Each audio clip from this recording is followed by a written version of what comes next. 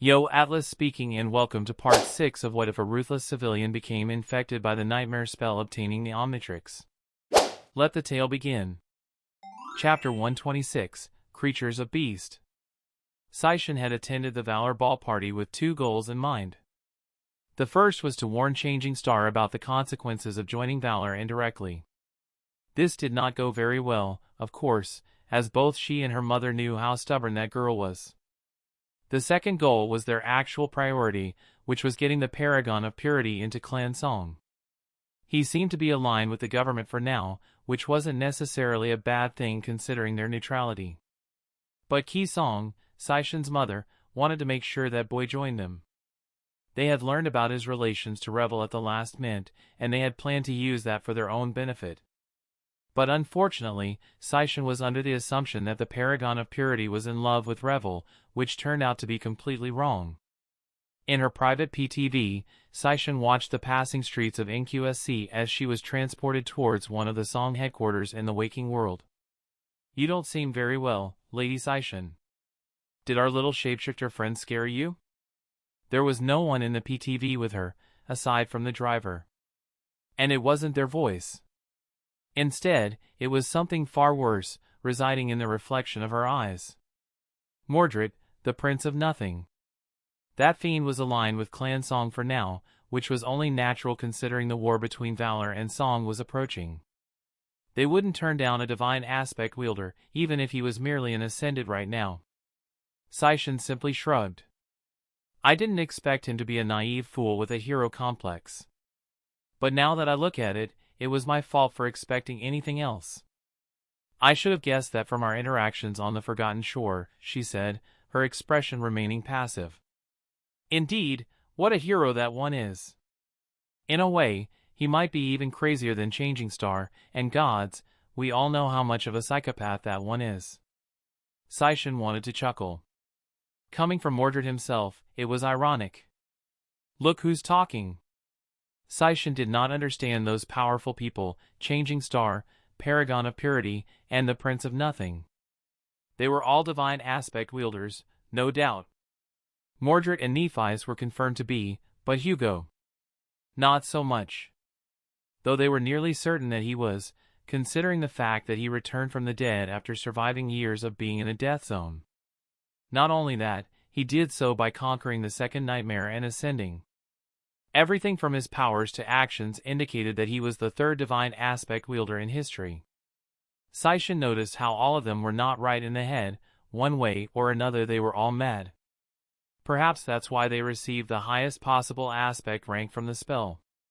Either way, he should stay out of the war for now, but if he doesn't, I trust you can deal with him?" Saishin said. Mordred was the eldest and first of the divine aspect wielders. His aspect was much more frightening than all of them, as well. The Prince of Nothing remained silent for a moment before answering in a calm voice. "Ah, I wouldn't underestimate him like that. I saw him at the ball, yes, but I still know nothing about him, nor have I seen him in battle. Besides, it would be foolish to assume a divine aspect wielder is weak, regardless of their rank." Saishin remained silent after this, but she couldn't help but wonder. Was the Prince of Nothing wary of someone of the same rank as him? Outside of the PTV, someone was watching the Princess of Song and the Prince of Nothing from afar. It was a figure covered from head to toe, with only a sinister crimson light shining from their eyes. That crimson suddenly light intensified, and moments later, the figure disappeared completely as if they were never there. Saishin finally reached the Song headquarters. The servants opened the door for her as she stepped out of the PTV calmly. The Song Princess made her way through the building, descending to the underground section. Surprisingly, she didn't head to one of the sleeping pods that Awaken used to enter the dream realm. Instead, she kept walking until she reached the deepest part of the underground complex. It was a gargantuan chamber, with dozens of Awakened workers carrying boxes of supplies and resources. At the far end of the wall, a magnificent crimson gate could be seen, vast as the room. It looked like a purer version of a nightmare gate, yet the presence it emitted was no less terrifying. This was a dream gate, created by the sovereign Ki Song. The awakened bowed down to Saishin as she passed, and the Song Princess acknowledged them with a nod before passing through the gate and entering the dream realm. Saishin found herself in one of the deepest parts of the Jade Palace, in Ravenheart. Her childhood home had changed a lot through the years, and it was only going to change more as the world was spinning quickly. Saishin would have to match that pace, or time would swallow her whole, as it had so many others, leaving nothing but ash in its wake. She made her way through the castle, passing through many of her Song sisters and her own group, the Blood Sisters. Eventually, the awakened princess reached a highly secure area, where no one was allowed besides a selected few. It was guarded by no one, as the person inside needed no protection. There, a corpse of a breathtakingly beautiful woman was sitting on a throne, dressed in a regal red gown. Its hem spilled down the steps of the throne like a river of blood. The woman's chest was pierced by a sword, which pinned her to the back of the throne. 2 dead youths were standing beside her, down on the steps of the throne. Saishin, you have returned. One of the youths spoke. You too, Mordred. The Prince of Nothing left Saishin's eye and manifested in his human form, which was that of a man in a black suit, with eyes that were a reflection of the world. He offered a cheerful smile, before bowing slightly. I greet the mighty ruler of the Song domain. Qi Song stared at him for a moment, before sighing. Those shenanigans of yours are getting old, boy. Well, what can I say? I like to be charming. Saishin ignored Mordred and looked at her mother. The ball went horribly, to say the least. Changing Star seems set on joining Valor. As for the Paragon of Purity, he doesn't seem to have any type of romantic interest in Revel. Her mother did not seem surprised by this outcome at all, almost as if she expected it. That girl. If she weren't such a bum, perhaps we would have already secured that boy's allegiance. She sighed even deeper. It's not a problem either way. He isn't planning on joining Valor, is he? Saishin shook her head. He still seems to be with the government. Though, he is a problematic personality. Unlike Changing Star, he seems to possess a hero complex, and a big one at that. And he might be a little insane in the head. Her mother said, confused by her words. He seems to think a sacred being stole his ship memory in the second nightmare. He didn't seem to be lying, due to his heartbeats, which meant he fully believes what he said. Her mother did not seem surprised by this, as she only laughed. Knowing how strange our world is, I wouldn't be surprised if that was true. Qi Song's expression suddenly shifted, as her sight locked onto Saishin. The Princess of Song shivered. Was she mad at her for failing? Even the Prince of Nothing flinched slightly, wary of what the Supreme was going to do. You better get out of my daughter's soul before I tear you out of her myself, creature. Qi Song said, her words sharp and direct. Mother, what are you? Saishin's eyes suddenly widened, as she felt a chill run through her soul. It was colder than anything she had felt before, more twisted than anything she has felt or seen. Before her astonished eyes, a ghost-like creature exited her body, looking deformed and abominable. She had seen it before. Back on the Forgotten Shore, it was one of the transformations used by the Paragon of Purity, specifically the one he used to take over Gunlog. But this one was different, it was more terrifying, twisted, and far more powerful. The Princess of Song started shaking in fear as her instincts were screaming at her to run away. That thing was inside of me? Even the Prince of Nothing was shocked, as he retreated back into the reflections. The ghostly being smiled, then a flash of red engulfed the chamber. When it receded, a human was standing there, shocking Saishin even more. It was a tall man, with white hair, whiter than even that of Changing Star. His skin was ghostly pale, like that of a corpse. And his eyes were 2 crimson jewels. Saishin was confused, not from the sight but from the feeling this man was giving. A transcendent. He's a saint. But more importantly, why did he look exactly like the Paragon of Purity? This humble creature greets the Supreme of the War Realm. The man offered a slight bow, with a smile on his face. Qi Song's gaze was cold and unreadable. The world itself seemed to shift as she looked down at the transcendent creature beneath her. Give me one good reason why I shouldn't destroy you right now.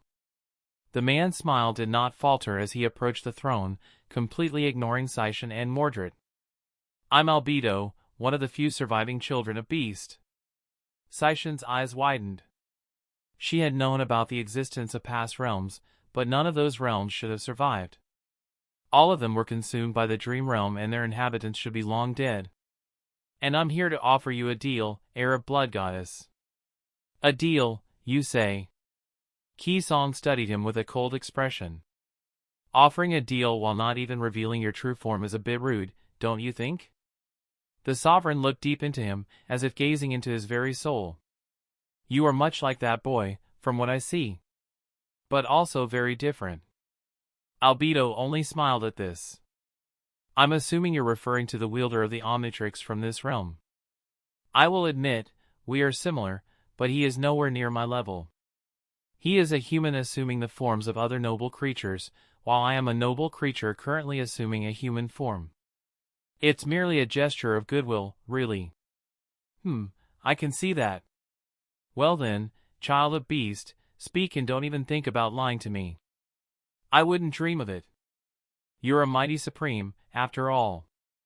Albedo took a step closer, his crimson eyes gleaming as they reflected Ki-Song in their depths. Your domain is vast and powerful, sovereign of the War Realm. I can feel its weight pressing against my very soul.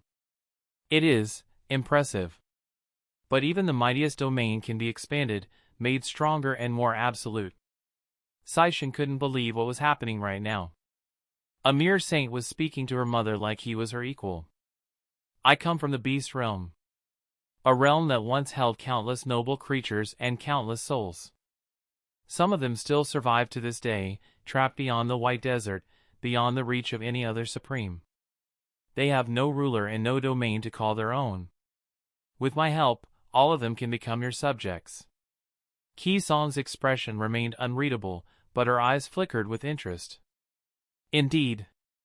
Ki-Song's goal, ever since she conquered the fourth nightmare, is to expand her domain and gain even more subjects, further increasing her supreme power. I cannot possess a domain myself, as I lack an aspect, which means I will never threaten your authority, but I can help you expand it instead.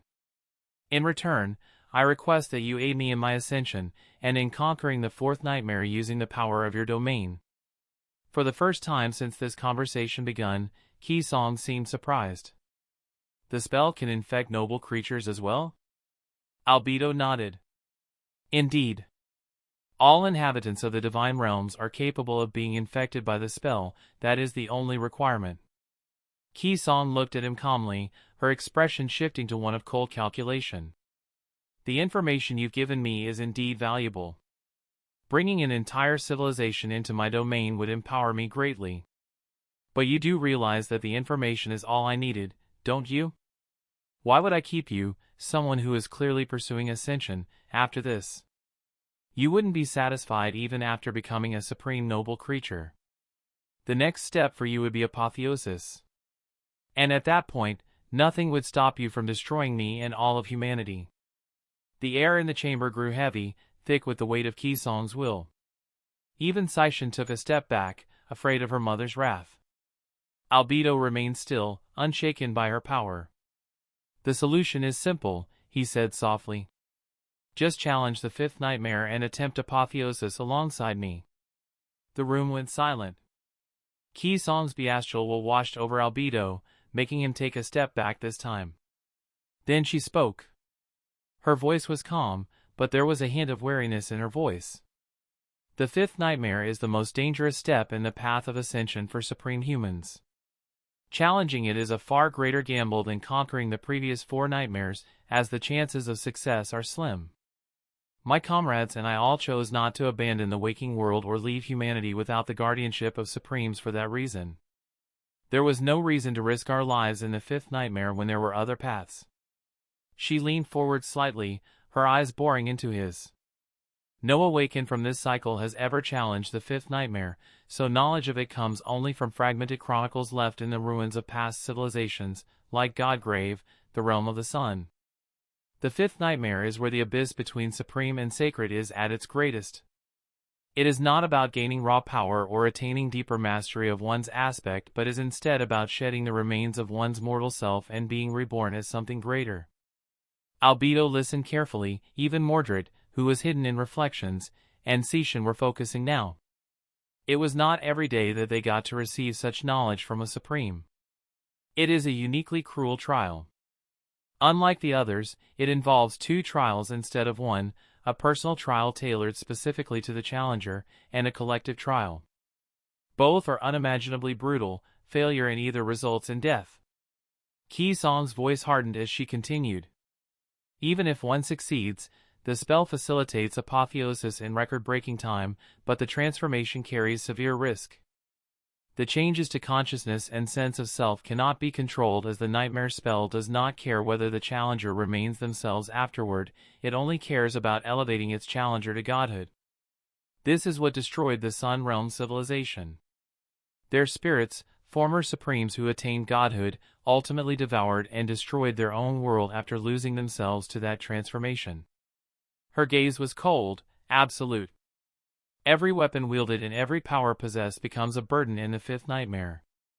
Even the challenger's own domain turns against them. Survival depends solely on oneself, but preserving the truth of oneself is far more difficult than staying alive. That is the true peril and the true horror of the fifth nightmare. She paused, letting the weight of her words settle. So, Albedo, she said, her tone sharp as a blade. Do you understand now why I will not throw myself into that abyss?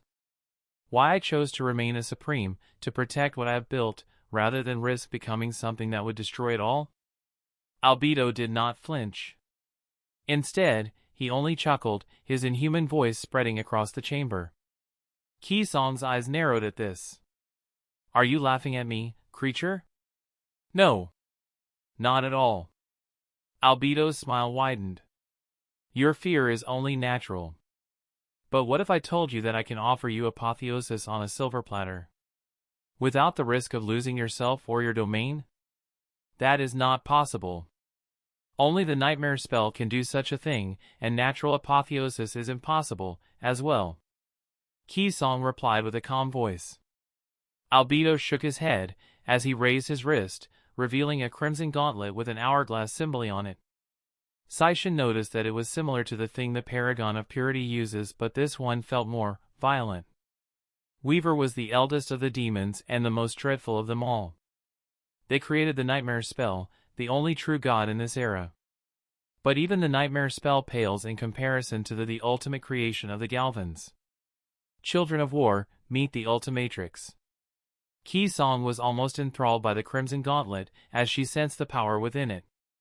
I ask of you again, supreme descendant of Beast God, do you want to become a god? Chapter 127, Me, Myself, and 2 Masters. 40 metal leviathans were anchored along the shore, each over a kilometer long and towering like a castle.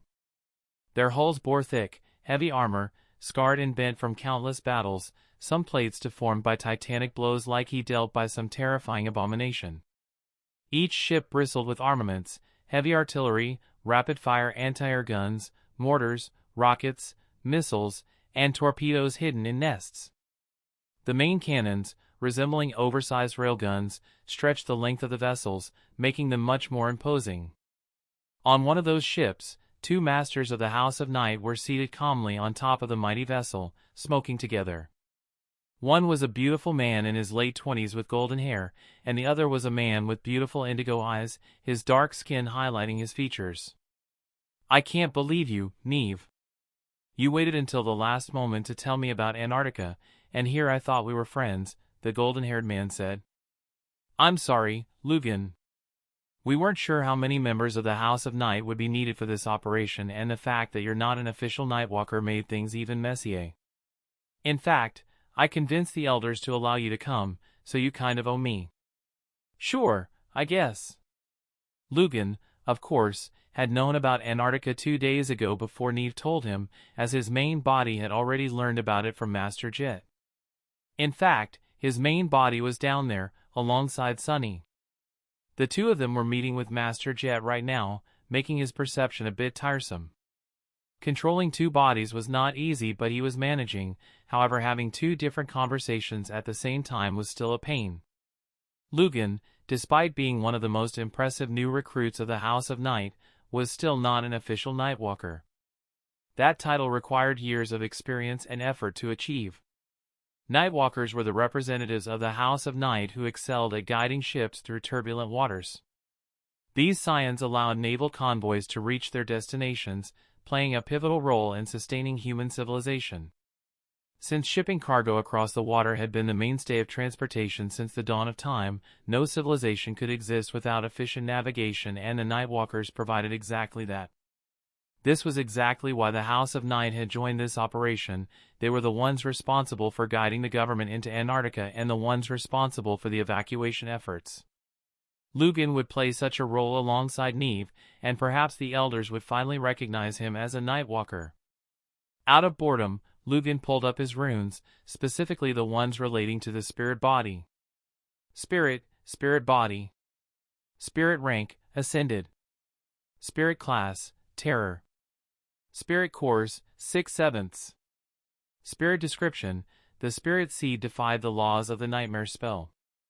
First, it merged irrevocably with the tyrannical Bright Lord, consuming his soul and will. Then, it gorged upon the myriad souls of a long-extinct civilization within the Crimson Spire, draining their power and leading their weakened shadows to roam the Shadow Realm for eternal rest. And through this forbidden feast, it has undergone a cataclysmic evolution, shedding its seed form to become like its mother, a true avatar of a being greater than itself. Spirit attributes: hunger, sacred, spirit, heartwood, face form. Spirit abilities: enthrall, harvest, soul fruit, soul weaver, bright lord legacy, awakened. Hunger, attribute description. As a child of heart, its appetite for growth is insatiable. It must consume to evolve. Soul shards, 4,000/6,000. Sacred, attribute description. This spirit is of a sacred origin, possessing a connection to the domain of heart. Spirit, attribute description. This entity exists as a spirit. Its master can project their consciousness into it, directly controlling its actions and sharing its senses across any distance. Heartwood, attribute description. This spirit core possesses numerous sacred qualities. Phase form, attribute description. This spirit can shift between a specter-like form and a fully physical form at will. Enthrall, ability description. This spirit can manipulate the minds of all creatures. Harvest, ability description. This spirit can absorb the souls of the fallen. Souls harvested, 1,000/1,000. Soul fruit, ability description. This spirit can transform harvested souls into soul fruits. Soul weaver, ability description. This spirit can manipulate the souls of weaker creatures. Bright Lord legacy, ability description. Having absorbed the Bright Lord, this spirit can breathe and maneuver perfectly underwater. Awakened, ability description. This spirit has the innate abilities of a carrier of the spell.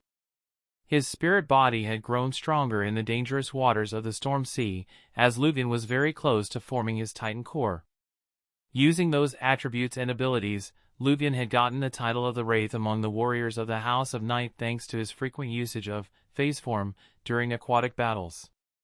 His ability to enthrall nightmare creatures made him an extremely useful of the House Knight, and was one of the main reasons why the elders allowed an amateur member to join the expedition to Antarctica. His other abilities helped as well, as Soul Weaver and Soul Fruit allowed him to be a healer for a very specific type of damage, soul damage. He could not heal physical injuries, but soul damage was definitely manageable. Despite the grim situation, Lugan was glad he could come to Antarctica alongside the main body, as that meant he would be able to grow more powerful as well. The spirit body not only possessed an innate connection to Heart God but also a potential to grow more powerful thanks to its ability to change and transform. So, while Antarctica was indeed going to be hell, it was a hell he was going to reap from. Master Jet led Hugo and Sunny to an armored military PTV that stood a few meters away from the crowded platform. It seemed that vehicle access to this part of the station was heavily restricted, but she paid it no attention. as her rank and status trampled some of the rules. Naturally, Hugo could do the same, but he was less shameless than the government master. Of course, he would never say that to her face. The PTV itself was very different from the civilian models, as well as the heavier police cruiser he had ridden on occasion in the past. It was much more robust and angular, weighted down by several layers of composite armor, and entirely grounded. Even if the vehicle possessed limited levitation ability, it was perfectly capable of traversing natural terrain on its own. As they entered the cabin, towering humanoid loader robots moved in to unload cargo from the train, piloted by servicemen who could be seen in the open cockpits. The crude exoskeleton platforms were devoid of armor and failed to reach the smoothness of motion, scale, and sophistication of their military siblings, but were more than enough to perform various labor-intensive utility tasks. The PTV roared to life. It seemed that the distinctions from civilian models were even more pronounced below the surface. The systems propelling the vehicle forward were entirely different, producing much more noise and vibrations, but also raw power. The PTV shot forward, narrowly avoiding several barriers before reaching the primitive cement road that led to the port. As they came closer and closer to the naval fortress, the swarm of activity boiling all around it became much clearer. Currently, the port became a staging ground for a much greater force than it was designed to accommodate. Thousands upon thousands of government servants and soldiers were busy with frantic preparations for the approaching deployment. Numerous recently assembled prefab buildings stood in neat squares, some meant to provide the personnel of the 1st Evacuation Army with a temporary place to live, some serving as storage depots, production hubs, training facilities, field hospitals, and so on. A lot of heavy machinery was constantly moving between these squares, either transporting cargo or participating in the disassembly of various structures. Despite the impressive scope of the military camp, its makeshift and transient nature was apparent to the naked eye. The army was already busy deconstructing many of the buildings in order to move their components to the holds of the 40 battleships. Thousands of humans swarmed the camp like ants. Hugo saw a lot of non-combatant servicemen hurrying to accomplish their tasks, as well as plenty of soldiers busy with training exercises and drills. Some of them were awakened, but most were mundane humans. Specialist units filled the camp: engineering corps, mechanized infantry in fearsome exoskeleton suits, artillery operators, and more. Mobile war platforms, resembling giant metal cyclops ranging from 6 to 10 meters tall, left a strong impression on whoever was seeing them for the first time. These humanoid robots and their pilots were a sight to behold. Sonny seemed to share the same thoughts as Hugo, as he looked around with awe at the scene. Slowly, the true scale of this deadly operation started to dawn on them. Sonny lingered for a few moments, then asked in a slightly hoarse voice, "You said that there would be several such convoys?" Master Jet nodded as she easily controlled the PTV. "Yes. 4, for now. 2 will sail from the northern quadrant, 1 from both the eastern and the western. Each will transport around 100,000 soldiers to Antarctica in the coming month. That will also include around 20,000 awakened, and 50 or so masters." She paused, and then added, "If the mobilization goes well, we will eventually have at least 60,000 awakened and anywhere between 100 and 300 masters participating in the evacuation efforts." Sonny seemed to take a deep breath. These numbers were truly vast, and while the amount of mundane humans being sent to Antarctica was much more immense, it was the latter two that gave him pause. 60,000 might not have seemed like much, but it meant that a quarter of all awakened in the world was going to be concentrated on one continent, and that was without even counting those who had already been based in the southern quadrant. The number of masters was even more impressive. 300 masters were no joke. Sonny and Jet continued conversing about various related subjects such as the consequences of deploying such a large number of masters would cause and so on. Hugo, however, wasn't listening to the conversation anymore. His attention had been pulled elsewhere, toward the various technologies surrounding them. The PTV, the exoskeletons, the war platforms, the loader robots. All of it. He stared at the machines with a critical eye, his mind already dissecting their many flaws. He had actually used his ascended ability, fusion, to partially transform his brain into that of Brainstorm. This was an application of his ascended ability that he had learned after 2 months of practicing. He could now change the insides of his body into that of his aliens, but he had to be careful about it, otherwise he could risk exploding his body. Using that ability, he gazed upon the machines. The PTVS were loud, inefficient, and relied on primitive combustion systems. The exoskeletons were clunky, lacking the fluidity of motion that Galvan technology could achieve. The warp platforms were impressive in scale, but their design was wasteful, too many exposed joints, too much weight and too little optimization. Barbaric. He thought. It's all so barbaric. He understood, of course. Humanity had been fighting for survival for decades. They had adapted, innovated, and built what they could with limited resources in the age of the nightmare spell. The fact that most people focused on cultivating their inner power did not help as well, as it made technology and science become stagnant. But compared to what he had seen in the Beast Realm, compared to the Galvan technology and compared to what the Omnitrix could achieve, it was like comparing a child's drawing to a masterpiece. No, no.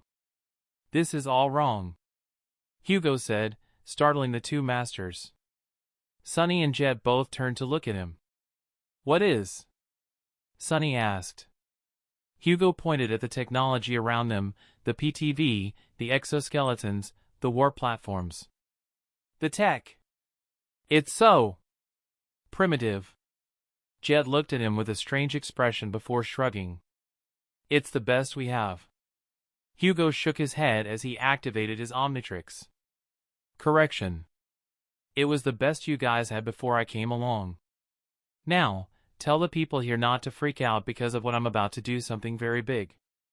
He circled through his aliens, before landing on his old reliable buddy. Upgrade. Chapter 128, Upgrading the Convoy. What do you think you're doing? Jet spoke, as she stopped the military PTV. Hugo had assumed his upgrade form, becoming truly inhuman.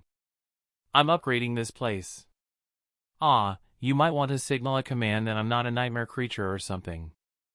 The government master seemed hesitant about this, after all this could mess up the entire operation.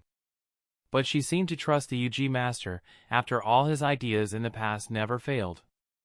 If something goes wrong I might actually kill you. Soul Reaper grabbed her communicator and spoke to the central command center, telling everyone to stop what they were doing for a moment. Using that opportunity, Hugo used his Terror Core, becoming an ascended Terror Galvanic Mechamorph. He drew upon his Tyrant and Terror abilities, first creating dozens of awakened minions and then using his Terror ability to influence technology. Influence was the main ability of Terrors, and upgrades allowed him to influence technology. Hugo melted into the floor, becoming a part of the ship itself, just like he did with the Crimson Spire all those years ago. At the same time, his minions spread towards the various other technologies such as the exoskeletons, the PTVs, the military guns, the rhinos, and more. Every part of the ship became covered in black and blue lines, causing mass panic among the workers. Calm down! Jet shouted as every piece of technology on the ship was upgraded in real time. It's one of our masters using their aspects to upgrade the technology. The process of enhancing the technology was both simple and complex. Hugo had to spread his essence through them, become one with them, and upgrade them in real time. It was a delicate process, requiring both focus and energy. The ship, being the largest, was handled by Hugo himself as that was the most complex one, while the other various parts of technology on the ship were handled by his minions. He had to upgrade the plates, the internal systems of the ship, and the battery, enhancing them to their maximum potential and beyond. He would have liked to transform them into Galvan technology, but that would take ages, not to mention a ton of soul essence. He was already expending much of his soul essence like this, so he could not afford to do otherwise. Just a little more. Expending more essence, Hugo was finally done. He retracted back near Jet and Sunny, exhausted beyond belief. Still transformed, he looked at the ship. Its walls were sturdier than diamond now, with the internal mechanisms of the ship having been upgraded as well, further increasing the fluidity of the controls. They could now hold more storage, take more damage, and unleash more damage as well. His minions had done their job as well, upgrading the exoskeletons into terrifying mech suits that were both agile and strong, making them capable of damaging the less powerful awakened rank abominations. The military guns, vehicles, and drones were enhanced beyond measure as well. Jet's expression was one of shock. The entire cruise ship was like that as well, with their awe and shock evident on their faces as they examined their new upgraded machines. Hugo laughed in his upgrade form. "Ho-oh! I told you that I knew what I was doing." Soul Reaper looked at him with a dubious expression, then back at Sunny, seeing that the youth was not reacting at all. "You could do this the whole time and never said anything?" Hugo's suddenly shoulders slumped. "Ah. Well, I actually was going to start doing it in the government regularly, but I postponed it because I thought we had time. I had no idea the Antarctica campaign was going to happen, so I wasn't in a rush." Soul Reaper simply sighed. "Right. Hey, I know this might seem like too much, but is there anywhere you could do what you just did for the rest of the other ships too? You mean if I can upgrade 39 more gargantuan ships and weapons while I'm currently exhausted and out of essence? Well, of course I can do that. Why didn't you ask earlier?" What followed in the next 2 days was a massive display that changed the flow of the entire operation. Hugo had used the Lifeform lock function and remained transformed as upgrade, staying as an Ascended Terror and using his minions to upgrade each ship. On each ship, they upgraded the weapons, suits, and every single machine on board. Of course, this operation was not smooth as they had to inform the crew members and the higher-ups of what was happening, receive permission, and then continue. Naturally, Hugo couldn't use his abilities so many times as he had a limited amount of soul essence even when he was in the Lifeform lock mode. He had to rest between each upgrade and wait for his essence to rejuvenate. Even his minions had to do the same.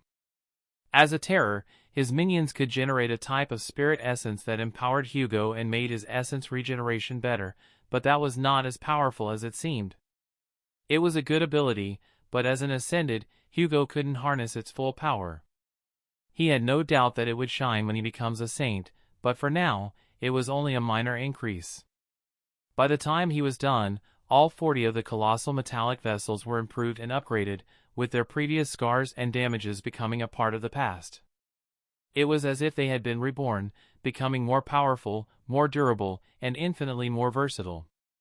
Sadly, he could not do something crazy like making them fly, but he could upgrade their innate qualities, increasing the already existing capabilities of the ships. He had even upgraded the communication devices, which would definitely prove useful in the Antarctica campaign. The operation that happened in those 2 days was named Operation Blue Alien. Laying on one of the ships, detransformed and tired, Hugo sighed. He had reabsorbed his minions into his body, which felt cruel, to say the least. The minion spirits was not like the spirits of other beings, and their desires were unlike that of beings created by the gods. They had only one purpose, which was to devote themselves to their creator, nothing more, nothing less. Hugo, despite everything, did not like this.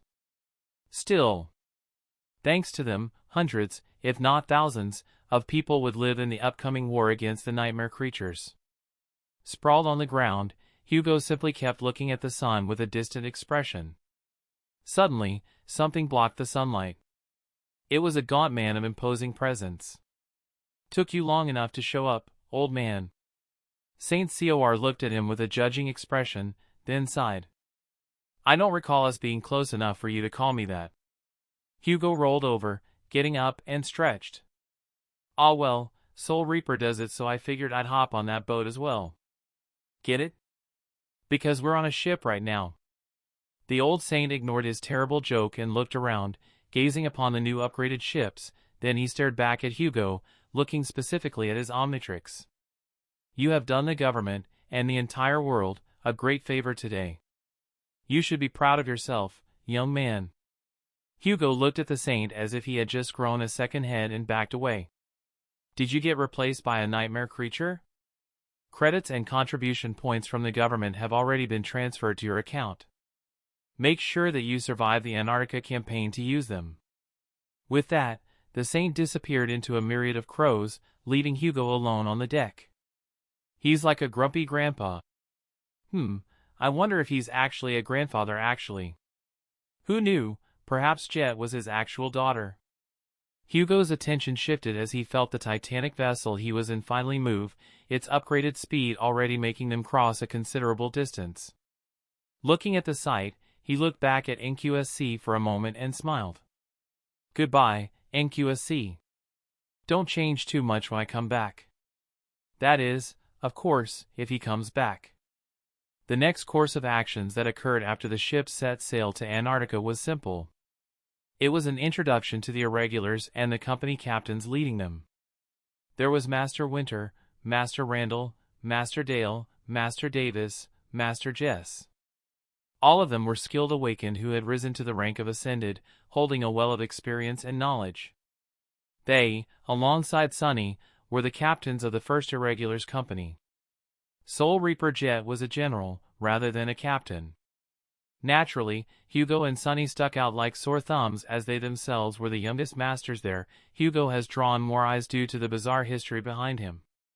What made the perception of the captives of him even was the fact that, during the meeting, he had suggested something insane, making every master there, alongside Jet and Sunny, stare at him like he was a madman.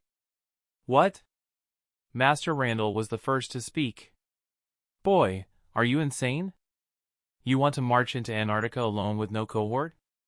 Hugo nodded, looking at the room of masters, before showing them his Omnitrix. My abilities are most suited for combat and killing hordes of nightmare creatures. I could help with the evacuation efforts, but my talents would be wasted like that, heavily so. Especially with a team of Awakened for me to protect. Those Awakened soldiers aren't there for you to protect. This time it was Master Winter that spoke. They are there to help you in battle using their aspects. No matter how powerful you think you are not a saint. Looking at the unconvinced masters, then back at Sunny, he sighed. Sunny's eyes widened, as he had an idea of what Hugo was about to do. As you know, I'm not a regular master. I'm an ascended who wields a divine aspect, the first in history, perhaps. That allows me to form extra cores just like nightmare creatures, and just like nightmare creatures, I can go up in classes, gaining the abilities of tyrants, terrors, and titans. Each and every single master there froze, shocked by this revelation. The idea of a divine aspect wielder was insane, but it was not out of the realm of possibility. But the fact that he possessed the powers of a titan. That was insanity for them. Hugo had also lied about him being the first divine aspect wielder, making sure to protect Sunny, Nephi's, and unintentionally, Mordred, secrets of being other divine aspect wielders. Jet looked at Hugo for a while. Unlike the masters, she seemed to be much more open to this idea. So let's say we throw you at Antarctica. Can you become an ascended titan? Hugo nodded.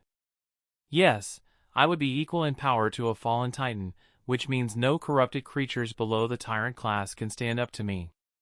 Not only that, I can also spread my minions through the continent, killing as many creatures as possible. You can't be seriously thinking about approving this lunacy, Reaper. Master Dale said. The boy would die out there. Don't know about that. I have seen him drill a corrupted tyrant from space into Earth recently. Jet sighed and turned to face Hugo. You have permission to fight as many nightmare creatures as you want once we reach Antarctica. However, there are a few conditions. First, you must go to whatever area we assign you, as we'll use you to clear gate-infested zones. Second, you must avoid collateral damage to Falcon Scott, Erebus Field, LO-49, and all other human settlements. Understood? Hugo looked at Master Jet, then smiled. Loud and clear. Now that's finished, let's go back into the meeting. The other masters were still shocked that Soul Reaper, who was known for her rationality and realism, had agreed to such an outlandish plan. But the circumstances were too dire for them to focus on Hugo. After all, he was not the center of the world. They needed to plan their missions in Antarctica, choose their military cohorts, and prepare a proper assault plan against the nightmare creatures. Hugo himself had a part in this, but it was largely decided by the captains, so he simply sat there thinking about the future. He had joined this operation to save people, yes. But he knew that by killing as many nightmare creatures as possible, he would be saving more lives than if he had used his powers to evacuate. He could be a siege breaker, attracting the attention of the nightmare creatures while the rest of the evacuation army left. His soul was practically a beacon of divinity, simply due to the fact that he was a Titan, and his shadow was Shadow God's heir as well. During the campaign, Hugo had a plan in his mind. Him and his shadow would turn into different aliens, and the shadow would spread his minions through the continent as a terror, slowly but steadily. At the same time, he himself would be waging war against the nightmare creatures as a Titan, making sure to unleash his full titanic power. As a Titan, Hugo was incapable of spawning minions. Not because he lost the Tyrant and Terror abilities, but simply because they became too internal and he became too vast while being a Titan. The power he wielded as a Titan was nothing short of catastrophic. He had not spent long honing his powers, but he should be able to keep them under control. As for his spirit body, its task was simple. It was to evacuate the people of Antarctica and guard the ships against underwater threats alongside the House of Night. Looking at his Omnitrix, Hugo sighed deeply. If he was honest with himself, he was terrified. He did not want to jump into a continent infested by nightmare creatures just 2 months after returning from the hell that was the second nightmare. It would be like the Forgotten Shore, Ariel's Hell, and the Beast Realm all over again. But he was still going anyway. After all, it was the right thing to do. Chapter 129, Journey to Antarctica. 2 weeks after the departure. A figure clad in liquid silver armor swam in the deep dark waters of the waking world. His spear, made of the same metal, pierced the shell of an aquatic abomination that resembled a fusion of a crab and a serpent, killing it after a moment of struggle. "You have slain a fallen demon, shell serpent." The silver-clad man rose upward, reaching the surface of the water. In front of him, one of the many metallic vessels was moving across the water. He climbed back gently, using his ascended powers to do so, then the shifting silver armor surrounding the man retracted back into his body calmly, revealing a beautiful golden-haired man wearing a military black skin suit. This was Lugan, Hugo's spirit body. The man cracked his neck as he walked through the gargantuan vessel. Truly the Azura attribute is the most useful thing I have besides my aspect.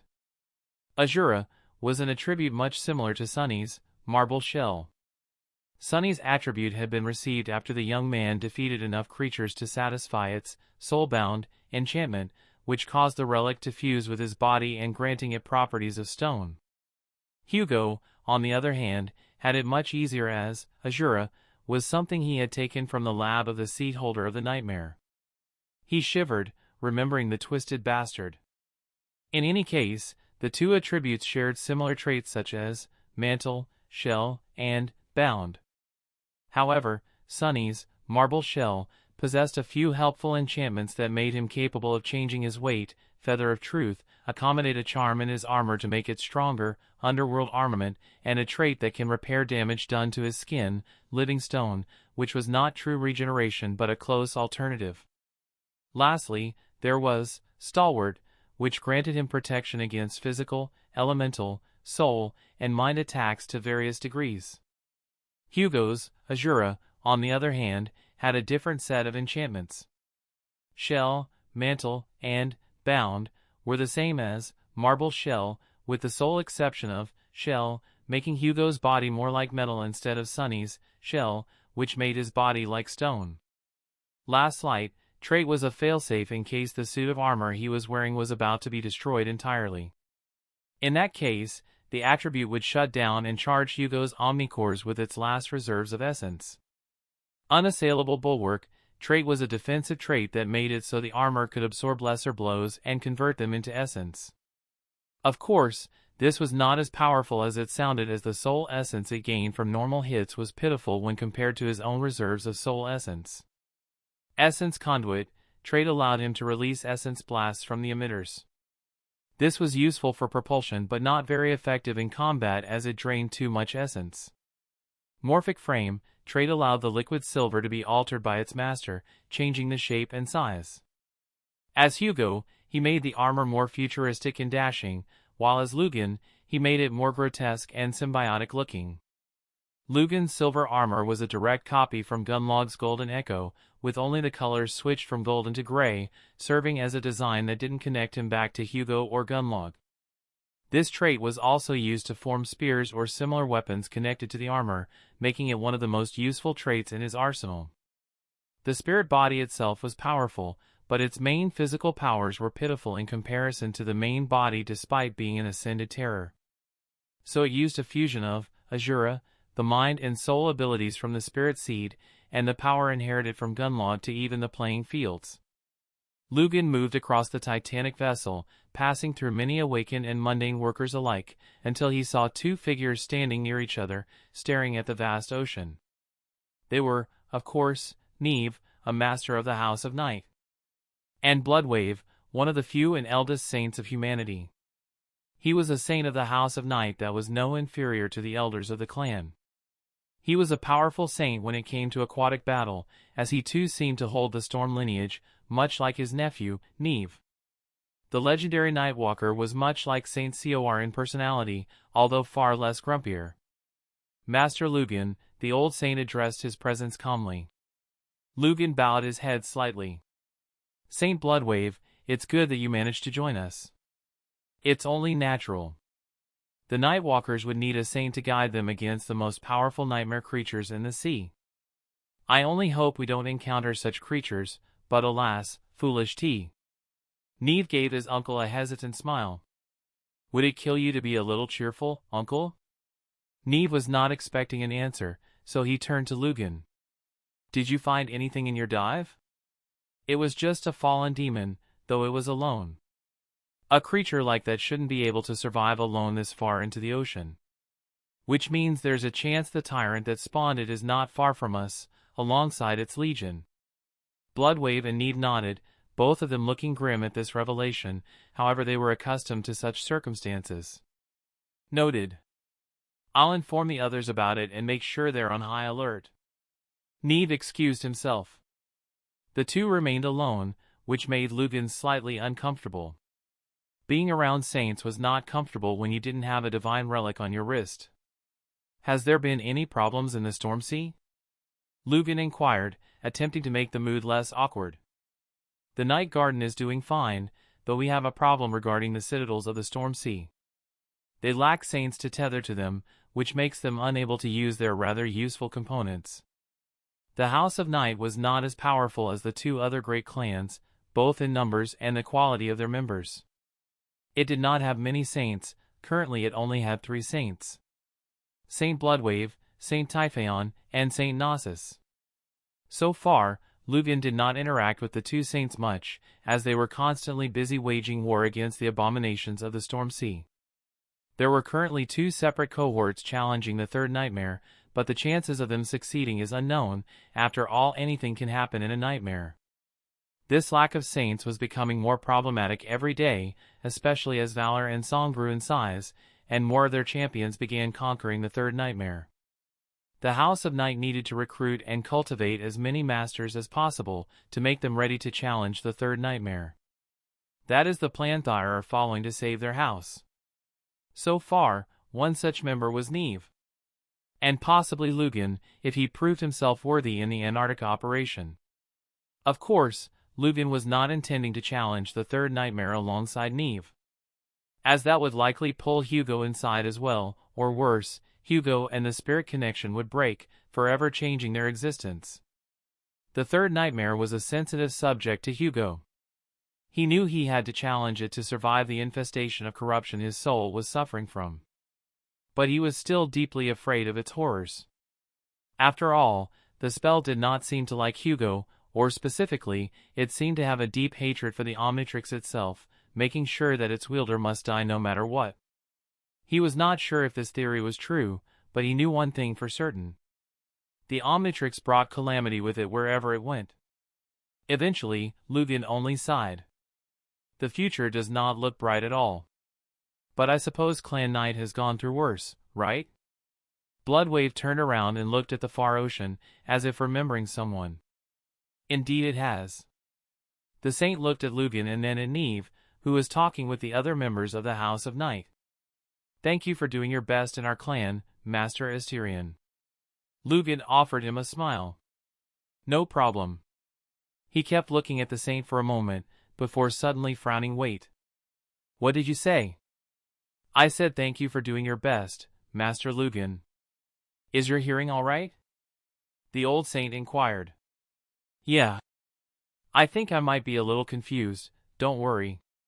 While Sunny, Jet, and the other company leaders were focusing on building their military cohorts and modifying their assets using contribution points, Hugo was focused on another thing.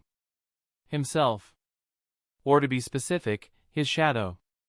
He needed to learn how to fight alongside his shadow in perfect synergy, using its intelligence to make it capable of independent actions.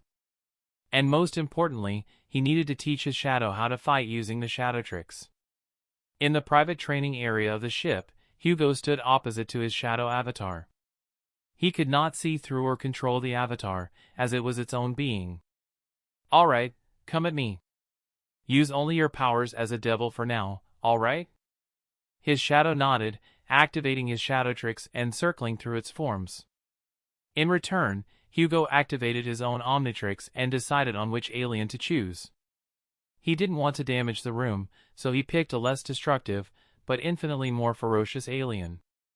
Thick orange fur grew on Hugo's body as it expanded in size. At the same time, 2 dark claws appeared from his arms, and his face changed to resemble that of a fearsome tiger. In a flash of blue, he became a creature of orange and white, fearsome and menacing. Wrath. Hugo shouted his alien name and looked at his shadow, who assumed the form of Diamondhead. The crystalline body was dark as shadows now, as it took a defensive position. Let me tell you something, Shadow. Wrath is the boss here. And Wrath is the strongest there is. With that, the two engaged in combat. As Wrath, Hugo's battle style shifted to focus more on violent offense. Using the insane stamina and agility of Wrath, he could afford to rely on such a violent form of combat. His 2 claws cut through the air like bullets, aimed towards the shadow. The shadow transformed its hand into a crystal shield, blocking Hugo's attack and parrying it by twisting the shield to the side, changing the trajectory of Hugo's assault. As it did, its other arm changed into a sword and fell upon Hugo, ready to deliver a crushing blow. However, in the last moment, that crystalline blade was grabbed by Wrath's other arm, which had not been caught by the shield. Wrath gave the shadow a frenzied smile as he headbutted it directly, making it stagger a few steps. Using the opportunity, Wrath advanced forward, and at the same time augmented his body with soul essence.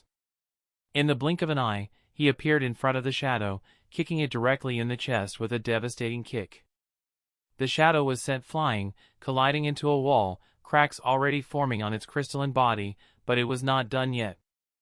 The shadow was Hugo's shadow after all, so it was just as tenacious as him. More than that, it was the physical manifestation of Shadow God's lineage.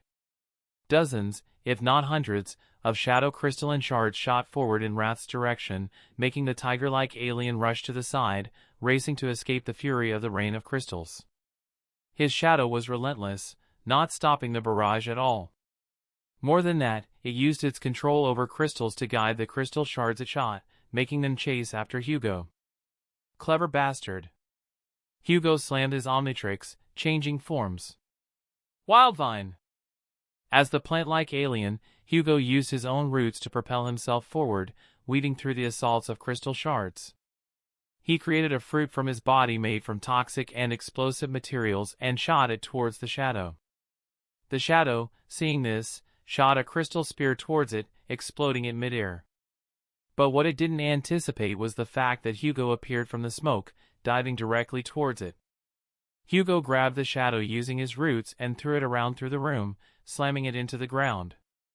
Seeing no escape in its current form, the shadow slammed its shadow tricks, changing forms.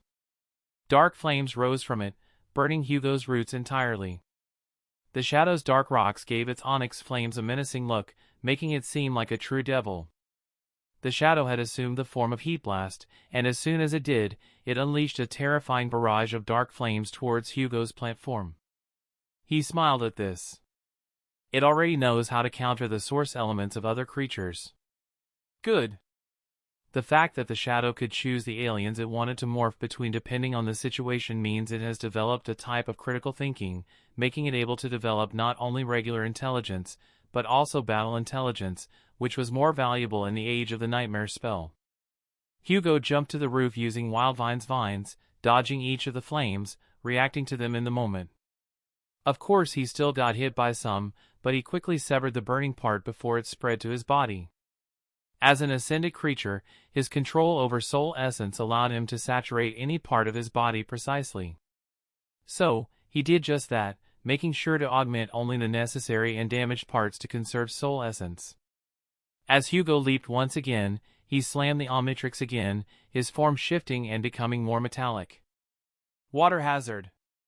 He shouted midair before pointing his hands downward and unleashing a wave of water towards the pyro shadow. The shadow could not react in time as the blast of water encompassed a large area, causing it to be caught in the water. Heat Blast's flames were quenched like they were mundane flames, dying out. To this, the shadow slammed its Shadowtrix once more, becoming amphibian.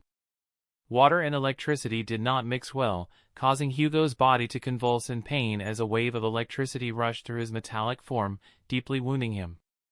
In his pain, he reached for his Omnitrix, changing forms once again, this time becoming Buzzshock.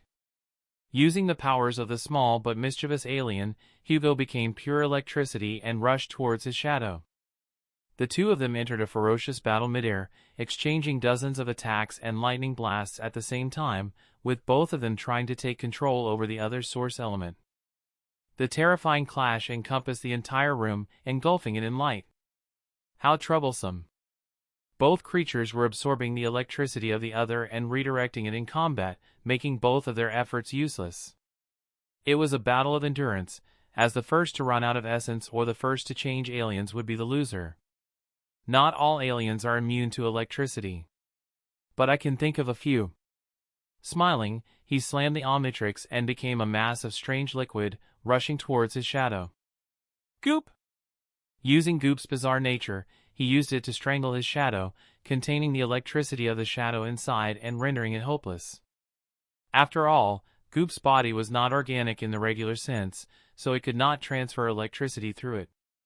His shadow reached for its Shadowtrix, but all its limbs were trapped, making it impossible to escape.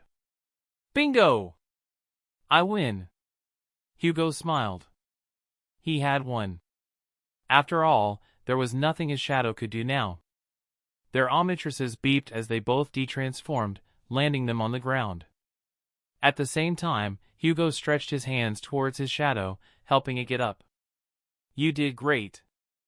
As he said those words, his shadow seemed to smile. The little guy even jumped around, with a ridiculous smile on his face, clearly satisfied by the praise. But now! You're about to face an even greater opponent, buddy, so I hope you're ready. The shadow puffed up its chest, as if saying there is no one who can defeat me. Giving him a smile, Hugo summoned Zed. The alien wolf materialized from white essence and as she did, her Nematrix activated, transforming her into a predator alien. The shadow suddenly seemed to have lost its courage. Chapter 130, Journey to Antarctica Part 2. Night had fallen over the waking world's ocean, its dark waves crashing against the mighty steel vessel as it carved its way toward Antarctica. The legendary Nightwalkers of the House of Night were guarding the ship during this time, as it was when nightmare creatures were most active. The rest of the awakened, however, were resting within their tents and chambers, fast asleep. Hugo himself had remained awake, staying in his private military cabin inside the vessel, meditating calmly. His spirit body was outside, patrolling the perimeter of the ship for any nightmare creatures that might emerge from the waters. He was still getting used to handling two bodies, but his mind was not hurting as it was in the first few days. He was not proficient yet, but he was getting there. While his spirit body was patrolling, his main body was watching the latest Dreamscape tournament, with the final match being between the champion Queen Bee and Mysterious Mongrel. He had to admit, This mongrel dude was really cool. But why did his armor look awfully familiar? Just as he was thinking about that, Hugo suddenly heard something strange. It was sweet and gentle, yet somehow inexplicably loud. Singing? It was the voice of a woman too. Why would anyone be singing right now? Perhaps it was a military tradition? No, that's not right. He should not be able to hear anything from the main area where the soldiers were, after all his cabin was separated from the neighboring compartments by thick alloy bulkheads.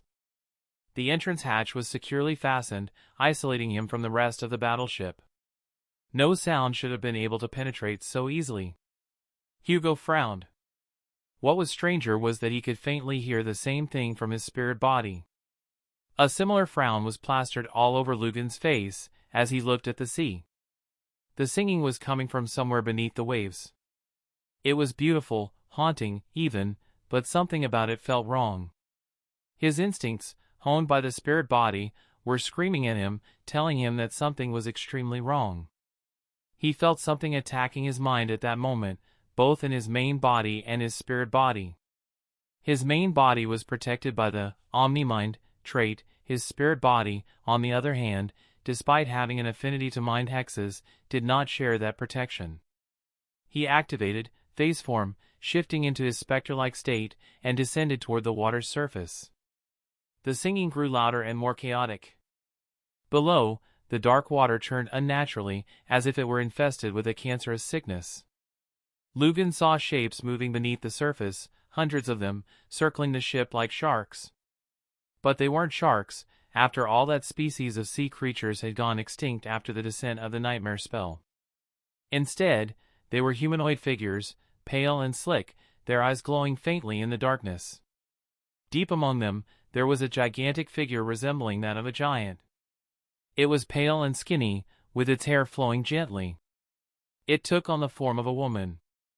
That was likely a tyrant. He scowled, feeling a chill run down his soul as he realized what was happening. They're trying to lure people into the water. They were not only dealing with a tyrant with an army of abominations, but also one capable of mind hex.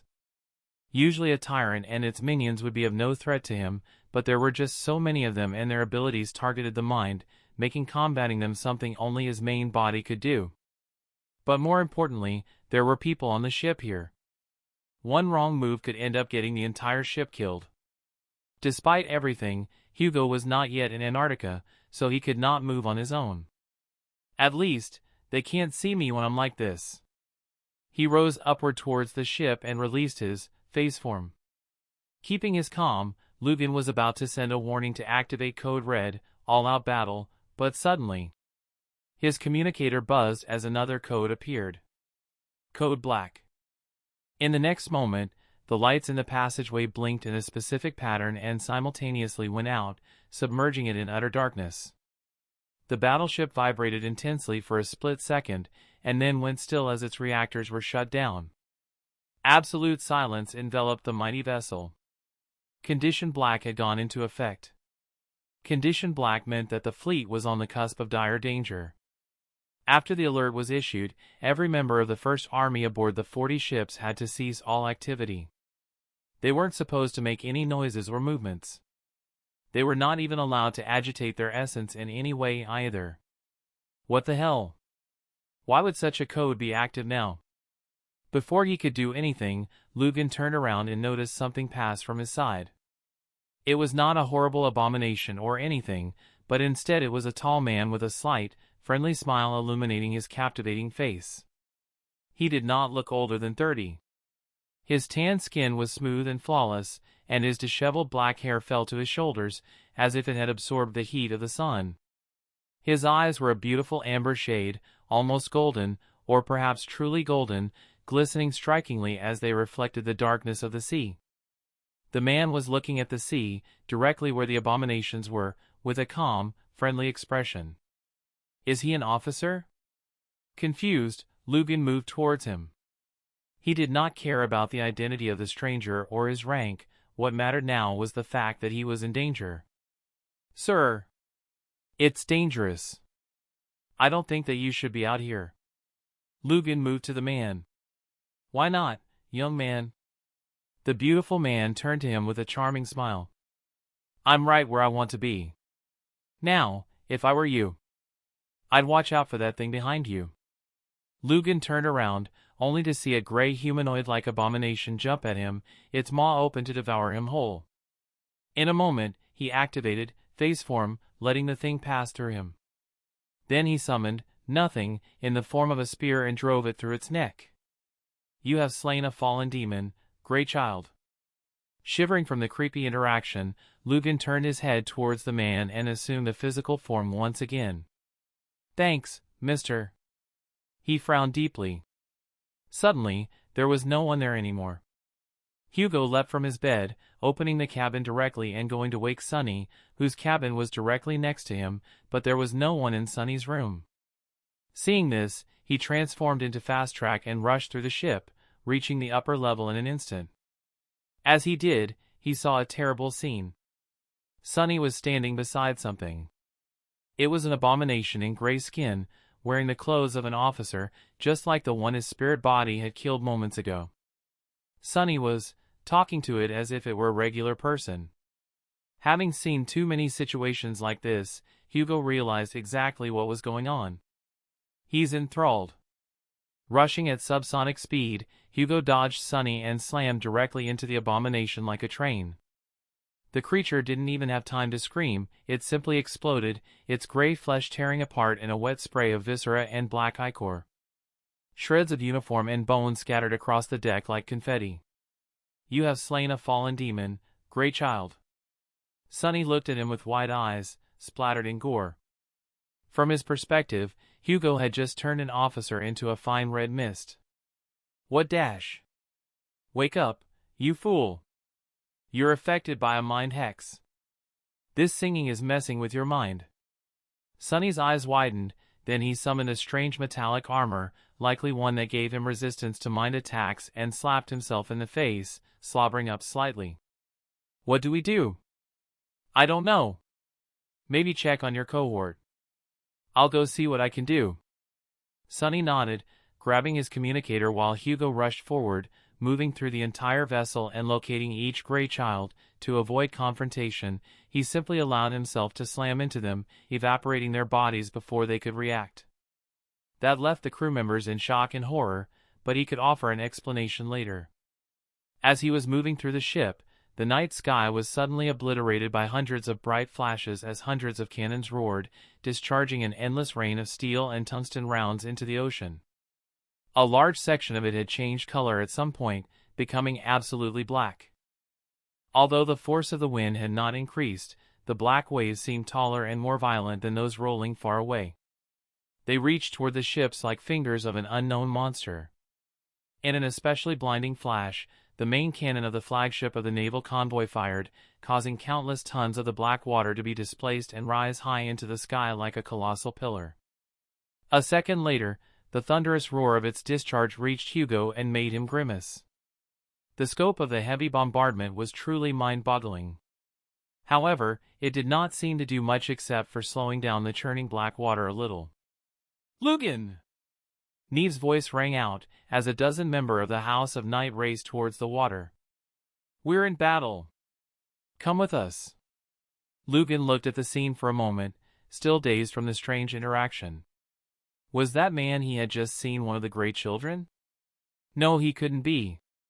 After all, he warned him of the impending danger, and more importantly, there was a strange feeling when he talked with the Main, as if he was speaking with a distant family member, one that he had never seen but recognized anyway. More than that, was he hallucinating, or had his connection to the main body suddenly cut off for a brief moment when talking with that man? Looking at the master of the House of Night, he didn't think much of it and jumped into the waters alongside them, engaging in battle. Saving the convoy mattered more right now. At the same time, a monstrous killer whale hit the water, breaking them apart. Lugan recognized it well, having seen it in action plenty of times in the Storm Sea. Saint Bloodwave. As the House of Night members dove into the battle, Lugan readied himself and went deep, impaling one of the abominations with his spear.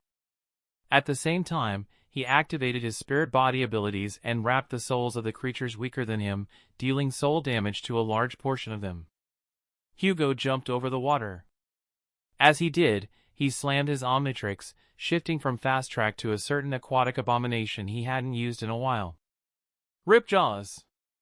His fur-like body transformed to resemble that of a horrendous fusion between a mermaid and a fish, giving him a truly harrowing visage that would scare even the abominations. But he was not done yet. He needed to empower himself further. Hugo was already using his Titan core, so he needed something else as well. He could use either his awakened or ascended abilities, or use Omni Kick instead. Truly, having such a wide selection of options was truly annoying sometimes. In the end, he ended up choosing Omni Enhanced. Rocky skin formed over his body as blue plasma engulfed his form. The ball of light on his forehead glowed even more powerfully, and at the same time, Hugo activated Ripjaw's ability, the one that attracted the attention of creatures and made them want to devour him, more than normal, at least. Using it, he made all the tyrant's abominations focus on him. He smiled, as the Omni energy enhancing his body glowed even further. At long last, he has the chance to unleash his full titanic power. He rushed through the water at unimaginable speed, his terrible claws tearing into the abominations as they surged toward him, eager to consume him whole. Not far away, Saint Bloodwave engaged the tyrant, the terrible teeth of his transcendent form sinking deep into flesh. The members of the House of Night, alongside Hugo, transformed the black water that night. They painted it red with the blood of nightmare creatures. Chapter 131, The Shores of Antarctica. The battle was harrowing and terrifying, with many of the Awakened on the ship experiencing the most horrific event of their lives.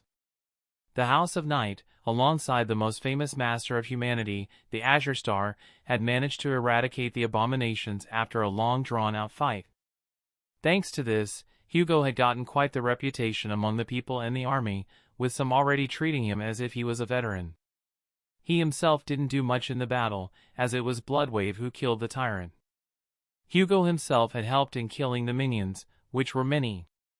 In the end, none of the 40 colossal ships had been lost. Some received scratches but nothing too serious, as the upgrade Hugo gave them made the ships truly formidable. As the fleet escaped the vast blot of black water, it continued moving south without ever slowing down. In fact, the reactors were sent into a controlled overload to enhance the speed of the convoy even further and quickly reach Antarctica before any more aquatic horrors could emerge. This was one of the many hardships they had to endure on their journey to Antarctica. More days had passed since the harrowing assault and many more attacks had occurred, but none of them were as dangerous as the corrupted tyrant that had appeared last time. Hugo had been focusing on his own runic sorcery, alongside training Zed and his shadow. The advancement he had made in field of sorcery was unfortunately trivial, as runic sorcery required one to immerse themselves in enchantments and runic language to develop their skills. Grey Matter was inherently proficient in that field, however, the form was not an omnipotent god that knew all about runic sorcery. Though he had managed to progress little by little as he made and studied more theories. While doing that, he was going from convoy to convoy, enchanting the exoskeletons and the weapons of the convoys. Of course, he couldn't enchant them with blast fire or become ethereal, as that would require a vast amount of essence and a far more powerful sorcerer than he was. Even if he was, the materials of the spell tech were not strong enough to endure true enchantments even after being upgraded. Instead of doing that, Hugo relied on a much more primitive form of runic sorcery, which was enchantments that enhanced the innate qualities of an object, such as making the steel more durable, making the suits lighter, and increasing the potency of their batteries. That said, Hugo did not like being a part of this convoy, as the main problem he had found within it was its scale. This convoy was just too big in size, and it held too many souls within it, of awakened, ascended ranks. There was even a saint on board, alongside 2 powerful divine aspect wielders. This attracted the more powerful nightmare creatures, such as tyrants and terrors. If anything, it was a miracle a Titan hadn't shown up yet. Aside from that, nothing much had happened. Sunny had recently gone on a visit to the Dream Realm to check on their friends in the Ivory Tower, but Hugo himself had refused to go. He couldn't allow himself distractions right now. And honestly, if he experienced comfort for a moment right now, he might not return to the Antarctica campaign as he would lose his resolve. So it was best he remained where he was, battling against new horrors every day. Several more days later, Hugo ascended to the upper deck of the colossal battleship and walked over to its bow. The guards stationed here and there on the deck let him pass freely because of the 3 stars on the shoulder insignia of his bodysuit, which he had added to the uniform granted by his Omnitrix. Stopping in the shadow of a massive cannon turret, Hugo endured the cold winds that pelted him with drops of icy water and looked ahead. In front of him were the towering hulls of other metal leviathans of the naval convoy, which cut the waves as they sailed toward a distant horizon. And out there, on the horizon, a dark line slowly appeared, finally putting an end to the vast expanse of undulating water. Antarctica. After several tumultuous weeks at sea, the fleet had reached its destination. Before long, 2 figures ended up joining him, staring at the frozen continent not far away. They were, of course, Master Jet and Sunny. Looking at him, the government master said, "You do realize you'll likely die or experience horrors beyond your imagination if you go alone, right?" She suddenly shook her head.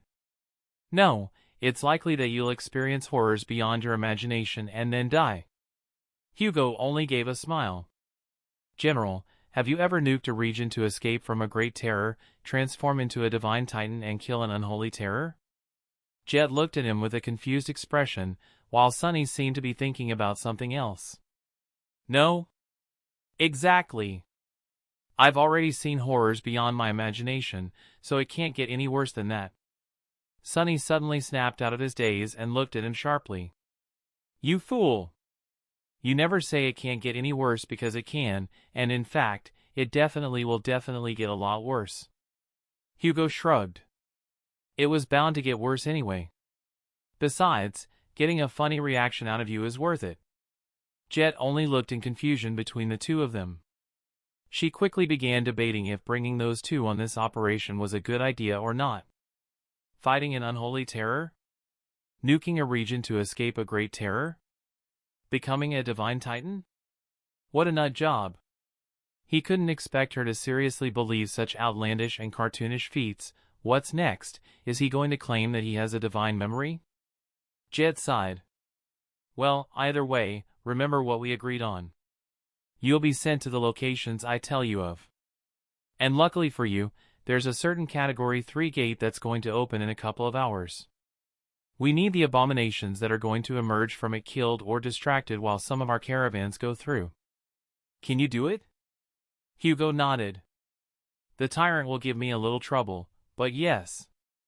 He activated his Omnitrix, seeing the destination on his network tab, then he activated the transformation dial and circled through his aliens before landing on Big Chill. Looking at the 2 masters, Hugo walked to the edge of the deck and smiled.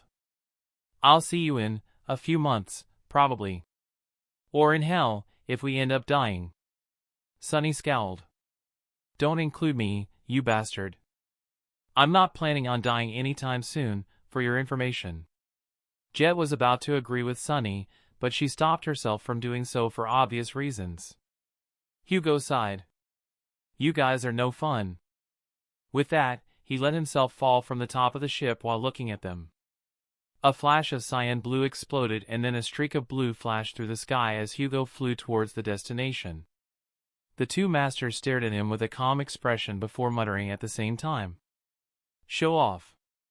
Hugo, as Big Chill, flew across the vast expanse of Antarctica towards the location of the Category 3 gate, or at least the area that it was about to open in. The location was north and luckily, it was far from the human settlements, although it did pose the danger of the nightmare creatures destroying the roads or spreading throughout the region, so he had to be careful. From up here, he could see the entire vast cold land that was Antarctica. He sighed. This place is going to become hell soon. In fact, it has already become hell, with nightmare gates already opening everywhere. Landing on a cliff, Hugo was about 3 miles away from the spot the gate was about to open in. Usually, he would have used this time to spawn minions and prepare for the horde, but instead Hugo allowed his shadow to manifest as an avatar, and at the same time, he summoned Zed. The shadow gave him a nod as it circled its Shadowtrix, looking for the right alien to use in this atmosphere. Big Chill was the obvious one due to the region, however, that form did not possess enough physical strength to deal with the large horde. So instead, he focused on a much more brutish approach. The shadow grew in size, becoming a towering fusion of a dinosaur and a human, made of pure shadows. It had assumed the form of Humongosaur. More than that, it chose the Terror class as its main class. As it did, it began creating minions of the awakened rank, spreading them through the battlefield, and at the same time, spreading its influence through the world via its minions. Hugo noticed how similar, and also how unfamiliar, the Terror class was when it came to his shadow. The minions created by his shadow were less creatures and more shades of creatures, not alive, but also not fully dead. The shadows seemed to have a deeper connection to them, more than Hugo did to his own minions, at least. It made sense, after all his shadow was a true shadow creature in a way. It made him wonder if his shadow could transform into a human.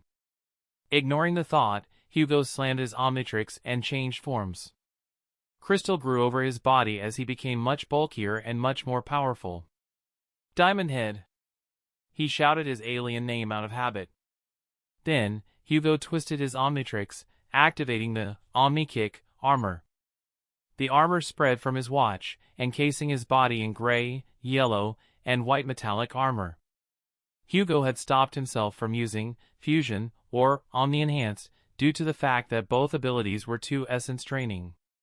He needed to conserve his essence as much as possible, making sure to utilize his titanic powers while always keeping at least 2 cores full of essence.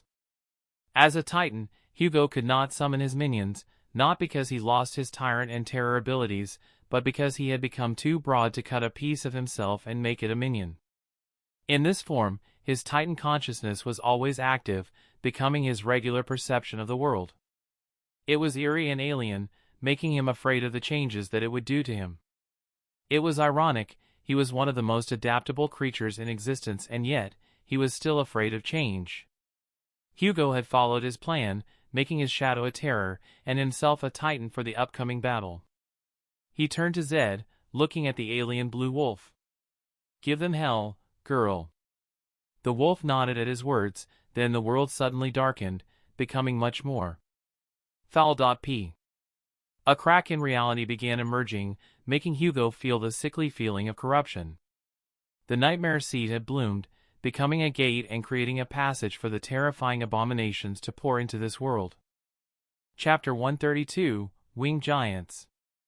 The gate opened like a dark chasm in reality, wrong, profane, and absolutely terrifying.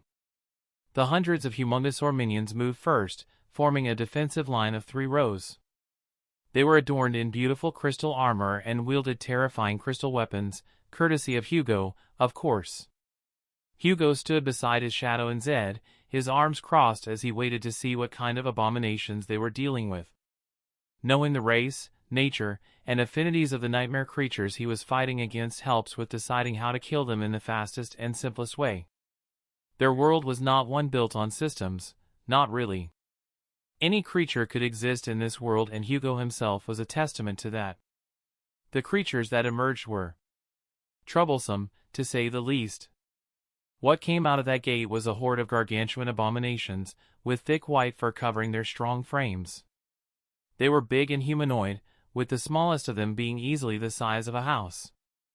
Their horns gave them the look of devils, but what unsettled him the most was the things on their backs.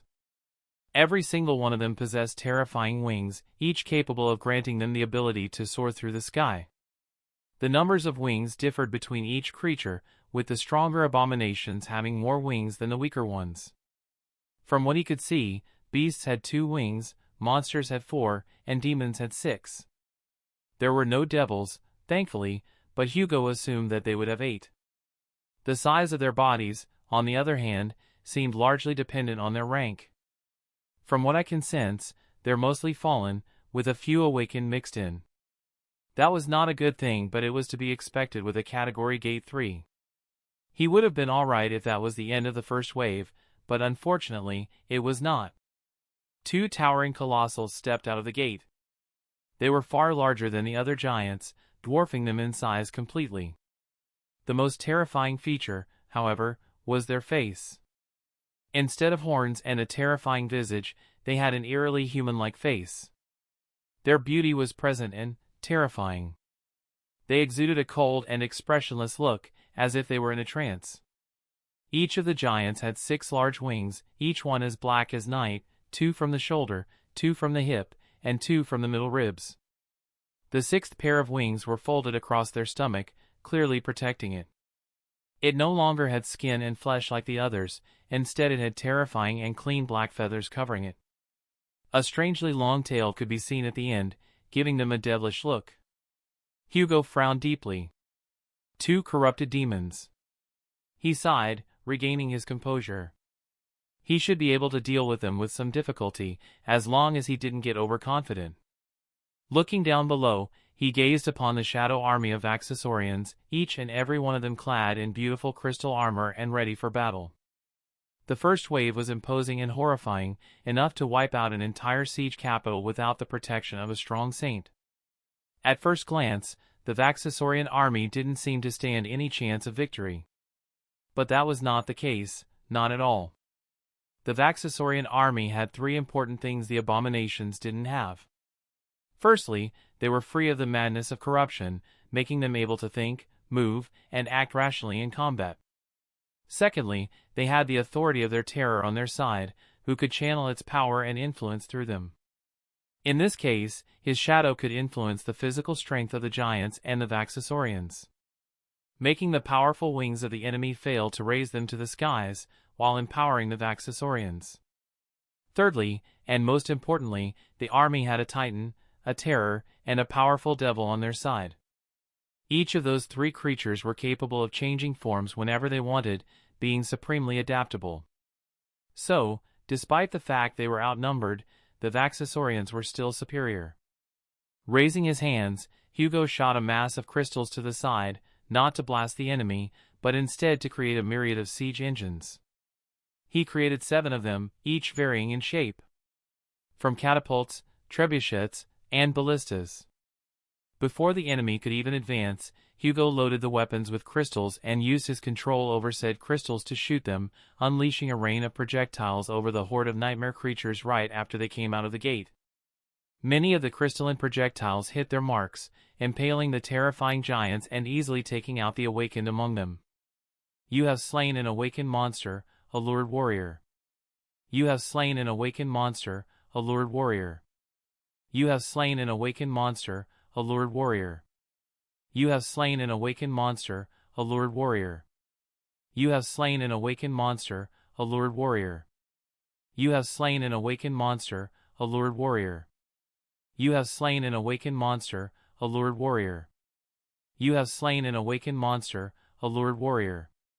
You have slain an awakened monster, allured warrior. You have slain a. The first waves seemed to be mostly of the fallen rank, however there were few awakened in between, and all of them were annihilated by Hugo. The difference between awakened and fallen was evident now, as the projectiles were not capable of easily killing fallen creatures, even if they wounded them. Moreover, the winged giants seemed to be incredibly tenacious and durable, resisting the pain and damage inflicted by the projectiles. The 2 corrupted demons, seeing this, ordered the abominations to advance forward, unbothered by the losses in their ranks. Hugo frowned at the sight. He had expected them to savagely rush towards them, or even use their hideous wings to fly here. But instead of doing that, the winged giants moved as if they were a single body, forming a circle and folding their wings on their bodies, completely protecting them from the projectiles. Unlike most aerial abominations, those giants had powerful wings that were seemingly made for both protection and flight. One of the 2 demons flew upward and grabbed one of the crystal projectiles, crushing it in its fist, while staring directly at Hugo, malice and hatred dancing between its eyes. Seeing this, Hugo simply loaded the siege engines once again and shot more crystal projectiles into the sky, targeting the first wave rather than the demons themselves. The army of Vaxasaurians used their arrows to fire a myriad of crystal arrows constructed by Hugo as well, while at the same time, they were poisoning the giants with the influence of the Shadow Humungosaur, slowly stealing the strength of the giants. The results were clear as day, with many creatures already falling to the ground, completely drained of strength and bleeding from their wounds. Hugo was planning on taking out the first wave using as little essence as possible, while also making sure to save the Shadow Vaxosaurians for the much stronger second wave. That way, both he and the army would remain at top shape when the second wave and the tyrant emerged. To do this, he needed to put distance between the two armies. But it seemed he wouldn't be able to go through with his plan, both because the horde was advancing in that protective formation and because of the corrupted demons. His shadow avatar ordered the Vaxosaurians to engage the siege engines, using them instead of Hugo. Zed transformed into a massive predator alien, a giant four-legged spider with the body of a silverfish that possessed a silver-colored exoskeleton. Four pincers extended from her front, each ending in a single sharp claw. The lower half of her legs and the back of her head were covered in light brown hair. Her eyes burned red, and her reptile-like head was fixed in an open-mouthed grin. With the Shadow Avatar leading them, and Zed serving as a siege engine of her own, the army of Shadow Vaxosaurians engaged the foul giants in melee. As for Hugo, he turned his sight towards the two corrupted demons. They had ignored their army and even the Shadow Vaxosaurians, focusing their malice entirely on him instead. "Bring it on, you oversized trolls." Hugo saturated his legs with soul essence and shot forward like a missile, shifting his arms into a drill made of crystal as he twisted in the sky, aiming to impale one of the demons. The first demon dodged without effort, it had the distance to do so after all. But that was exactly what Hugo had counted on. He stopped spinning like a drill, aimed his hands at the first demon, and fired a burst of crystals. The winged giants wrapped itself in its wings, enduring the assault of the crystals. However, that was only a distraction. Instead of being his true attack, Hugo has used the recoil from the blast to send himself rocketing toward the second demon, who hadn't seen this mad move coming. Hugo's arm shifted into a sharp blade, and then... crack! His crystal blade shattered, falling to the ground as tiny shards and sending a wave of agony through his body. That crystal was his arm, after all. Tough bastards. He had noticed, from their size and appearance, that their powers seemed to revolve around extreme physical abilities.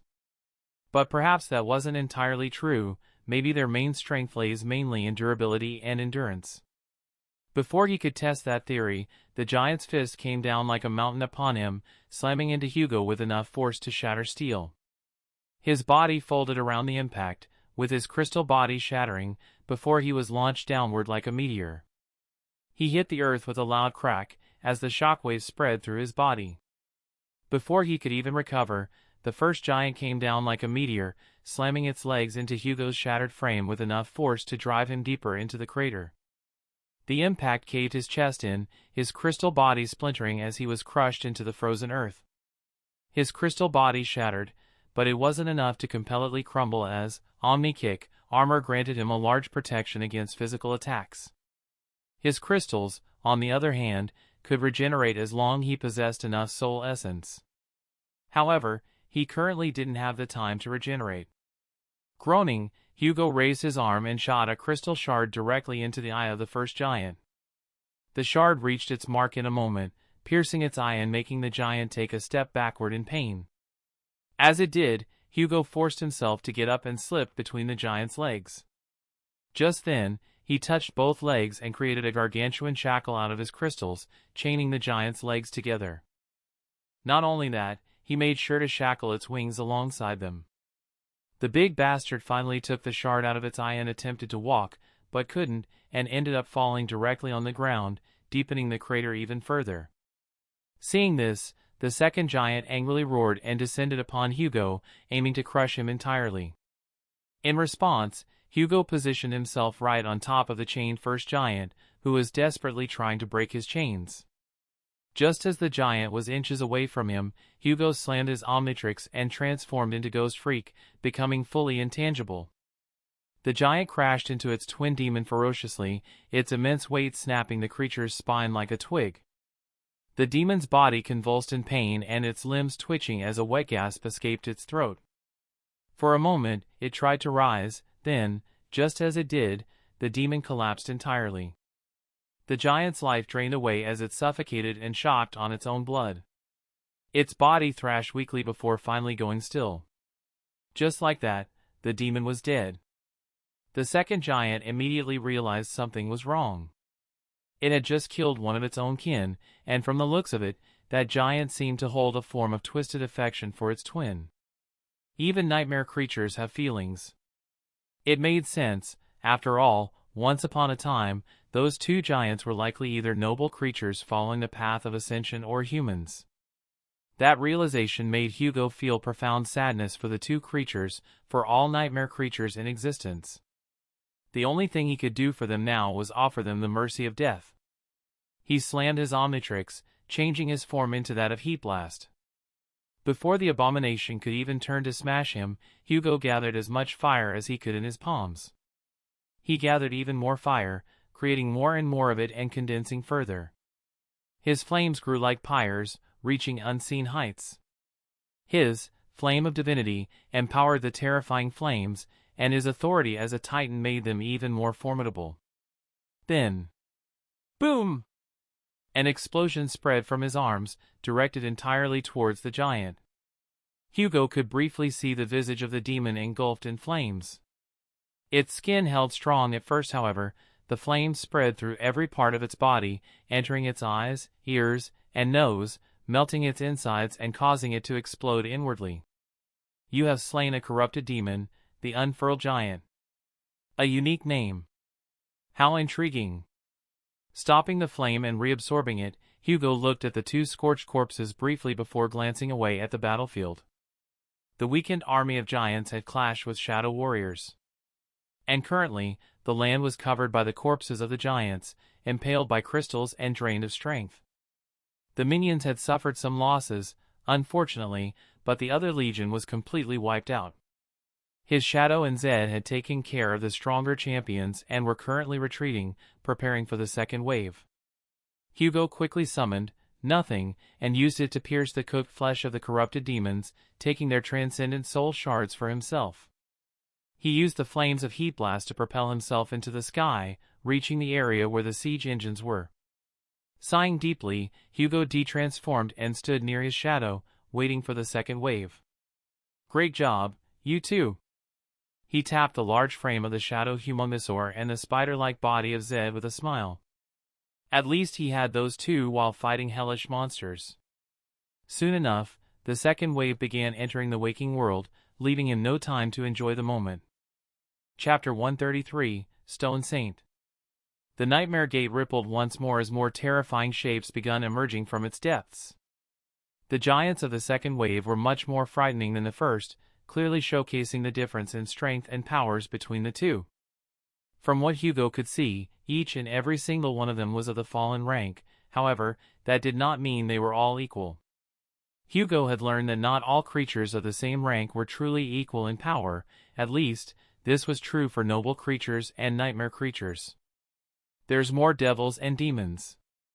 And their numbers were nothing to scoff at, as well, with almost 400 abominations. This was the final wave.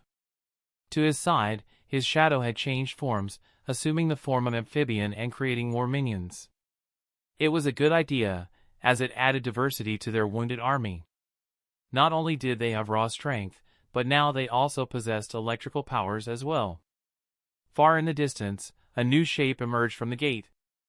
Its face was impossibly beautiful, smooth and pale, with perfectly symmetrical features and empty colorless eyes that never blinked and only showed a serene expression of being in a beautiful and lovely dream. 8 immense black wings emerged from its body in perfect pairs, 2 from the shoulders, 2 from the upper back, 2 from the lower ribs, and the final pair wrapped tightly around its waist and abdomen, as if shielding something that should never be seen. Every feather was immaculate, absorbing light instead of reflecting it. Its body was a horrific union of smooth pale skin and flawless black feathers. The feathers crept over its shoulders, arms, spine, and legs in elegant patterns, leaving only enough skin visible to resemble a human. Beneath the feathers, its movements were unnervingly fluid, without the subtle shifts and tension of muscles, as though its body ignored the limits of anatomy. Its feet had long since vanished, and below the knees, its legs flowed into a single elongated tail of black feathers wrapped around cords of dark, sinewy flesh. Nothing about it looked monstrous in the usual sense. It was clean, beautiful, and perfectly still.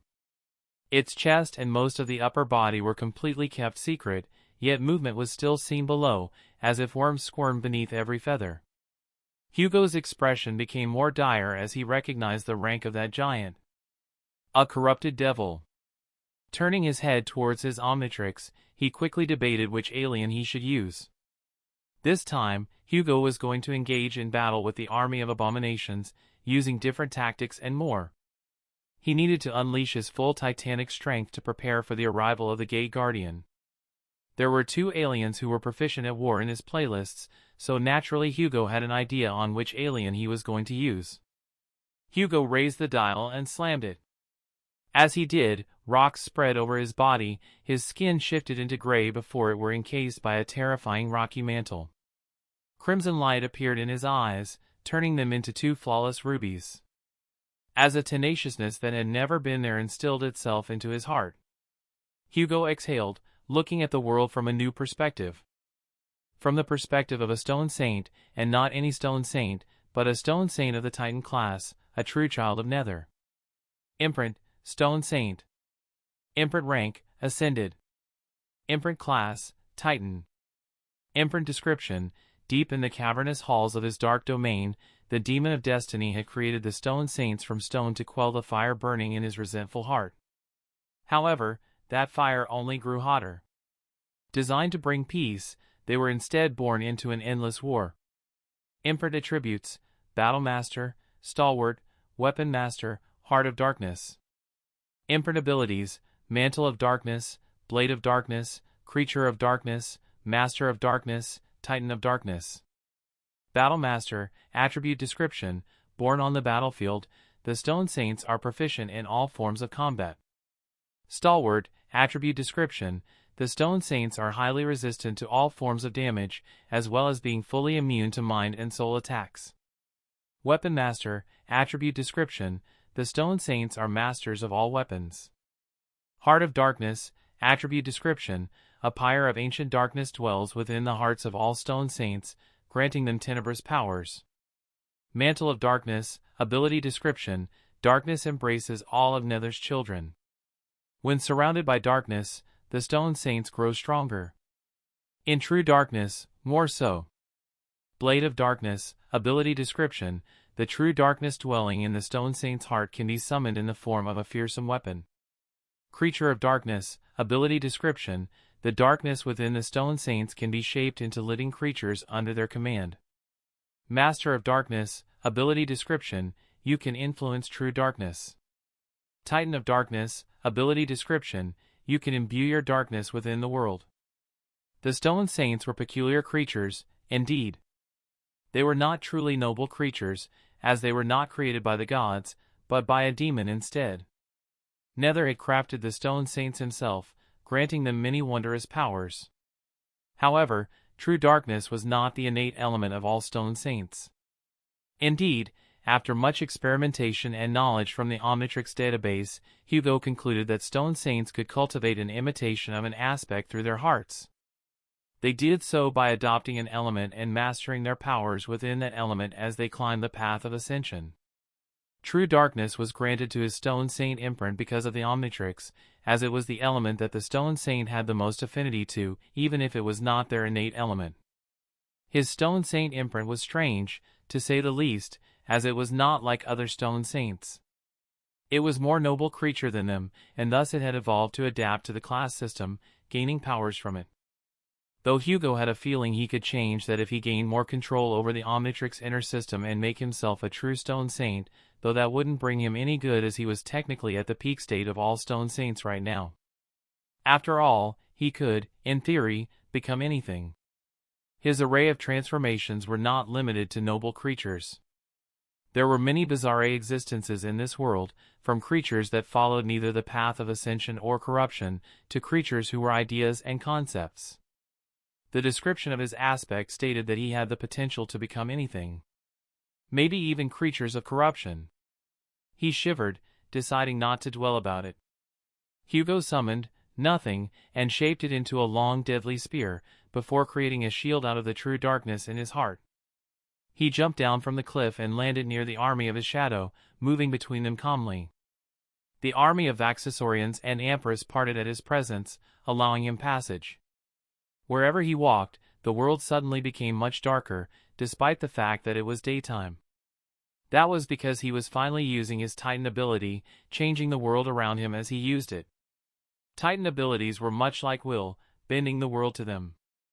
But unlike of will, which can do almost anything, Titan abilities could only do a specific thing. The Stone Saint Emperor's Titan ability was to imbue darkness into the world, making it infinitely darker, blinding the enemy and also suppressing them. In other words, it gave the world properties of true darkness. True darkness was an enemy of most things, after all.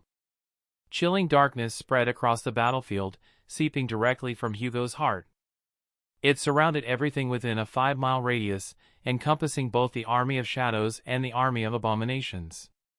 His shadow avatar shivered slightly. After all, true darkness was an enemy of shadows. To this, Hugo simply focused all of the true darkness into the enemy and not into the shadows, allowing the shadows' influence to be moved freely alongside his titanic presence. With that, Hugo launched towards the army of giants, augmenting himself with soul essence. His spear flashed like lightning, piercing the sickly flesh of the confused, blind giants. You have slain a fallen demon. You have slain a fallen devil. You have slain a fallen beast. You have slain a fallen. You have slain a fallen. You have slain a fallen. You have slain a fallen. You have slain a fallen. You have slain a fallen. You have slain a fallen. You have slain a fallen. You have slain a fallen. You have slain a fallen. You have slain a fallen. You have slain a fallen. The voice of the spell became a hurricane in his head as he tore through the army, slicing and ripping them apart before they could even react, using the full power of his titanic powers.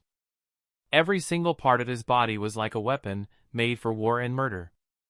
Not far, the army of Vaxasaurians and Empress engaged as well. Deep in the darkness, he could see flashes of electricity spread through the giants, who were combating it using the tenacity of their wings. One giant tried to reach the sky to escape the darkness, only to be pulled down by the tendrils of one of the Empress. The remaining Vaxasaurians smashed their enemies, growing in size to match the terrifying giants. Zed and his shadow were monsters in their own right, ferociously ripping apart the horde of giants on the other side of the battle. Just as Hugo ripped apart another of the giants, he noticed something in the distance crash into him, sending him flying several kilometers away and destroying his shield of darkness. Regaining his stance and landing on the ground with a loud thud, Hugo looked through his cracked visor and saw his attacker. Far away, it was the corrupted devil giant. It can see in darkness? Frowning, Hugo noticed 7 flowing shapes behind it. They were not there earlier. It was as if they were true stars, 7 star-shaped orbs made of darkness. But surely that couldn't be true. A creature of the corrupted rank couldn't create a star. Furthermore, that darkness within them was similar to true darkness, but it was not it. It was much more corrosive, unlike true darkness, which was more suppressive and oppressive. Surprisingly, the dreadful devil did not launch to attack him again. Instead, it sent its star orbs in his direction. No! It's spreading them throughout the entire area. Before his astonished eyes, Hugo saw the influence of the stars on the area of true darkness he had created. It was corrupting it, corroding it, and turning it into the same darkness the devil controlled. More than that, the shadow minions he had, the weaker ones, were targeted by those stars. Instead of killing them, the stars changed their nature, influencing them and changing their existence, transforming them into similar stars of darkness. Bastard. He could feel his authority and his shadow's terror influence diminish in front of the corrupted devil's powers. Hugo especially suffered more damage as the true darkness imbuing the world right now was not just true darkness, but also him in a way. It was a part of his existence, no different from his soul. The corroding darkness even found its way deep into him, but it couldn't seriously harm him due to his resistance to soul damage while in this form. Groaning, Hugo controlled the true darkness around him, fighting back against the stars. At the same time, Hugo decided to use fusion. I can't destroy those stars with the power I currently have. An audacious plan appeared in his mind as he channeled his ascended ability. Hugo did not want to fuse two forms fully, but instead he only partially transformed his hands. His arms turned into flames, burning brightly in the darkness. Then, 20 balls of fire were unleashed in rapid succession by him, targeting the stars. Before they could even hit their marks, Hugo augmented his legs with soul essence and rushed forward like a bolt, closing the distance between himself and the giant devil. The devil, having superior physical abilities, brought its fist down upon him. Just then, nothing, which was augmented by the nameless sun, shifted into a shield. The transcendent memory, which was elevated to a supreme memory thanks to the nameless sun, held against the attack. Then Hugo shifted the memory into a spiked shield, piercing the devil's arm and drawing its blood. Before it could even react, Hugo shifted his stance, letting go of nothing, and using his heat blast arms to unleash a wave of fire right in the face of the giant. Of course, that was not enough to kill it. The giant, injured and engulfed in fire, grabbed Hugo using its gargantuan arms and started crushing him with said hands. His body began cracking, but he did not panic. The fireballs Hugo had sent towards the stars finally reached their marks. At the same time, Hugo pushed the fusion ability even further, fully fusing with Heat Blast, and transforming into a creature made of fire and darkness, his onyxy flames burning the hands of the giant. The balls of fire did not explode or anything, but strangely they wrapped around the stars of darkness, creating orbs around them. And then, before anything else could happen, Hugo unsummoned Zed, and recalled his shadow, turning it back into a regular shadow. The flames, produced by him, were pulled down, alongside the stars they were attached to. After all, while Hugo did not control the star, he did have full control over the fire. Hugo grinned, looking at the corrupted devil. His face made of rock and fire made him look more abominable than the corrupted devil. "Eat this, you stupid bastards." And with that, the stars that Hugo had pulled using his control over fire collided with the body of the giant and himself, and the flames of his body exploded forward, causing the stars and the fire within them to also explode. The entire area within a 7-mile radius was suddenly engulfed in an explosion of darkness and fire, as the darkness imbued within the world detonated as well, destroying everything and every creature within the area. Chapter 134, Brand New World. Hugo slowly opened his eyes, finding himself in the familiar environment of his bedroom. His bed felt warm and his pillow thrown on the ground due to his bad sleeping habits. Mom was right. My sleep schedule sucks. Groaning, he climbed out of the bed and stretched before leaving his room and entering the bathroom to wash up. With that done, he went downstairs, smelling a delicious aroma. There in the kitchen, his mother was preparing his breakfast. She was not the best cook in the world, especially considering she had a job to go to every day in the morning, but Hugo didn't complain. Having parents was a great thing. "Morning." "Morning," his mother said as she quickly put on her makeup, adjusted her suit collar and handled the frying pan all at the same time. Talk about multitasking. Finding his way to his seat, Hugo sighed. Man, those last few days of college really sucked. His mother looked at him with a confused expression, then she quickly turned off the stove. "Aren't your friends all there? There was that sunny boy, that silver-haired girl and the tall girl. Oh, there was also that pretty celebrity boy." Hugo shrugged. "Well, yes, I'm glad they're there, but it's still an annoying place. The teacher sucks, and Principal Cor is a pain in the butt sometimes." Listening to him, his mother nodded and put a plate of food on the table for him, before kissing him on his forehead. "Either way, just bear with it a little more until you get your diploma. All right now, stay safe and make sure to go to your university at time, got it?" Hugo nodded, digging into the food. "Bye-bye." She waved him goodbye before leaving, letting him bask in the silence of the house. It felt oddly quiet nowadays, especially since his parents were separated. Shaking the thought away, Hugo finished his food and washed the dishes, before going to the couch and relaxing for a while. A few hours later, his watch beeped. It was the alarm he had put for himself to get ready to leave. Quickly getting up, he dressed up, grabbed his backpack and headed outside. Time for another day at college. He exhaled, stepping outside. His neighborhood was a relatively safe neighborhood, as far as they went, with plenty of nice people around. There was a certain neighbor that was particularly creepy though. Looking at the side, he saw him. It was a tall man with slightly dark skin. His golden eyes, which was rare and almost unnatural, were almost glowing as they reflected the light of the sun.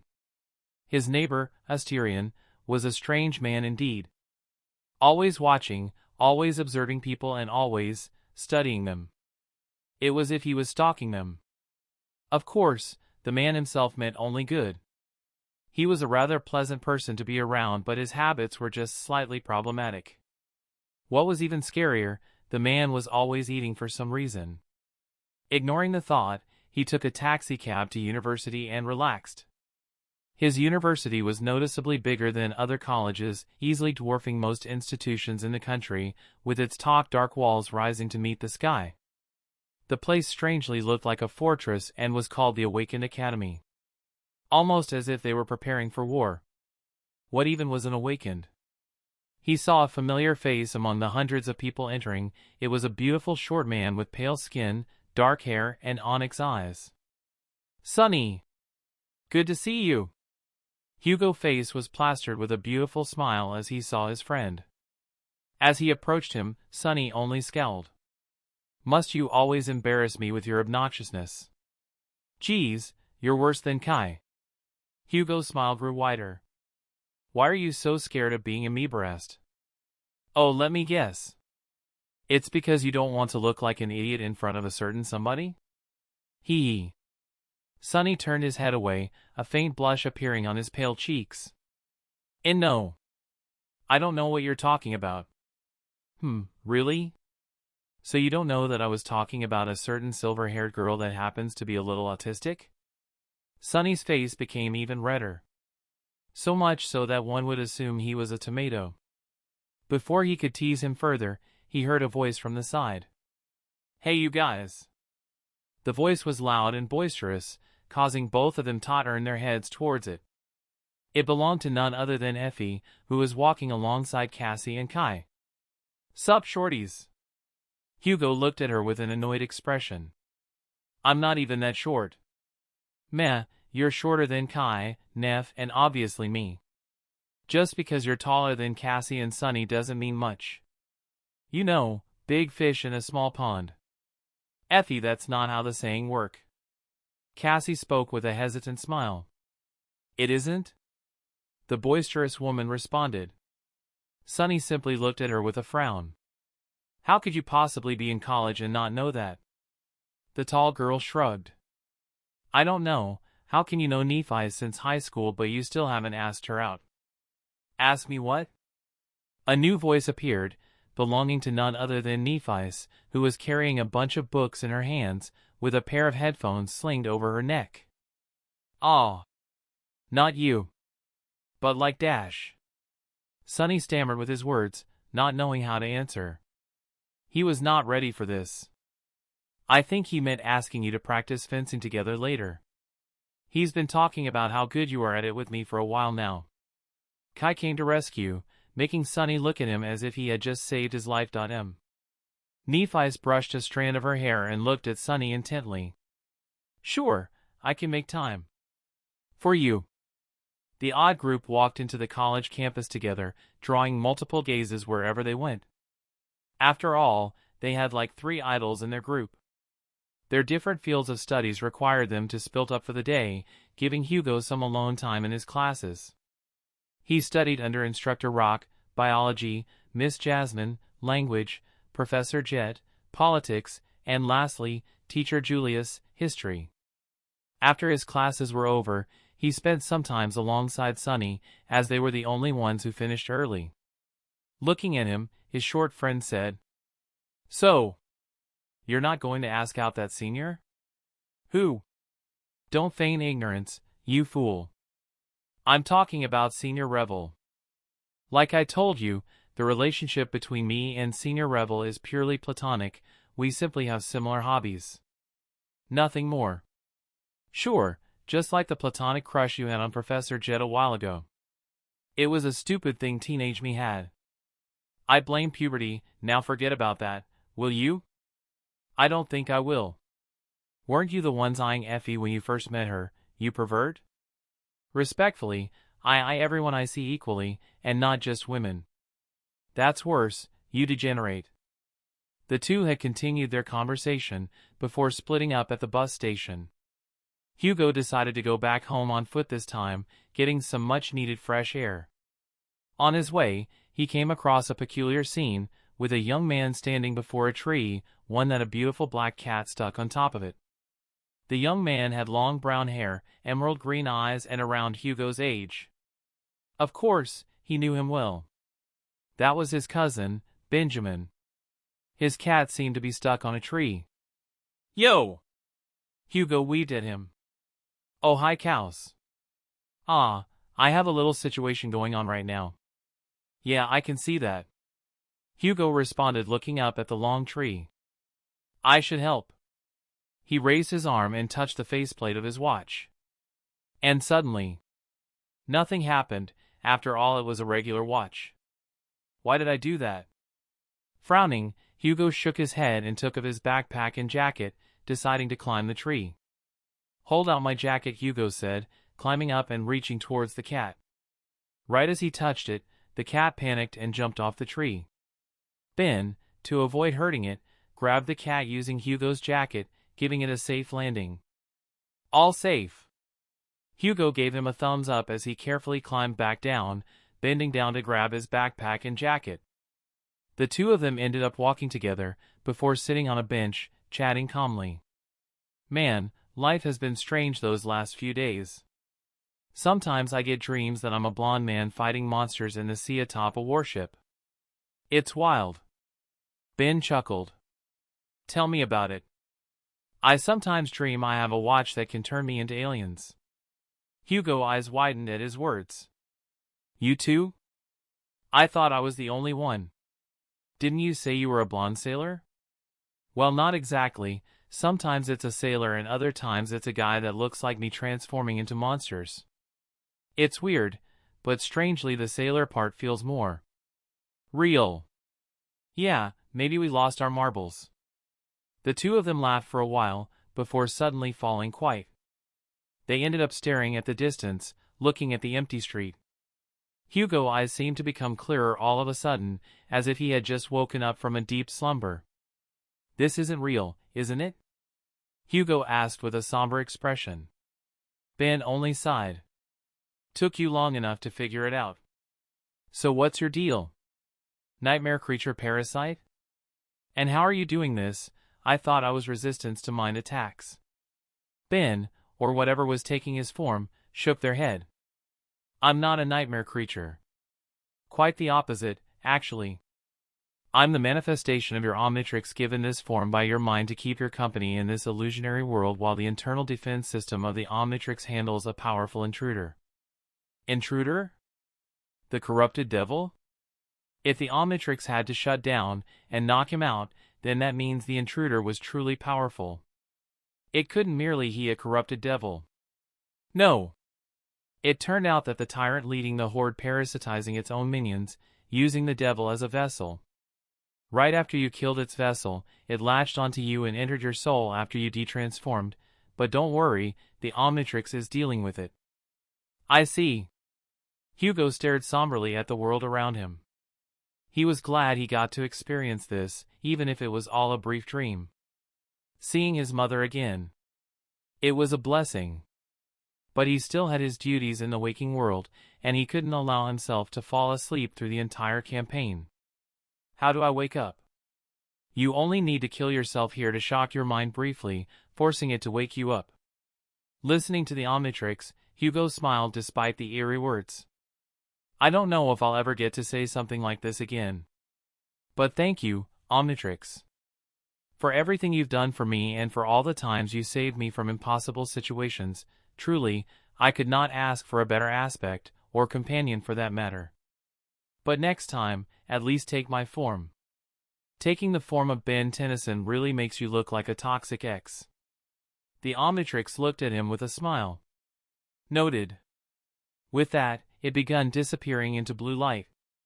There was more time in the dream, so Hugo decided to go to see the most important person of his life one last time. His mother. Chapter 135, One Last Goodbye. Hugo walked through the familiar streets of his neighborhood, each step feeling slightly heavier than the last. The houses were the same as he remembered, modest, well-kept, with small gardens that his mother had always envied. The sun was beginning to set, casting long shadows across the pavement. He had some time left here, and even if it was brief, it should be enough to say goodbye properly. His house came into view. It was exactly as he remembered, the slightly chipped paint on the front door, the old welcome mat that his mother never bothered to replace, the small flower pots by the window that she always forgot to water. He stood there for a long moment, just looking at it with an uncertain expression. Then he opened the door. The smell of home hit him immediately, a mix of lavender, old wood, and whatever his mother had been cooking. The lights were warm, casting a golden glow over the familiar living room. "I'm home," he called out, entering and taking off his shoes. "In the kitchen." He followed her voice.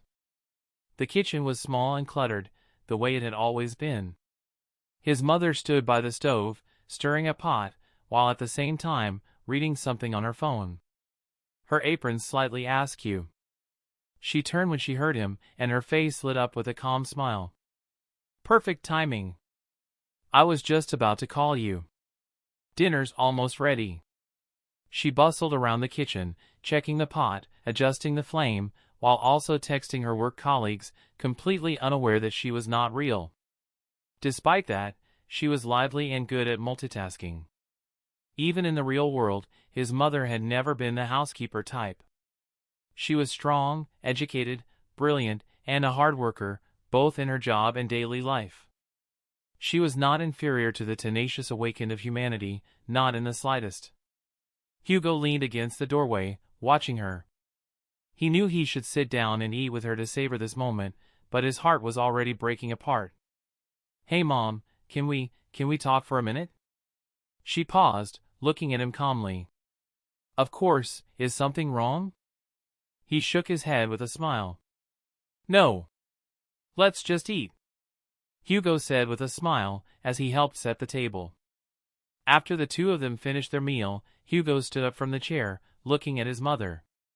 He examined her blue eyes that had been as bright as the sky. They perfectly fit her long black hair, making her seem like a more beautiful version of him. She still had a youthfulness about her, while her posture was as welcoming as he remembered. She was the same. It was only him who was different. It was ironic, really. Hugo had not inherited her looks naturally, but he became much like her after he conquered the first nightmare and unsealed his aspect. These last few minutes he had spent in this dream were the best he had felt in close to a decade. However, as all things were, those moments could never last. His mother looked at him with a smile, and faint worry could be seen in her breathtakingly enchanting blue eyes. "Hugo? Seriously, are you all right?" She stood up and closed the distance between them, caressing his cheeks and wiping the tear that had streamed down his cheek. Her worry was so genuine that for a second he really wanted to stay, he really wanted to spend more time with her. Who knew, perhaps the Omnitrix could keep this dream going for a while. Perhaps forever. But he couldn't, he was an ascended, so his duties were still there in the real world. Holding her hand and pulling it down, he looked at her and smiled, memorizing every detail of her demeanor and face. "Mom. Thank you." She gave a slightly confused look, then she chuckled pleasantly. "For what? Are you really fine? Was the food that bad?" Shaking his head, Hugo held her hand in both of his and exhaled, feeling his heart grow heavier with each movement. "Thank you for just everything. I know that this isn't real, but I never got the chance to thank you, so I'll do it here." He sighed and held back his tears. I was such a brat before. I was arrogant, idiotic, selfish, and I always wanted to get my way, and you were the one who paid for it in the end. After all, that day in the park. It was him who had wanted to go out that day, insisting so much that his mother couldn't refuse him. If he hadn't gone out that day, then he wouldn't be here today. He winced slightly but continued. I never was truly grateful for you until you were gone, and I'm so sorry. If I had been a better son, then maybe things would have been better. Releasing her hand, he caught her in a bear hug. Still, I know that the outcome was already decided, but gods. I really wish it wasn't. But thank you for allowing me the chance to become who I am now. No longer able to hold back his tears, Hugo wept. Thank you for loving me, even though I was never grateful for it, thank you. I love you, Mom, more than anything. With that, Hugo released her and smiled at her, watching her concern only grow. Chuckling, Hugo went to the kitchen and ignored her words, knowing that if he heard her voice again, he would lose his resolve. Taking up a knife, he reminded himself of all what he had to do, and what his duty was, and in the next instant, he slit his throat. Hugo dreamt of being a transcendent being in the realm of storms. He worshipped the goddess of black skies and prayed to her every day, wanting to shape himself into her visage. He revered her name more than anyone else, and only uttered her name in the chaotic realm of black skies. Yet, the goddess remained silent. So, he had to earn her recognition. Descending upon a mortal realm, he allured the champions of that realm, granting them wings like his. The people saw it as a calamity, desperately trying to combat him, but soon enough, they too saw the errors of their ways and bowed down to me. Worshipping me, loving me, and embracing me. That realm was called Traer. It had been hundreds of years since he enthralled the people of Traer, fully transforming them into his servants. He had risen to the throne of supremacy, becoming a mighty supreme tyrant, a true demigod. And yet, his goddess was still silent. He had wept for the day she would finally recognize him, speak to him, and embrace him as her chosen. But that day never came. And instead, a harrowing war ended up consuming all of existence, and his goddess died a most pitiful death. How could his goddess die? Why did she die? Are gods not immortal, infinite, and omnipresent? Why had he worshipped a goddess if she was not all-powerful? Why? Why? Why? Why? Why? Why? Why? A seed of doubt bloomed in his heart, and with it, corruption came to him. Perhaps it was his divine punishment for what he did to the people of Traer, or perhaps it was all one cruel joke. It did not matter. Eons later, he entered one of the last divine realms, the realm of war, through a seed of the god of corruption. And there, through the eyes of his most beloved vessel, he saw a peculiar creature. An object in the shape of a human. Gazing upon it, he allowed his beloved vessel to die, and just as it did, he latched into the soul of that object, intending to use it to rid himself of his corruption. He could become holy once again, pure and radiant, like his goddess. But as fate would have it, the object in the shape of a human did not fall into his allurement like humans and creatures did in the past. Instead, he was driven into the sweetest of dreams, one not caused by him. At the same time, he was engulfed by radiant blue light. That light overwhelmed his will, which had been weakened and dulled by centuries of torment and depression, and in the end, that light pierced him. Hugo's eyes flickered open, as he felt the chilling cold of Antarctica. The first thing that he saw was the beautiful blue sky. He was sprawled on the ground, his clothes completely torn, leaving his skin bare and cold. He seemed to be in a crater, one of his own making no less. The destruction he had caused with that last blast was quite gargantuan, as to be expected. Turning his head, Hugo saw a horrifying creature beside him. 10 meters in size and width. It was not a creature in the regular sense, but instead it was an amalgamation of dreadful wings, as vast as the tallest building he had ever seen. No, it was more than that.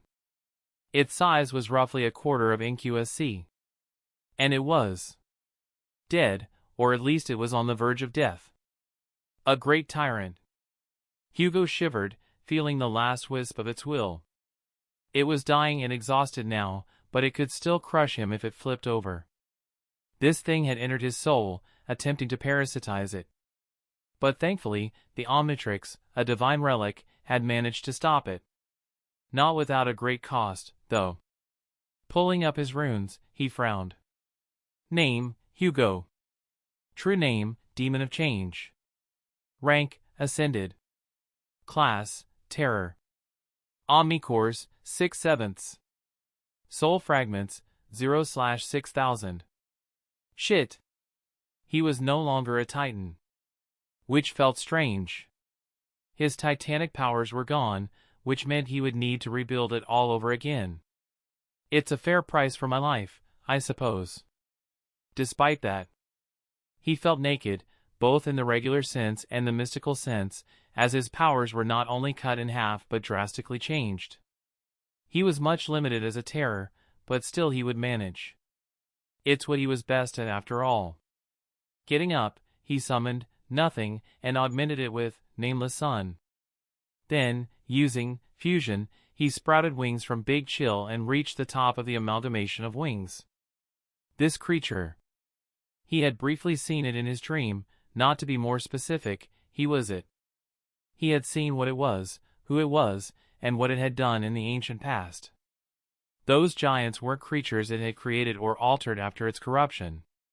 No, they were people from a long-lost realm, enthralled and allured by this being. And for what? Simply because it wanted to be like Storm Goddess and establish itself as a deity in her image.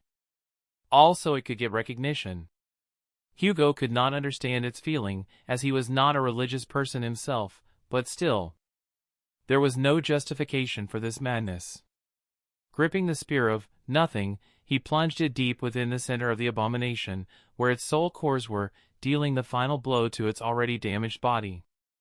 Of course, he would never hope to kill a great abomination as he was right now. What had just happened was merely a showcase of the Omnitrix failsafe destroying any intruders to his soul, and even then, this particular creature was not powerful in the regular sense, as it was a parasite more than anything. But more importantly, the Omnitrix overpowered its will with relative ease. He understood why, after all he had seen its entire life flash before his eyes. It wanted to die. Its will to live was not there, had not been there for ages by now. The abomination had given up. Even though Hugo was no longer a Titan, and did not possess his Titan consciousness, he could still feel its defeat. It did not want to continue existing, and so, he would deliver it the gift of death. You have slain a great tyrant, Allurement. You have received a memory. Chapter 136, The Terror of Antarctica. Hugo's eyes widened as he heard the voice of the nightmare spell. A memory. A supreme memory. He was still weakened and depressed about losing a core, but this was insane. He had gained a memory from a great abomination. A creature that even saints would not even think about facing. Such a creature was ancient and powerful, so much so that Hugo would have never been able to defeat it if it hadn't made the dire mistake of entering his soul and facing the full wrath of the Omnitrix. Calming himself, Hugo first extracted the 5 supreme soul cores and quickly decided what to do with them. Absorbing them was a good idea as it would help him reform his Titan core. However, he felt like those soul shards could be really helpful in the future. Sunny should be able to weave supreme memories if he advances his weaving sorcery. If he saved them for that occasion, he might even be able to commission 5 custom supreme memories from Sunny. Or a powerful supreme memory of the 5th tier. In the end, he only absorbed a single shard and stored the rest in Nothing. He absorbed the transcendent soul shards he got from the demons, making his soul fragment counter rise to 5/6000. With that done, he quickly opened his runes. Memories, Prototech Armor, Polymorphic Crystal, Emerald Spyglass, Heart Compass, Nothing, Sunlight Rings, Silver Tears, Nameless Sun, Proto-Truck, Lucky Charm, Proto-Tool, Stone Spear. Crown of Falsehood. A crown memory? Seriously. He was not the type to wear crowns, but he was not complaining, it was a supreme memory after all.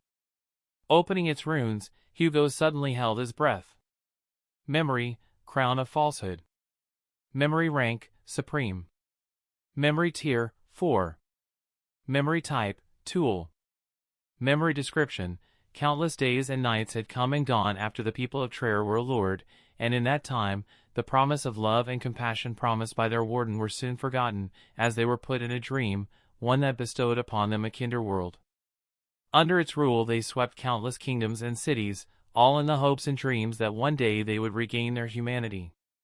One day, allurement ascended from the shores of twilight, its voice cut through the world in a serene and melancholic tone. "O goddess, must your grace be so cruel? Must I wander these lands, allowing others to dream a dream far kinder than my own? Have I ever uttered the name of another deity with as much reverence as I do yours? Have I not followed you for countless cycles? Have I ever shown a lack of faith? Why must I be forsaken?"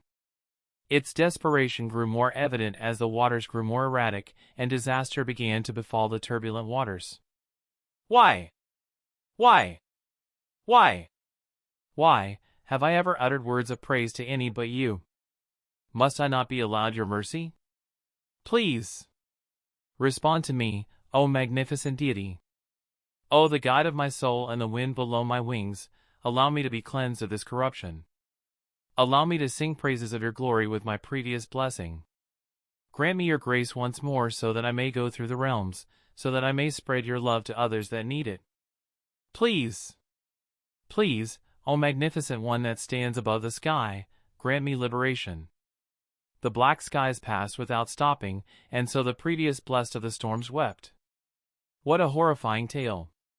Countless innocents, perhaps millions, died because of this being. All because its goddess forsook it. He looked at its body with disgust. It deserved everything that it had gone through.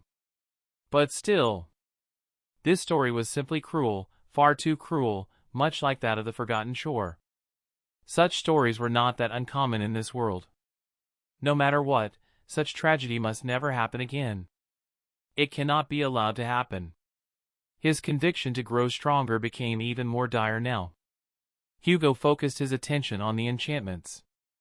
Memory enchantments: Supreme Mind, Tranquil Mind, Tyranny, Promise of Madness. Supreme Mind, enchantment description: while this enchantment is active, this memory will elevate the mind of its wearer to that of a true supreme, at the cost of a large amount of soul essence. Tranquil Mind, enchantment description: while worn, this memory will naturally suit the mind of its wearer. Tyranny, enchantment description: those that serve under the wearer of this crown can be controlled individually by the wearer. Promise of Madness, enchantment description: while the enchantments are active, the wearer's mind will lay bare before this memory, enabling it to creep into their mind, slowly corrupting the mind with insatiable and all-encompassing madness. Hugo nearly fell over, shocked by the enchantments of this memory. A supreme memory, capable of granting him the mind of a supreme, was unheard of. It was extraordinary, no, supernatural. It's not that cheap though. All of the strong enchantments are active, which means I need soul essence to activate them. To sustain such enchantments, he would likely have to spend his entire reserves. For example, he was sure that he could only activate the Supreme Mind enchantment once before he would be completely drained of essence, and even then he was likely going to have that Supreme Mind for only a few seconds.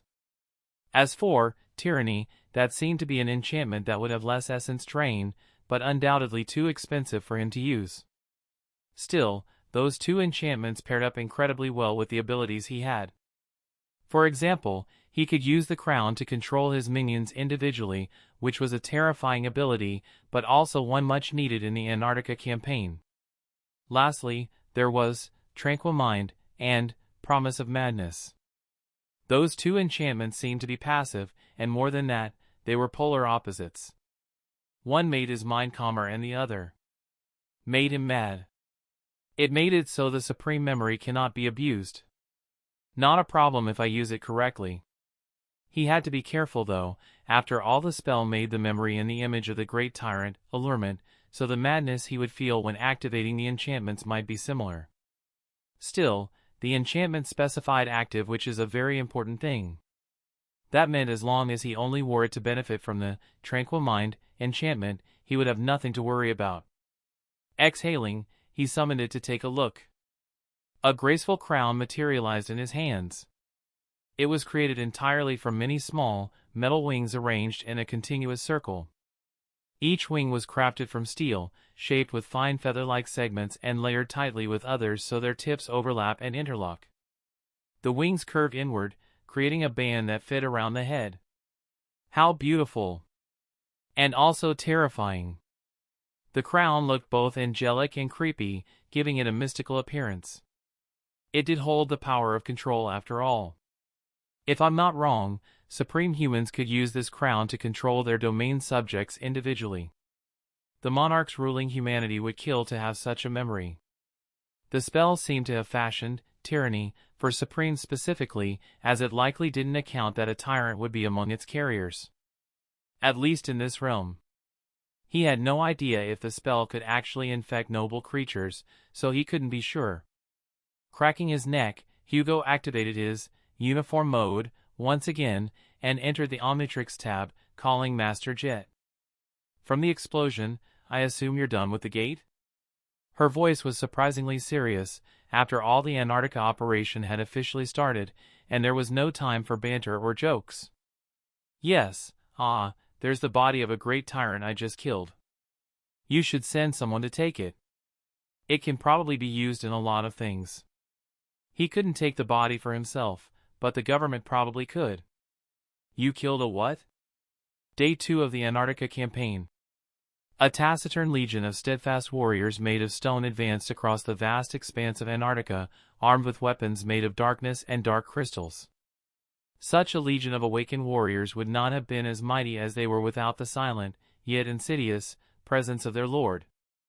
Their target was a region that had the misfortune of having 2 nightmare gates of the second category open right next to each other, rendering the area a temporary death zone.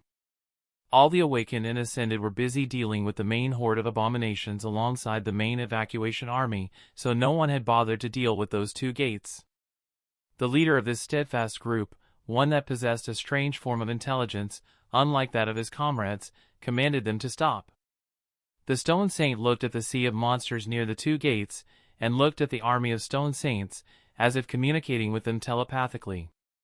The Stone Saints raised their blades and their shields, slamming them together as they marched into battle, forming a devastating battle formation of the highest order. That day, the ice was painted red. Day 3 of the Antarctica campaign. A legion of dragons was soaring through the skies, their marvelous wings hiding the horrors of the aerial legion that was the skies of Antarctica. Their goal was a Category 3 nightmare gate that had opened very close to one of the settlements. Naturally, the dragons, being only awakened, with only their leader being ascended, could not possibly defeat the horde that would come out of a Category 3 nightmare gate.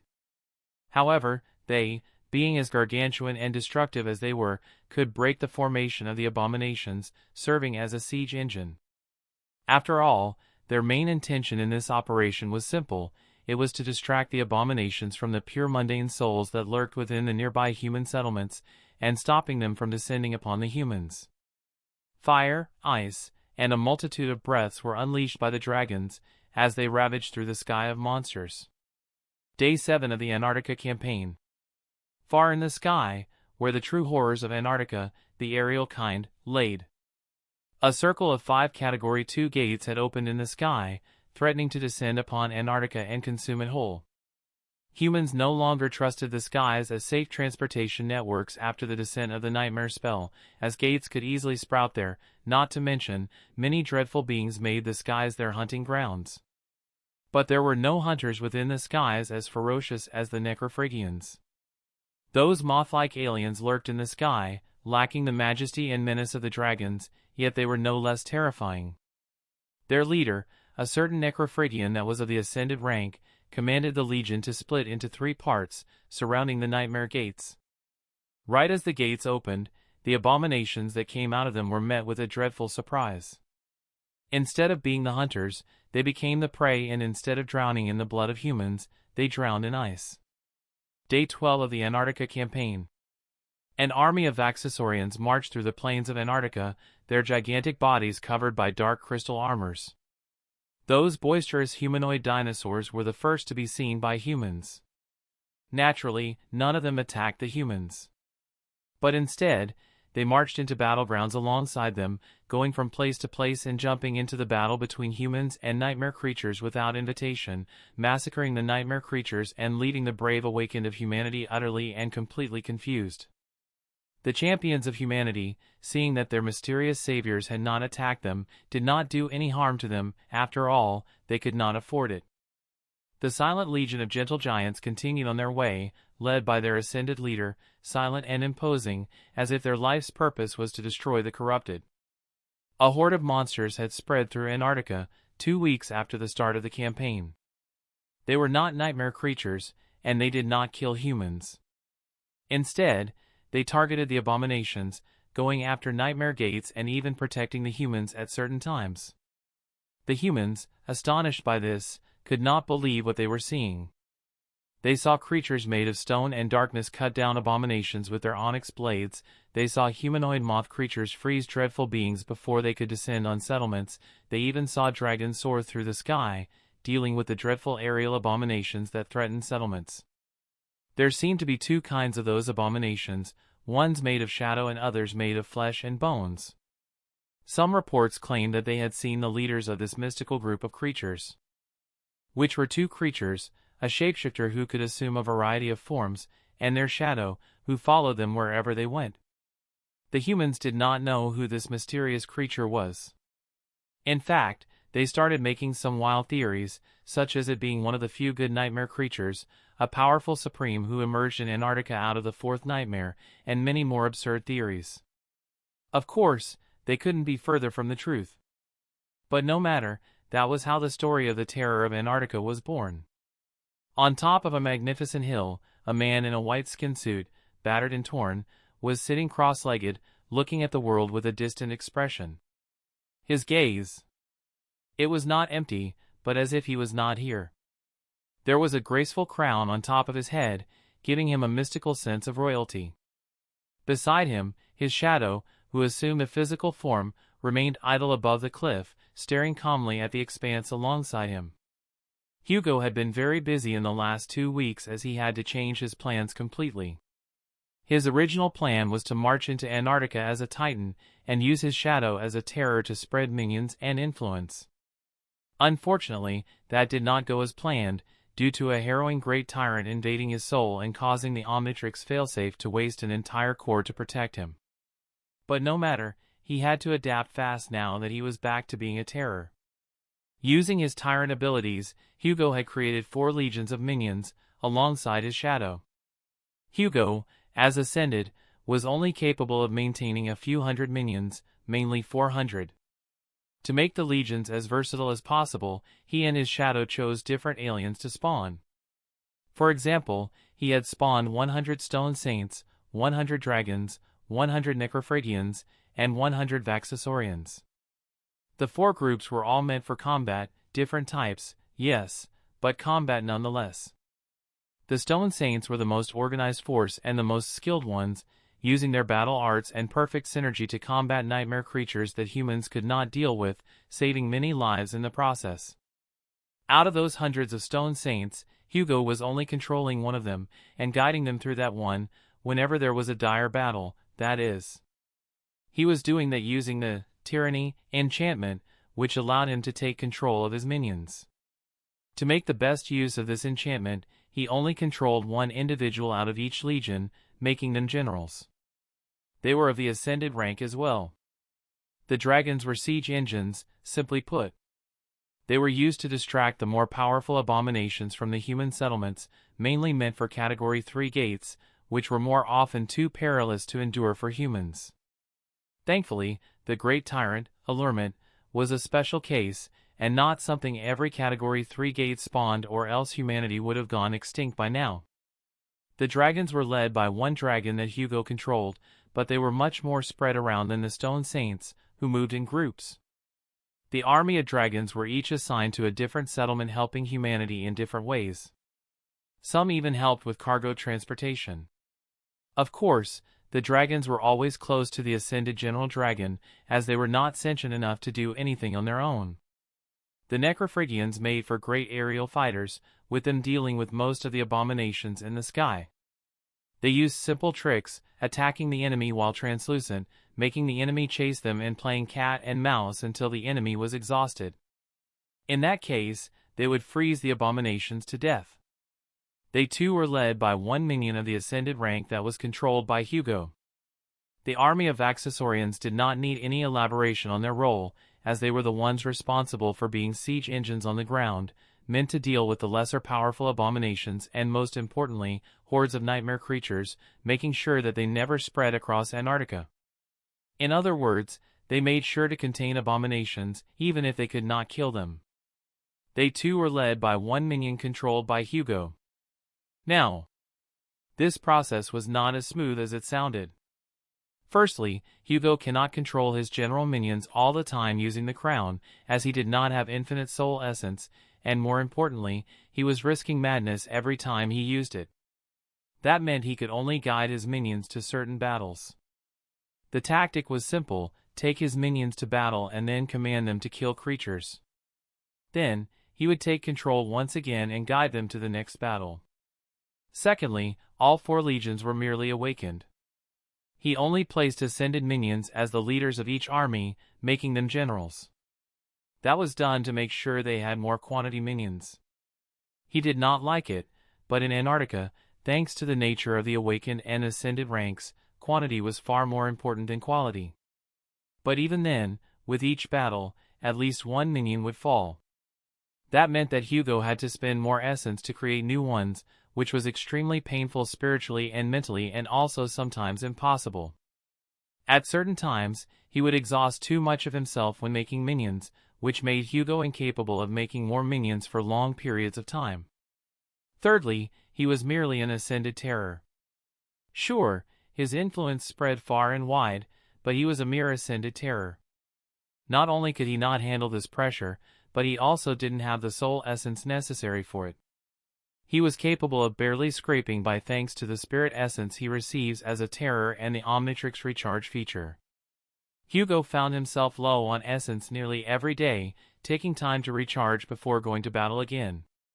His main body was not spared of this, as he himself dealt with powerful gates on his own from time to time.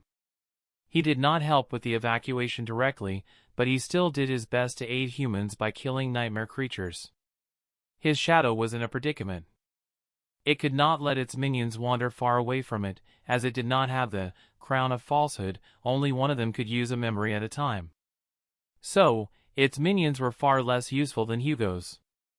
They were armies made up of diamond heads, who served as craftsmen for the armies, brainstorms, who served as planners, not very effective most of the time, but thankfully, his shadow could assume his own brainstorm form to communicate with them properly, and then he would communicate their plans back to Hugo. Lastly, there were minions of Fast Track, who served as scouts, despite their speed being less than moderate, to say the least. His shadow remained with him all the time, alongside Zed, to protect him and, so that they wouldn't be destroyed. If his shadow dies, Hugo dies. If Zed dies, then Hugo's heart dies with her. He could not allow anything to happen to the both of them. He was tired mentally, physically, spiritually, and in every other way possible. His mind was calm yet plagued by an insidious madness. One not too different from the madness he had experienced back in Ariel's hell. In a sense, Antarctica was not so different from the desert, with their elements being the only distinction. But at least, through all of this, Hugo was making a difference. The reports from the command center said so, at least. With each death of his minions, 10 humans get to live. He was getting a lot of memories and echoes in the process. Not ones that he would need himself, as they were all mediocre, mostly. Almost all of them would go to the government awakened, for a small price, of course. Only the soul shards would be taken by him, with his core saturation rising every day. It was hard to saturate his core because he could not gain any fragments from awakened and dormant nightmare creatures. Being a terror is strange. He had realized how little, yet how vast he truly was in this world. It was a strange existence, especially now, as he was currently controlling several bodies. The controlling isn't really true control, at least not in the regular sense. It was not extra bodies like the spirit body, it was something else entirely. It was as if he was holding a controller and looking through a screen, moving his characters around. That was what the tyranny enchantment felt like. It was a terrifying sensation, as he was playing with puppets, basically. And later on, those puppets would spread his commands to the other minions, also puppeteering them in return. Speaking of his spirit body, the evacuation efforts done by the House of Night were nothing to scoff at, with 2 ships having already evacuated around 10 million individuals. Only 890 million left. How wonderful! At that moment, Hugo suddenly received a call on his Omnitrix from Soul Reaper Jet. He was needed once again. Chapter 137, New Task. What do you want, Reaper? Hugo accepted the call, answering Jet immediately. He too was in no mood for anything other than business. We have a bit of a problem. There is a Category 3 gate blocking the path of one of the evacuation teams, guarded by a powerful corrupted creature. From the initial observation, it is at least a devil, however, it could also be a tyrant. Winter can't handle it alone. You, Sunny, and I are the closest, so, buckle up. Move southeast at full speed until you reach the rendezvous point. It's about 60 kilometers away from your current position. A corrupted tyrant. Such creatures could be killed by Hugo, barely, back when he was a titan. But he was no longer one. He would need to damage himself greatly to repeat such a feat, and if he did that, the legions in his control would remain inactive for a while, causing lives to be lost. Perhaps sending the dragons would help. No. The Dragon Legion has received the most casualties out of all the legions so far. And distraction can't really work here anyway. In other words, he'd need to go himself. He sighed, letting his hand roam through his hair. Reaper, are you overestimating me? I know I've been helpful in this campaign so far and I do want to help with this mission, but are we enough to take on a Category 3 alone? With Sunny and Jet, it'd definitely make it possible. But that wasn't the problem. The problem was the fact that Hugo would exhaust too much of himself in that battle. Worry not. We aren't dealing with that gate alone. A saint is coming to help us. He raised an eyebrow. Wake of Ruin? I thought he was busy. Indeed, Saint Wake of Ruin had too much responsibility to join the campaign this early. Not only was he responsible for maintaining the government citadels, but also with defending other siege capitals in the waking world, specifically the southern and western siege capitals. No, actually. The old man isn't joining. Instead, it's a much more good-looking saint. Say, have you ever heard of Skytide of the Whitefeather clan? You're friends with Sunny, right? The two of them have history together. Tyrus of the Whitefeather clan. Hugo recognized her by her true name. The formidable saint of valor responsible for slaying Cormac to defend Sunny, Nephius, and Cassie in their escape from the Night Temple. That caused a rather large political scandal that resulted in Nephius and the Firekeepers joining Valor and, apparently, the banishment of the Whitefeather clan. Hugo had known about the second part from the espionage files that the government had on Valor. Only he, and people of similar rank, had access to said files. And now, he knew that the Whitefeather clan had been banished here. I do know of her. It would be interesting, fighting alongside a saint. Indeed. Now then, I happen to be a little busy. So, I'll meet you at the rendezvous point. Stay safe. Soul Reaper ended the call, leaving Hugo alone with his thoughts once more. But that was not the end. Alongside the rendezvous point, Soul Reaper also sent some other locations that had nightmare gates in them. She had done so that he could send his minions there. Jet was one of the few people who knew that he was the master of the Inhuman Legions, and she was making sure to use those legions well. In fact, there was a whole government department made specifically to manage the battles of those legions. Of course, their job was to only locate the areas that had a lot of nightmare creatures and ones that were near human settlements. Hugo still had to do most of the planning on his own. With a sigh, his shadow melted back into the ground beside him. Hugo activated his Omnitrix and quickly transformed into Big Chill before jumping off the cliff. At the same time, the legions of minions that belonged to his shadow were quickly reabsorbed by the shadow. And somewhere far away, Hugo's own minions moved to battle once again. The lands of the Antarctic Center passed in a blur from Hugo's perspective as his soft blue wings flapped high, guiding him towards the rendezvous point. I have become much too accustomed to multitasking. His spirit body was helping evacuate people through the sea, while his mind was divided into four, controlling 4 different generals and commanding each of their legions. Terrors are beings that spread themselves through the world. Some did not even have a fixed physical body, instead existing in multiple like a virus. Hugo was one such terror now.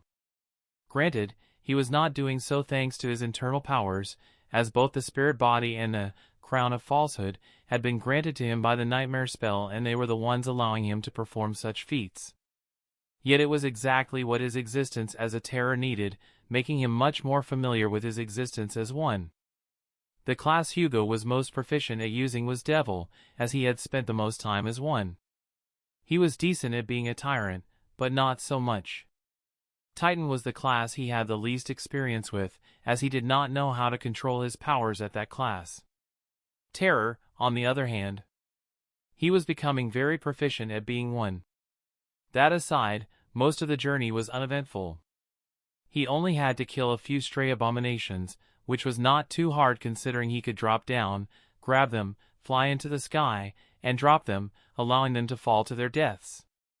By noon, the ruins of a small outpost became clearer to Hugo's eyes. Down there were 3 large vehicles, the rhinos, parked in the shadow of a broken wall. A handful of people could be seen gathered around a fire, having a cozy meal. Hugo landed on the ground, causing the people there, who were likely the military cohort of Sunny, Winter, and Jet, to suddenly get up and summon their weapons, assuming he's a nightmare creature. He sighed. Such a reaction was to be expected from them. At ease, soldiers. He's one of our own. A voice resounded from afar. It was Soul Reaper, standing beside Sunny and Winter some distance away, having a conversation. Detransforming could have done the job, but Hugo had found himself preferring to stay in his alien forms these days, fully abusing the lifeform lock feature. He looked at the Irregulars' company soldiers with a cold expression, before folding his wings on his body, making them resemble cloth. Calmly, he walked towards the 3 masters, and realized that Sunny and Winter were engrossed in a conversation. I'm telling you, Mongrel is definitely not a lady. I'm 100% sure. Sunny said, with an annoyed expression. No, you and Reaper are wrong. Mongrel is definitely a woman, one that's hot as hell as well. A vein could be seen on Sunny's head, however he chose to remain silent, and at that moment the 3 masters turned their attention to the new arrival. Winter whistled. Mr. Nightmare Creature. Can't you release your aspect already? It'd be a shame to hide such a pretty face behind such an ugly look. Hugo shook his head. I prefer it this way. He turned to Sunny, looking at the young master with a calm expression. Hello, Sunny. I trust you've been doing fine with your cohort? Hello to you too, and...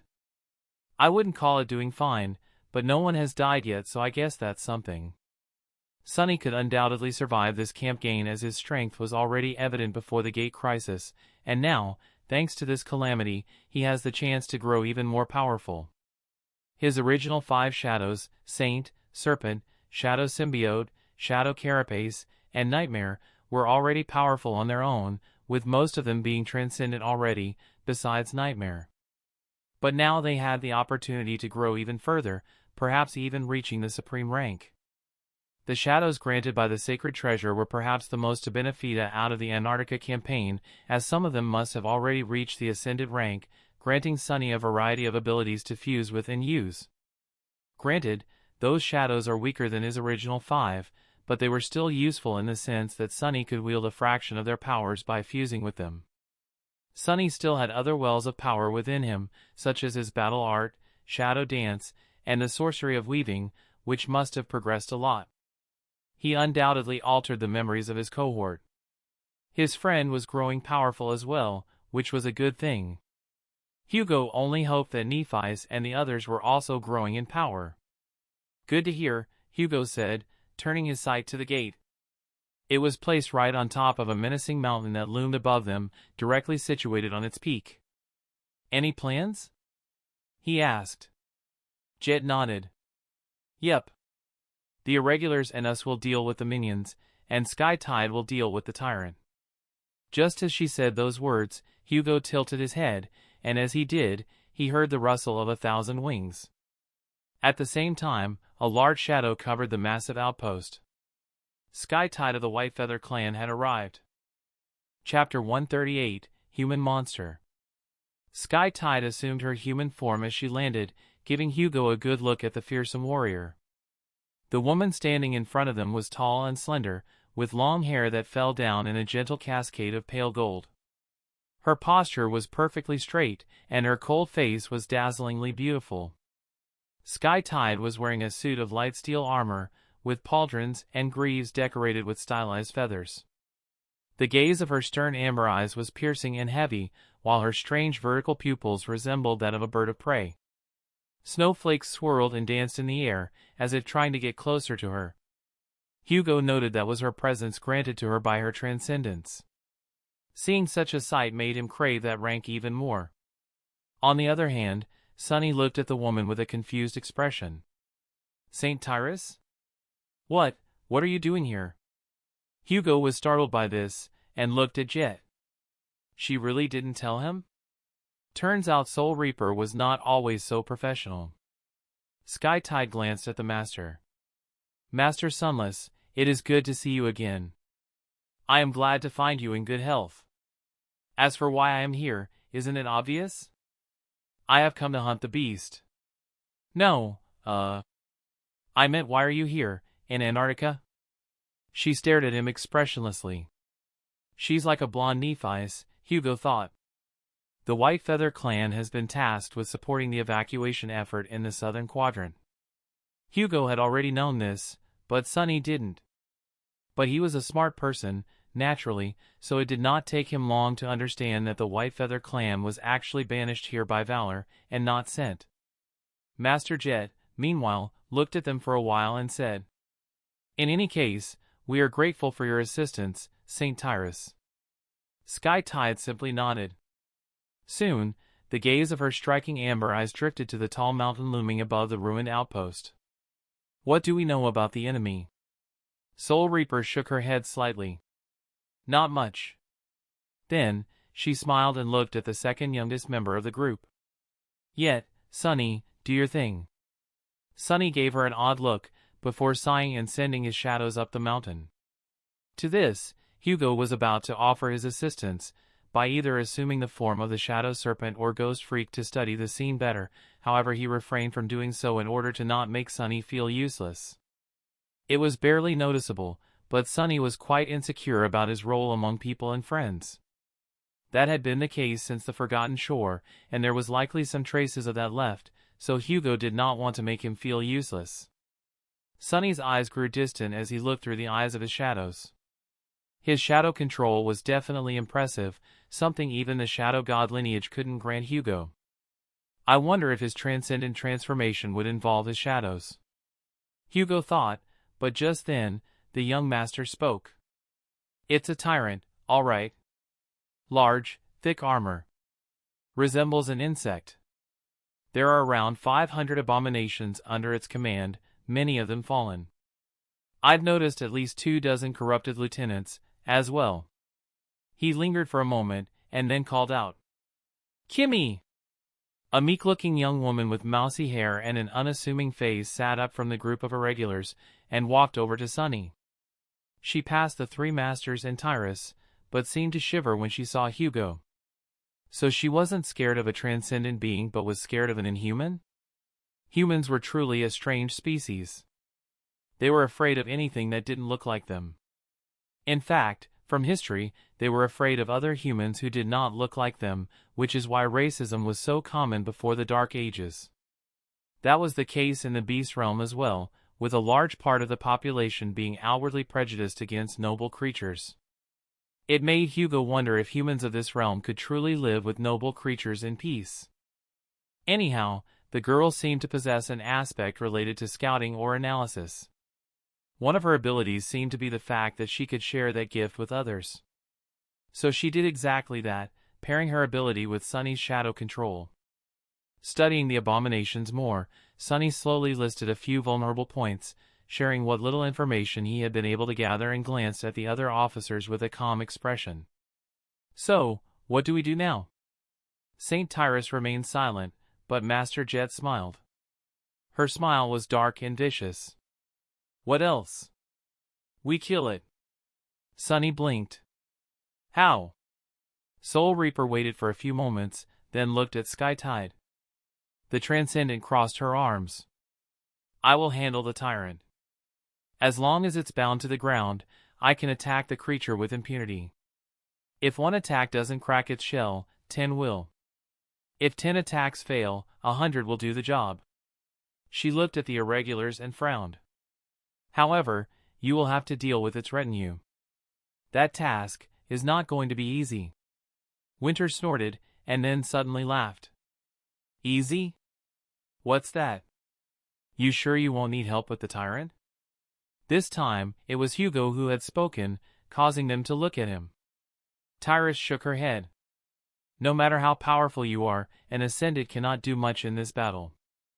"I wouldn't be so sure of that. But I'll respect your wishes, Saint Tyrus." He had wanted to offer his help as a courtesy, but in truth Hugo was glad that he wouldn't have to deal with the tyrant. That meant he would spend less soul essence and deal only with the minions. The group led the irregulars up the mountain, marching towards the gate with tense expressions. Tyrus was leading the group as she was a being more powerful than Hugo, which made him feel odd. He had been used to being the strongest in the group when it comes to sentient beings, so standing beside her made Hugo feel inferior. It was not bad though. He liked being strong, yes, but he also liked the idea of humanity having such strong champions like Saint Tyrus, Saint Cor, the Dream Merchant, and more. Their plan was simple: attack and kill the nightmare creatures. Their numbers, time limit, and the nature of the nightmare creatures did not allow them to form any meaningful plan, so the group simply decided to jump into battle with 3 divisions. The first was Saint Tyrus herself, who would serve as a siege engine and challenge the tyrant directly. The second was the 4 masters, and the third was the irregulars, who were all awakened. The second division needed to make sure the irregulars survived this battle, but they did not need to babysit them as they were already experienced awakened. Getting sight of the nightmare creatures, Hugo touched the Omnitrix on his chest, causing its lines to open and show symbols of the creatures he had on his playlists. He circled between them, deciding which to choose for the upcoming battle. Big Chill was not bad at all, especially with dealing with aerial abominations, but Hugo wanted something more destructive, and specifically something that didn't rely on its abilities. Thankfully he had no shortage of such imprints, such as Humongosaur, 4 Arms, Wrath, Edel, Stone Saint, Dragon, and much more. Eventually, Hugo landed on an alien that made him pause for a moment. It was a very old alien, the first he had ever transformed into. He suddenly felt emotional, as he had not used that form for years now. It was his Chimera Sui Generis form. A rare smile appeared on his face, causing Master Winter, who was looking at him, to shiver. Hugo informed the group that he was changing forms to warn them, and slammed the Omnitrix on his chest. His body grew in size, turning light green in color and easily reaching 10 feet in size. His skin became smoother, like that of an aquatic creature, and even tendrils were formed around his body. His skin were more like tendrils fused together to resemble flesh rather than real skin. He dressed in black armor that had a white stripe on the chest, spikes adorned his knees and shoulder pads, and 6 green tentacles dangled in the front of his face. His tentacles and arms faded into brown, and he wore fingerless black gloves. He had blue sacks on the side of his head and red eyes. The soldiers of the irregular company seemed to shiver slightly at the sight of the new form, while the masters and Sky Tide seemed more curious about the form. Well, aside from Sunny, who recognized it. Instantly. So you went from a skinny moth to an ugly giant. Hey, let me give you some advice. Ladies sure do love a tall man, but the face is kind of a deal breaker. Winter was the one to speak, clearly unaffected by the fact that they were about to fight an army of nightmare creatures. Jet had nothing to say, though she did seem interested in how many forms Hugo had access to. I kind of missed this form, funnily enough, Sunny said. Old as gold. With those words, Sunny summoned the shadow lantern and called upon a tide of shadows, allowing himself to be embraced by them before dissolving into one himself. When he manifested once again, he had taken on the form of the shadow devil shell, matching Hugo in size and standing beside him on equal footing. Saint Tyrus looked at the scene calmly without any particular expression before fixing her gaze on the tyrant. The army of abominations had already spotted them, and the terrifying beetle-like creatures were descending upon them like a dark tide, while their leader, a beetle with a jade carapace, was staring at them with malice in her eyes. The champions of humanity readied themselves, calling upon the powers of their aspects, and entered the battle. Chapter 139, Mountain Battle. The mountain quaked slightly as the hordes of abominations descended upon the small human army. Sky Tide was the first to act as she immediately assumed her transcendent transformation, which was that of a giant bird of prey. Her feathers were white as the snow of Antarctica, her sharp beak and devastating talons forged out of lustrous, polished steel that could break the hardest of shells with ease. Her enormous wings were wreathed in thunderclouds, and bolts of lightning danced around her body like a radiant mantle. She shot forward, leaving a trail of lightning behind her. The saints slammed through the sea of abominations, killing dozens of them instantly and injuring hundreds of them at once. She was not here to deal with the minions, but instead she was here to slay the tyrant. Her talons drove into the tyrant, which resembled a large, but strangely beautiful jade beetle. The scene was beautiful enough to be a painting, as if an angel from heaven had descended to slay a dreadful abomination from the depths of hell. The group, of course, could not sit there and marvel at the sight. The first division, the special cohorts of irregulars, split into three parts. The first part was led by Soul Reaper.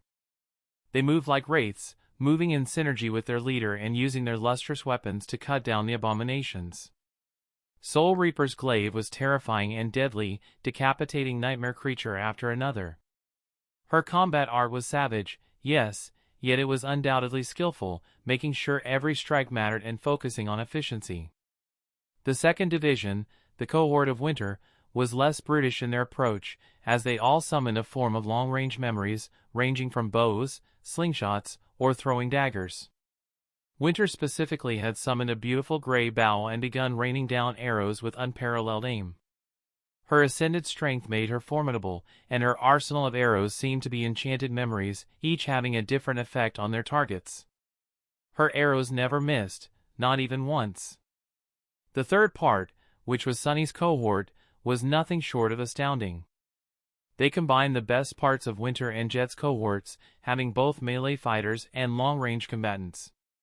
They seemed to even have utility, as that Kimmy lady greatly enhanced their sights, highlighting the weaknesses of the abominations. Hugo found himself moving alongside Sunny in the battle, with the two of them using their bare hands to smash the abominations. Hugo's arm opened into a mass of green tendrils, grabbing one of the beetles and crushing it entirely, shattering its durable carapace. You have slain a fallen beast, Stone Titan Flea. Without even stopping, he turned his attention to the next creature and spread tentacles from his arms, making them shoot out like missiles.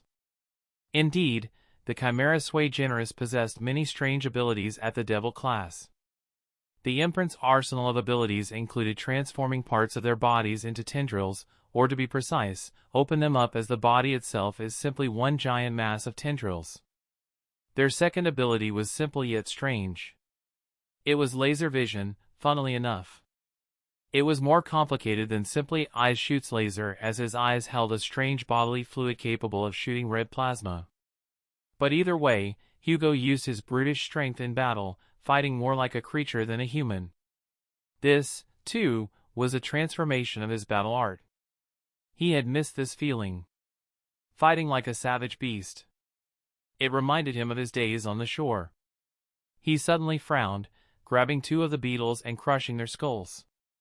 What am I saying? I hated the forgotten shore. Shaking his head, he slit the throats of several abominations using his own hands. To his side, Sunny had summoned a plated armor, which was apparently called Undying Chain, around his shadow devil body. As for his weapon of choice, he used a beautiful translucent spear, cutting down the abominations, while at the same time, he used his extra clawed arms as weapons themselves. His shadow dance was truly fascinating, allowing his body to shift between multiple battle arts at the same time, both savage and graceful, the edge of his blade bringing certain death with it. How beautiful! Lost in the beauty of Sunny's battle, Hugo was momentarily distracted. That moment was all it took for dozens of abominations to fall upon him.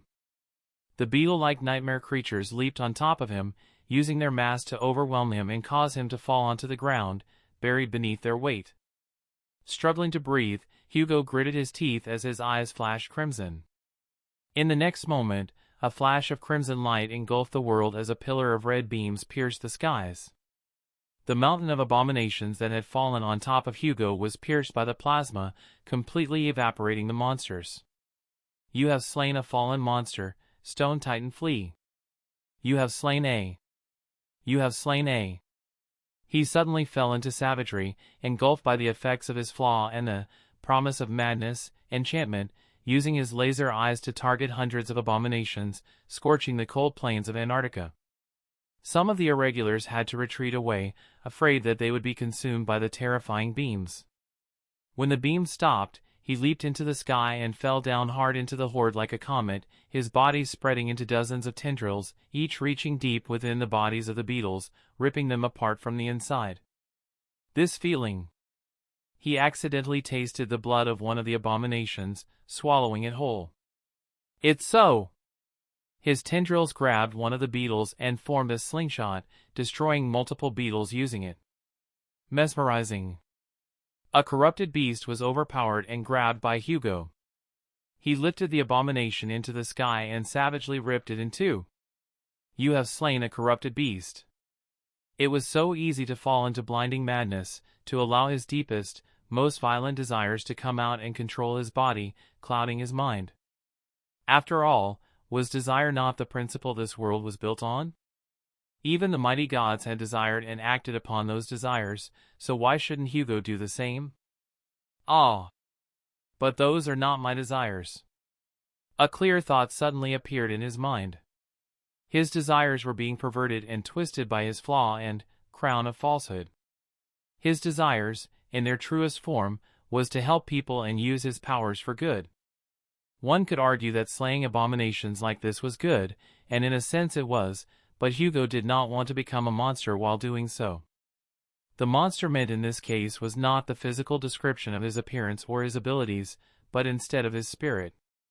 It did not matter which form Hugo assumed, he still never wanted to become a monster. Suddenly regaining his sanity, Hugo summoned nothing, shaping it into a sword this time.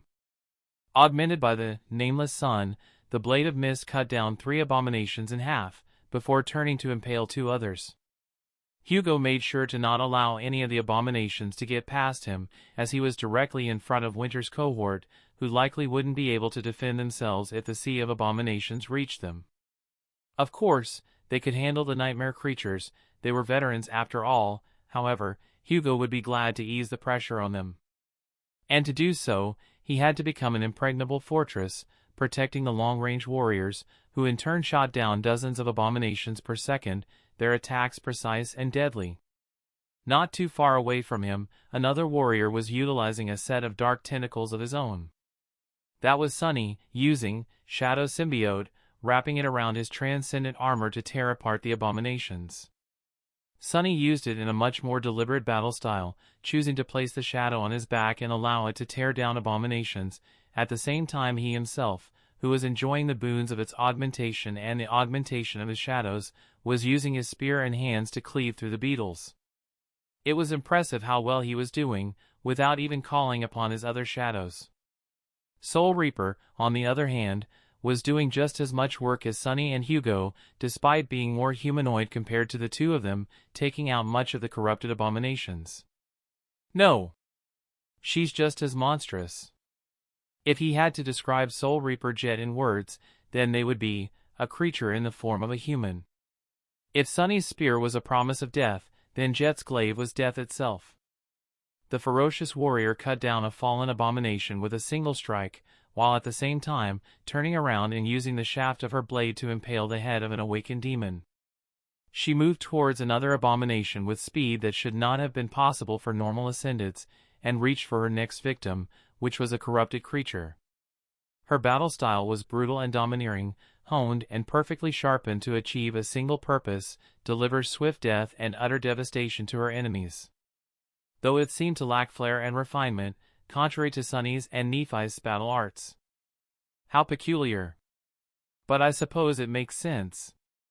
Jet's battle style is focused on killing creatures instead of battle. She is truly a killer, through and through.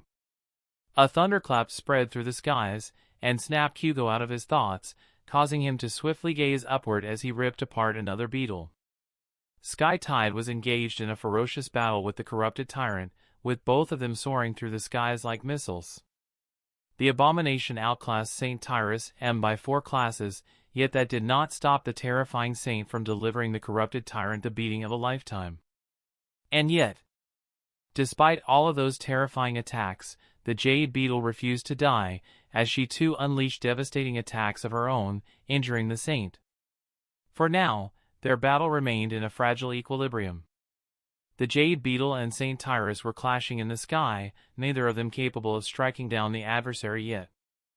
I could help her, but the irregulars are struggling with the beetles, Hugo thought. He could not lead his post, or hundreds of abominations would descend upon the irregulars, and he could not send his Shadow or Zed to fight them. More importantly, Soul Reaper, who was their greatest asset in this battle, was currently engaged with the corrupted abominations.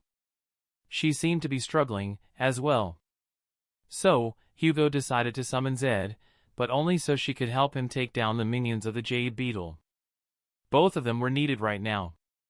The Blue Wolf manifested from white sparks, immediately launching herself and biting the head of a fallen beast. Then, her Omnitrix glowed dangerously as she grew in size. Her sleek alien hide became crimson and covered with black fur. Zed grew to resemble a huge Smilodon with sharp claws, a tail with a sharp hook at the end of it, razor-sharp sabers, a mane like a dire wolf, and a small horn on the top of her nose, making her both menacing and terrifying.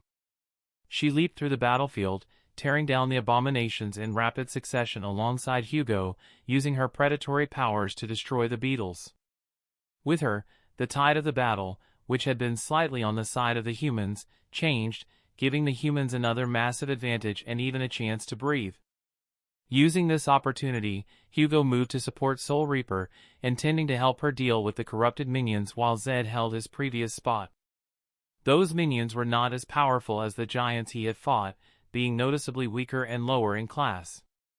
Most were corrupted beasts, and only a few were monsters. Soul Reaper seemed to have already dealt with the only corrupted demon among them, but it had clearly taken a toll on her, as her movements, despite being fast and powerful, were slightly hindered by the wounds on her body. With Hugo here, he allowed Jet to have a moment of repose, as he grabbed a corrupted abomination from behind using his tendrils and tossed it high into the sky towards the Jade Queen, slamming it into its face. The Queen screeched, grabbing her fallen minion and impaling it, before tossing it around like a broken toy. The tyrant looked down at Hugo, ready to descend upon him, but before she could do that, Sky Tide's talons plunged into her once again, leaving her no chance to do so. Hugo was pleased at this, as he had managed to distract the tyrant long enough for Tyrus to do more damage. "Focus, Musclehead!" Soul Reaper shouted as she wiped the blood off her face, before glancing at Zed in the distance. "Nice dog you got there." Hugo used his laser eyes to burn the carapace of one of the abominations. "Thanks, her name is Zed. I'm sure she's lovely," she chuckled as she dove back into battle. The two government masters fought side by side, as they endured the tenacious power of the corrupted minions. Sunny, on the other hand, had used this opportunity to summon a magnificent warbow and aimed it at the abominations. Using his multitude of arms, his arrows hit their marks with precision. Moments later, he took aim at the Jade Queen herself. His mighty arrows flew through the sky, made of thunder, and slammed into the queen's side. They damaged her wings, allowing Sky Tide to have a slight edge in their clash. It was not enough to take away the tyrant's main ability, its wings, but it was enough to give Saint Tyrus another crucial advantage in this battle. Using the window of opportunity created for her by Sunny's arrow, she lunged into a recklessly committed attack without wasting a single moment, slashing at the two untouched wings of the Jade Beetle with her steel talons. After a long battle, Sky Tide finally managed to break them. Then, she delivered a terrible blow with her beak and threw the abomination down. Seeing the abomination fall, Hugo smiled and silently praised his friend for his cleverness. Sunny, being the overachiever that he was, did not stop there, as a few moments later, he seemed to have thrown his spear, which was infused with white fire, likely from an enchantment, into the wounded tyrant in a last-ditch effort to kill it. Doing so made Sunny lose his main weapon, though that did not cause him to fall, as he had other methods of creating weapons. His Shadow Symbiote and his Shadow Manifestation, and even without that, he could easily fight using his hands. At that moment, something imperceptible changed on the battlefield. The Stone Hive, which had been unified and deviously intelligent before, suddenly seemed to lose much of its coordination. Hugo, as a terror, instinctively sensed what had happened. The Jade Beetle had fallen and her minions, lost without their monarch, were overwhelmed by the forces of humanity. Chapter 140, Victory. After the death of the tyrant, the battle did not last long. The Stone Hive had already lost many soldiers, as well as its most powerful champions. Without the guiding sentience of its ruler, the lesser creatures seemed to lack most of their intelligence and coordination. Feeling this weakness, the exhausted irregulars advanced and slaughtered them without a hint of hesitation. With Soul Reaper and the Demon of Change rampaging at the front of the formation, the number of the monstrous insects quickly dwindled. Then, Saint Tyrus joined the battle and more or less wiped out the remaining abominations single-handedly. Sky Tide seemed to have received several wounds in her fight with the remnant of the Jade Queen, but it did not slow her much. Moving between the giant insects like wind, almost too swift to be seen with a naked eye, she disposed of all the remaining nightmare creatures in mere seconds. Her saber cut through their impregnable white carapaces as if they were made out of water. Just like that, suddenly, silence settled over the summit of the mountain. The soldiers looked at each other in confusion, struggling to believe that the bloody battle had ended so abruptly. Then, when the sweet understanding dawned on them, the irregulars lowered themselves to the ground with relieved sighs, drained of all strength. Everyone was drained beyond belief and needed a moment to collect their thoughts. Tired smiles appeared on their faces. Hugo smiled briefly at the sight, remembering that this was what he was fighting for. It was a beautiful sight. But he could not remain here for long. He summoned the sunlight rings and activated their enchantment, healing his broken and wounded body. The ascended memory was not as effective as it was back when he was awakened, unfortunately. But paired with the silver tears, the two memories did wonders in rejuvenating his stamina and health. Zed approached him, reverting to her base form and sitting beside his feet, almost as if hugging him. Hugo smiled and patted the alien wolf. "Hey," a voice called out to him from behind. It was none other than Soul Reaper, bathed in blood. Hugo remained silent before changing forms to his big chill imprint. It was more comfortable to speak in that form, not to mention he was preparing to leave. "I'm on it, I was just about to head out." Jet gave him a confused look. "What are you talking about? Did you not come here to give me a mission?" "What? No! For spell's sake, we nearly died just now. A little rest can't hurt anybody. Besides, aren't your essence depleted?" Soul Reaper, while stern, was actually a kind boss who looked out for her coworkers despite the nasty rumors about her being someone who enjoyed murder. Well, from what Hugo saw so far, both were true, but he was not confident enough to say that to her face. Of course a little rest would hurt somebody. For every second I'm not out there, a soldier is dying across the continent. So why should I receive the privilege of resting while people are dying? He was set on this idea. Whether it was through his main body, spirit body, shadow avatar, Zed, or his minions, he needed to always be doing something in Antarctica, no matter what. Why? Simply because he can. He could not lay there and rest, not with all the powers he possessed.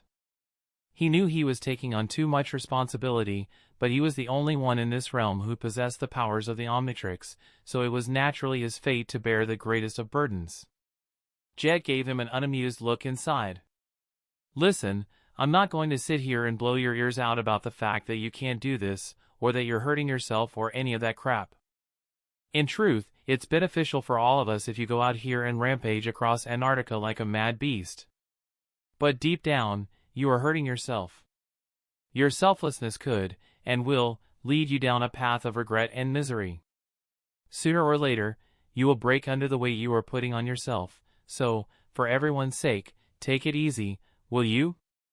She patted him on the back and smiled slightly at Zed, before waving him goodbye and leaving to check on her cohort. Hugo remained in his place for a moment, contemplating her words. He knew she was right, but still. He needed to help people. No matter what happens, he needed to save them. He must save them. It was his responsibility, his duty, and his burden. Is this resolve or foolishness? Ah, but is there any difference? No matter, the campaign will eventually end, and the people will be evacuated. Or would they? What would happen if a corrupted titan stepped out of a gate? Or even worse, something of the great rank, like allurement? Shaking his head, Hugo headed toward Sunny, who had entered the military rhino. Knocking, the young master opened the door.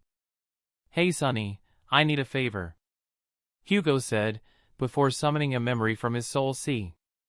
It was the polymorphic crystal. Recognizing the memory, Sunny's head seemed to have connected the dots. Get inside. Hugo had transferred the ascended memory to Sunny, and currently the young man was staring at it with a deep expression, studying its weaves. His arms were moving in strange patterns around the small crystal. To anyone else, they would think Sunny had gone mad, trying to perform some form of bizarre sorcery. But that was not the case, not at all.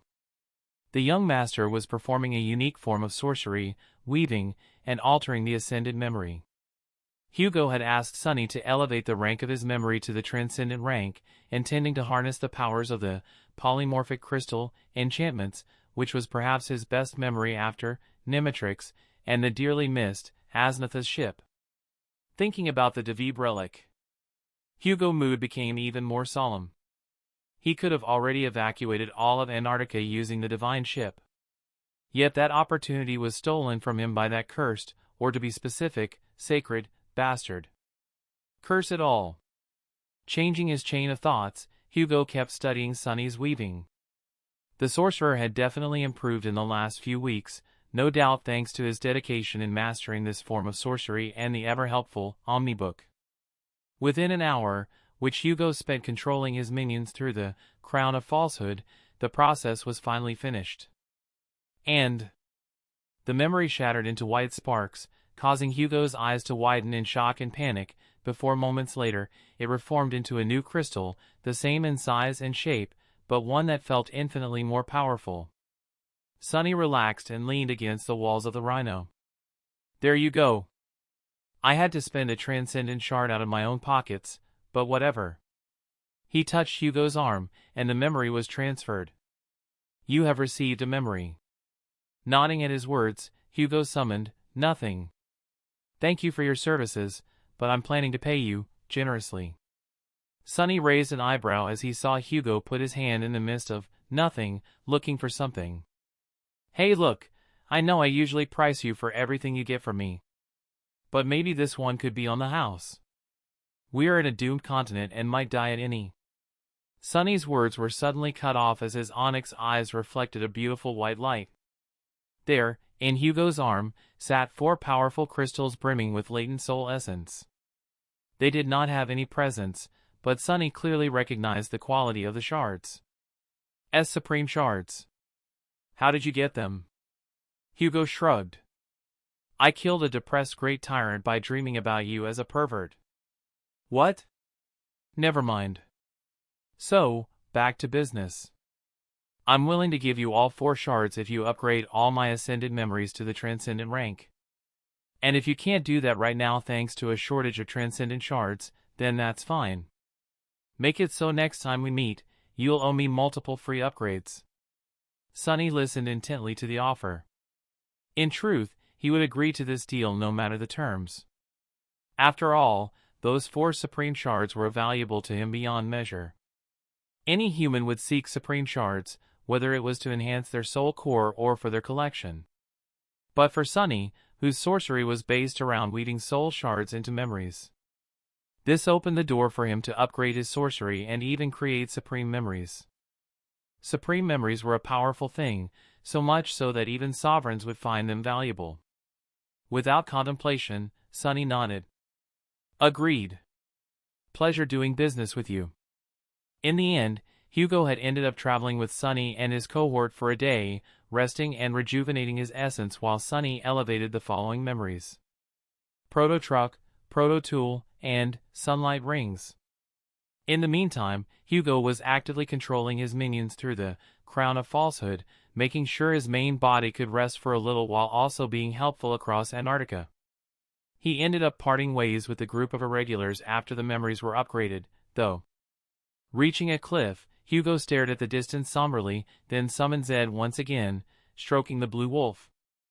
Are you still trying to get yourself killed, dear? A feminine voice suddenly appeared on his shoulder, belonging to none other than Serena. Hugo summoned polymorphic crystal and shook his head. I don't intend on dying anytime soon. But for someone who doesn't want to die, you sure have a habit of throwing yourself at dangerous situations. In the last 2 months alone, you nearly died dozens of times. That is not healthy for your spirit. Many things are not healthy for my spirit, yet I still do them anyway. It doesn't really matter. What matters is that I'm alive, and as long as I am, I'll continue fighting for what I think is right and uphold my principles. You are truly peculiar, little Hugo. Instead of spending time like anyone your age would do, you instead spend it in a continent infested by the corrupted.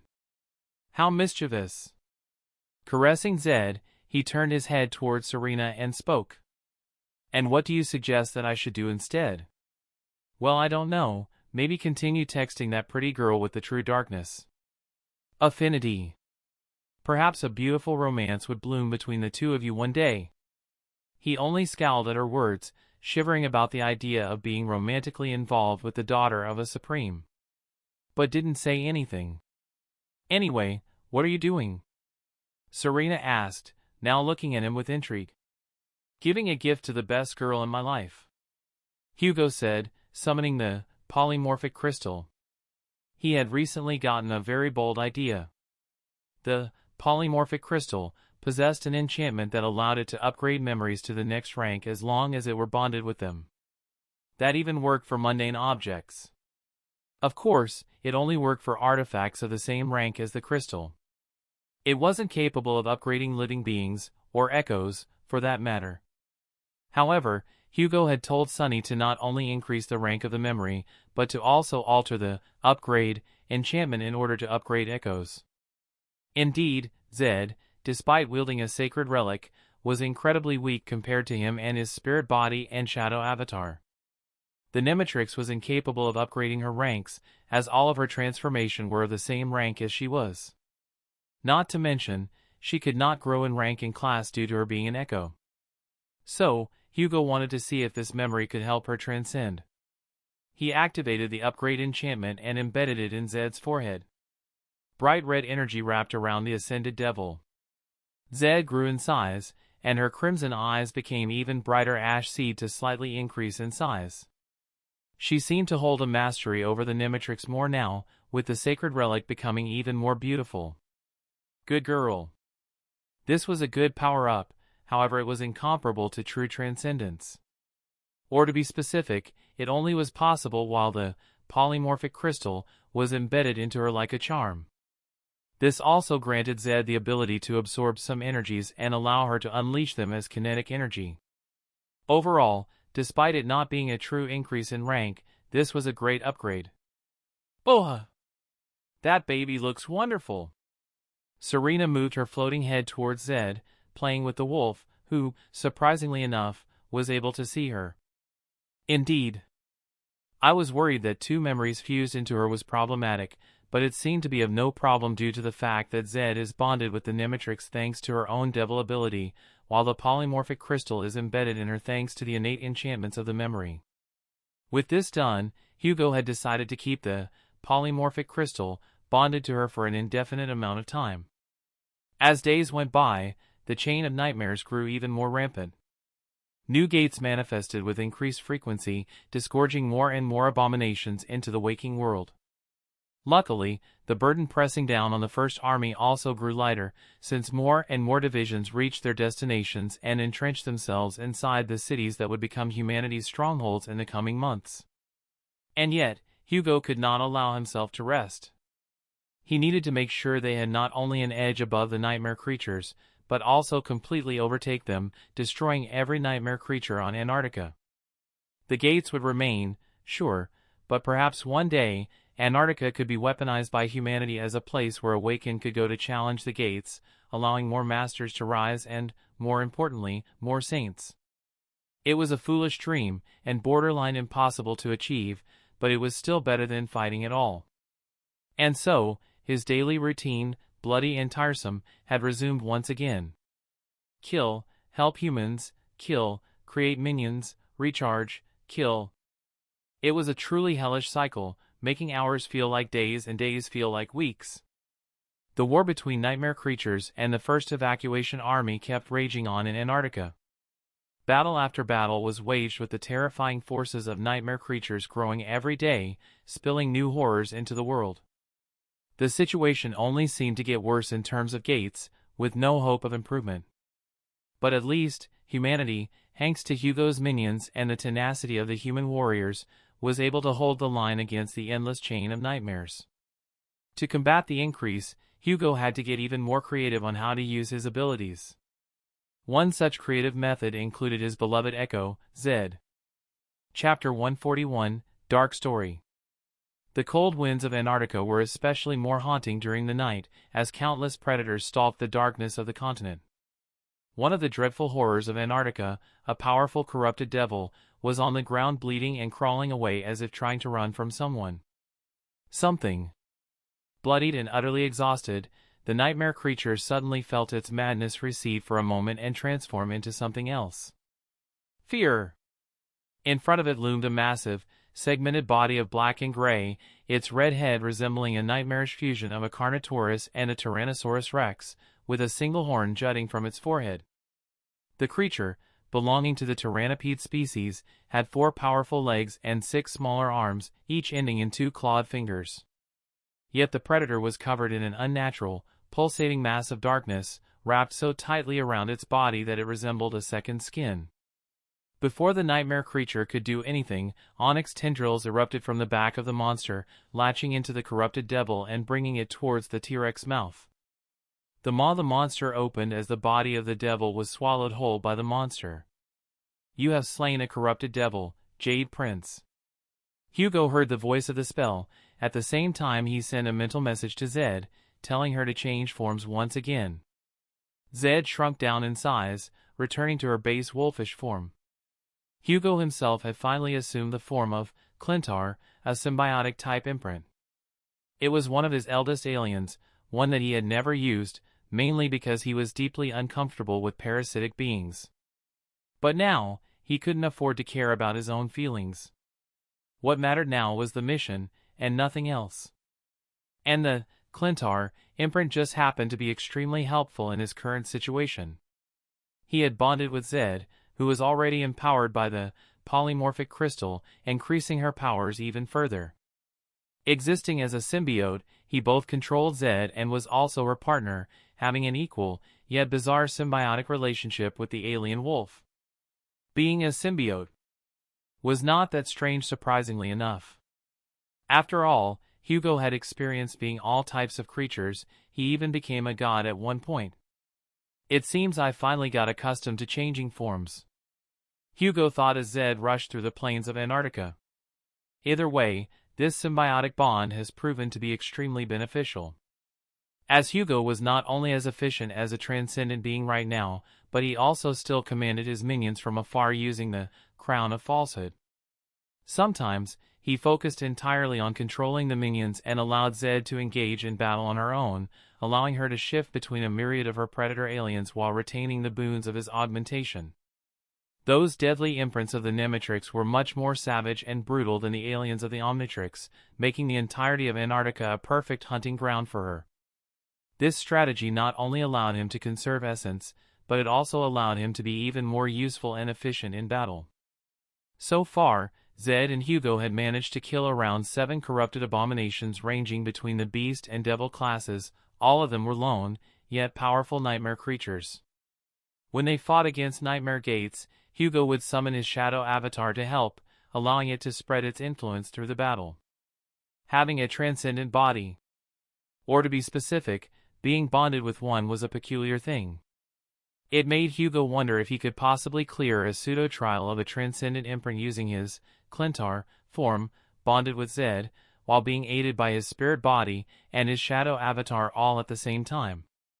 He would need to become a Titan once again to do such a thing, but either way, it was not a bad plan. More than that, he would likely receive a powerful augmentation if he bonded with his spirit body, as it was of a higher class than Zed. He would have picked his shadow avatar to bond with instead of Zed, if not for the fact that he simply wasn't capable of that. Indeed, Hugo had tried to bond with the shadow avatar, but the bond never worked.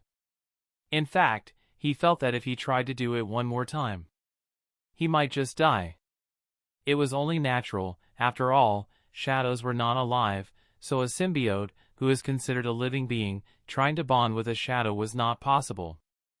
The other way around went for Hugo, as his shadow could turn into a symbiote, however he cannot bond with him or anyone else. Hours of hunting melted into days, with each one becoming more perilous for the duo. Day 1 of the bond. Hugo and Zed had encountered a sinister corrupted devil that was on the cusp of evolution into a great devil or a corrupted tyrant. The abomination had made its lair in the mountainsides, and it was only sensed by them thanks to the foolishness of the creature, who did not conceal its presence. The battle was ferocious, requiring Hugo and Zed to delve deep into their bond. However, the two came out on top, killing the abomination before it could evolve. Day 2 and 3 of the bond. For the last 2 days, Hugo and Zed have been fighting against a nasty alliance of fallen tyrants, ruled by a sinister fallen terror. Their minions were vast and abominable, numbering in the thousands. Those foul creatures claimed an entire region of central Antarctica, using only their numbers. This was possible because 3 Category 2 gates had opened in the same area, and strangely the creatures that came out, resembling a fusion of humans and wolves, were allied together thanks to the influence of the terror. The fallen terror was insidious and eerily intelligent, using the 3 tyrants under its control as conduits of its will. Tyrants were not supposed to bow down to any creature, no matter their rank or class. They were monarchs by nature, so it was either death or conquest for them. However, it seemed that this particular fallen terror had spawned the 3 fallen tyrants as extensions of himself and cultivated them to that rank and class, allowing them to command their own legion. In simple terms, the tyrants were simply an extension of that dreadful terror, being different bodies of the terror. Either way, Hugo had ended up using the crown of falsehood to bring the legion of stone saints to this battle, creating a masterful battle formation. At the same time, his shadow created a vast army of water hazards, harnessing the water of Antarctica. The 2 legions, which were around 500 in size when combined, battled against the army of werewolves, clashing often with the abominations and using their abilities of darkness and water. Due to the fact that werewolves outnumbered them and possessed the boons of both 3 tyrants and a terror, the legion Hugo and his shadow commanded could not win, even if they possessed better abilities. So, they had to change their approach. Hugo had quickly came up with a plan, using gray matter and brainstorm. He then assumed the form of Marble Saint, briefly, using his authority as a terror. His shadow, who had also dropped down to the class of terror, did the same thing as him and wielded his terror authority, which was of course that of his minions. The two authorities were connected, almost identical to each other, and the combined assault of their powers weakened the fallen terror controlling the tyrants, and the tyrants themselves, by extension. How exactly did he do that? He simply surrounded the entire area with minions, who were conduits for his influence, and spread them around. Shortly after this, his shadow assumed the form of Diamond Head and created a gigantic crystal dome around the entire region, before commanding his water hazard minions to drown the entire area using their water.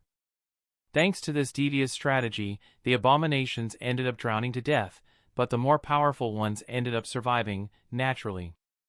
Hugo, seeing this, quickly transformed into amphibian and touched the water with a single tendril, allowing electricity to spread through it. That day, his head nearly exploded from the notifications he received from the spell. Day 4 of the bond. Hugo and Zed, who had reassumed their symbiotic bond, chased down the remnants of the Jade Queen's army, making sure to destroy all the beetles who had escaped the battle. Those beetles were problematic and downright annoying to deal with. Because while the Queen herself was dead, many of her armies had ended up escaping the first evacuation army. In fact, most of those beetles were creatures called Jade Princes that were all devils of various ranks. Now, Hugo did not think those abominations were especially powerful, as problematic did not mean powerful. However, he had deduced a theory that made them his top priority on the hunting list. Why were they named Jade Princes? And why were they all of the devil class, regardless of their ranks? Hugo's answer to these questions was simple. It was because they were the direct spawns of the Jade Queen, her children who had inherited a part of their mother's authority. If this theory was true, then those princes could likely have an easier time becoming tyrants and spreading their power through Antarctica. A devil ability that helps a creature become a tyrant was unheard of among nightmare creatures, but it was not out of the realm of possibility as creatures could develop all sorts of bizarre abilities. Hugo knew that more than most. What this all meant was that there could be numerous tyrants of different ranks appearing within the Antarctic center soon enough. Something like that could lead to them losing even more ground in this hellish continent. And so, Hugo had made the decision to be especially ferocious in his search for those disgraced heirs. As days slowly drifted by in this routine of slaying abominations and controlling his minions, Hugo's attention had shifted towards another part of his mind, one he had been dismissive of lately. His spirit body, Lugan. Lugan's situation was less dire than the main bodies, however it was by no means luxurious or better. Lugan was constantly boarding ships alongside the scions of the House of Night, transporting and guarding millions of refugees from Antarctica to other siege capitals. The horrors they encountered on their way were terrifying to say the least. Thanks to his semi-scouting ability, Phaseform, the ships were able to avoid the more harrowing abominations such as the corrupted of high classes or the great ones of low classes. The perilous journey was not what broke his heart, though. Instead, it was the struggle of the people. Each and every one of them were mundane, powerless, and barely struggling to stay alive.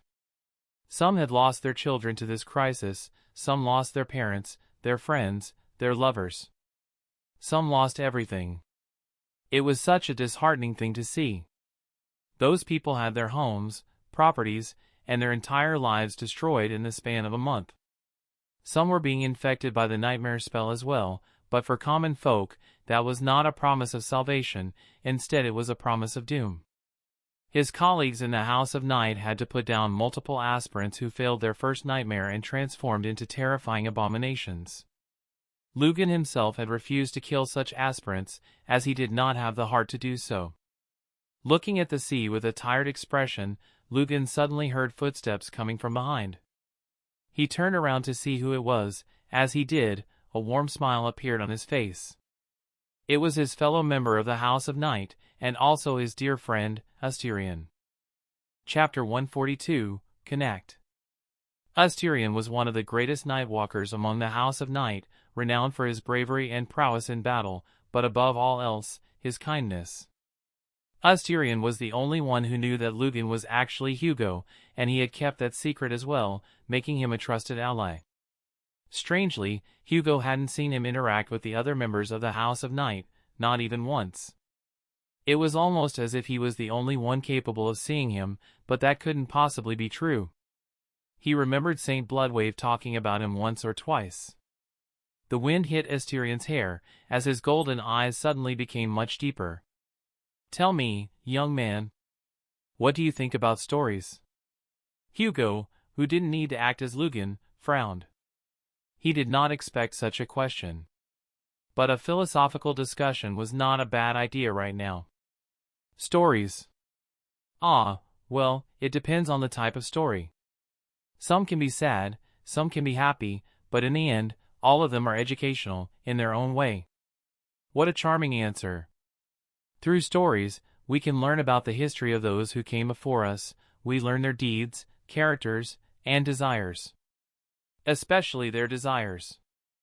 The golden-eyed man seemed to be in a daze for a moment before continuing. Humans are such fascinating creatures, don't you think? They leave behind a well of knowledge wherever they go, preserving secrets and truths better left forgotten.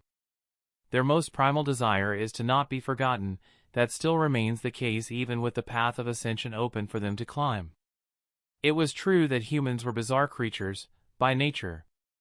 No one knew that more than Hugo, who had experienced being noble creatures.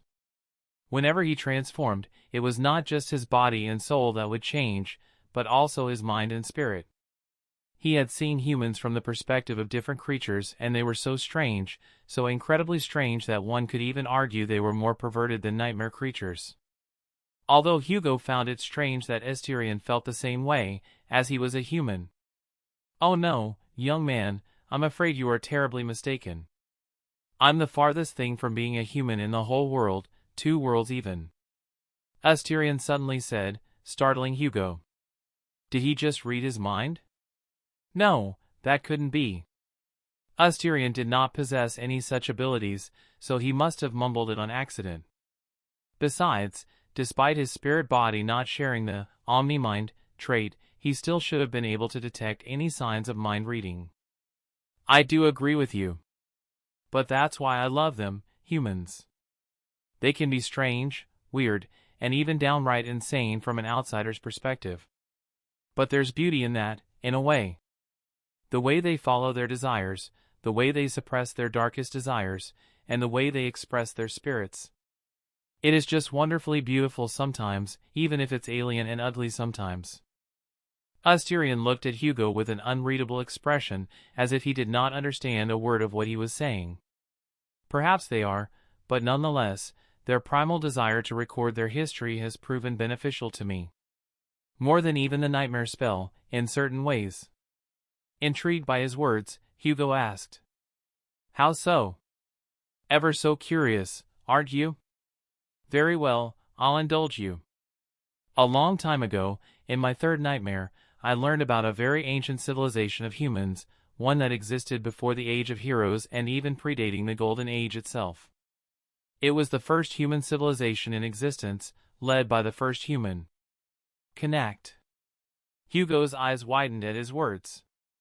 The first human civilization. And more than that, from what he was saying, this was knowledge from the dream realm, which meant that Connect, and the civilization he led, was older than the war realm itself. Older than the Stone Age and the prehistoric epoch. Asterion continued. Connect was one of the first humans, born at the dawn of the Age of Gods. Gods and deities walked the earth back then, battling creatures too vile to even mention. They brushed sides with humans quite often, back then. Most of those encounters were benevolent in nature, but not all of them. Connect in particular managed to anger Shadow God, so the god of death took his shadow away, and with it, his ability to die.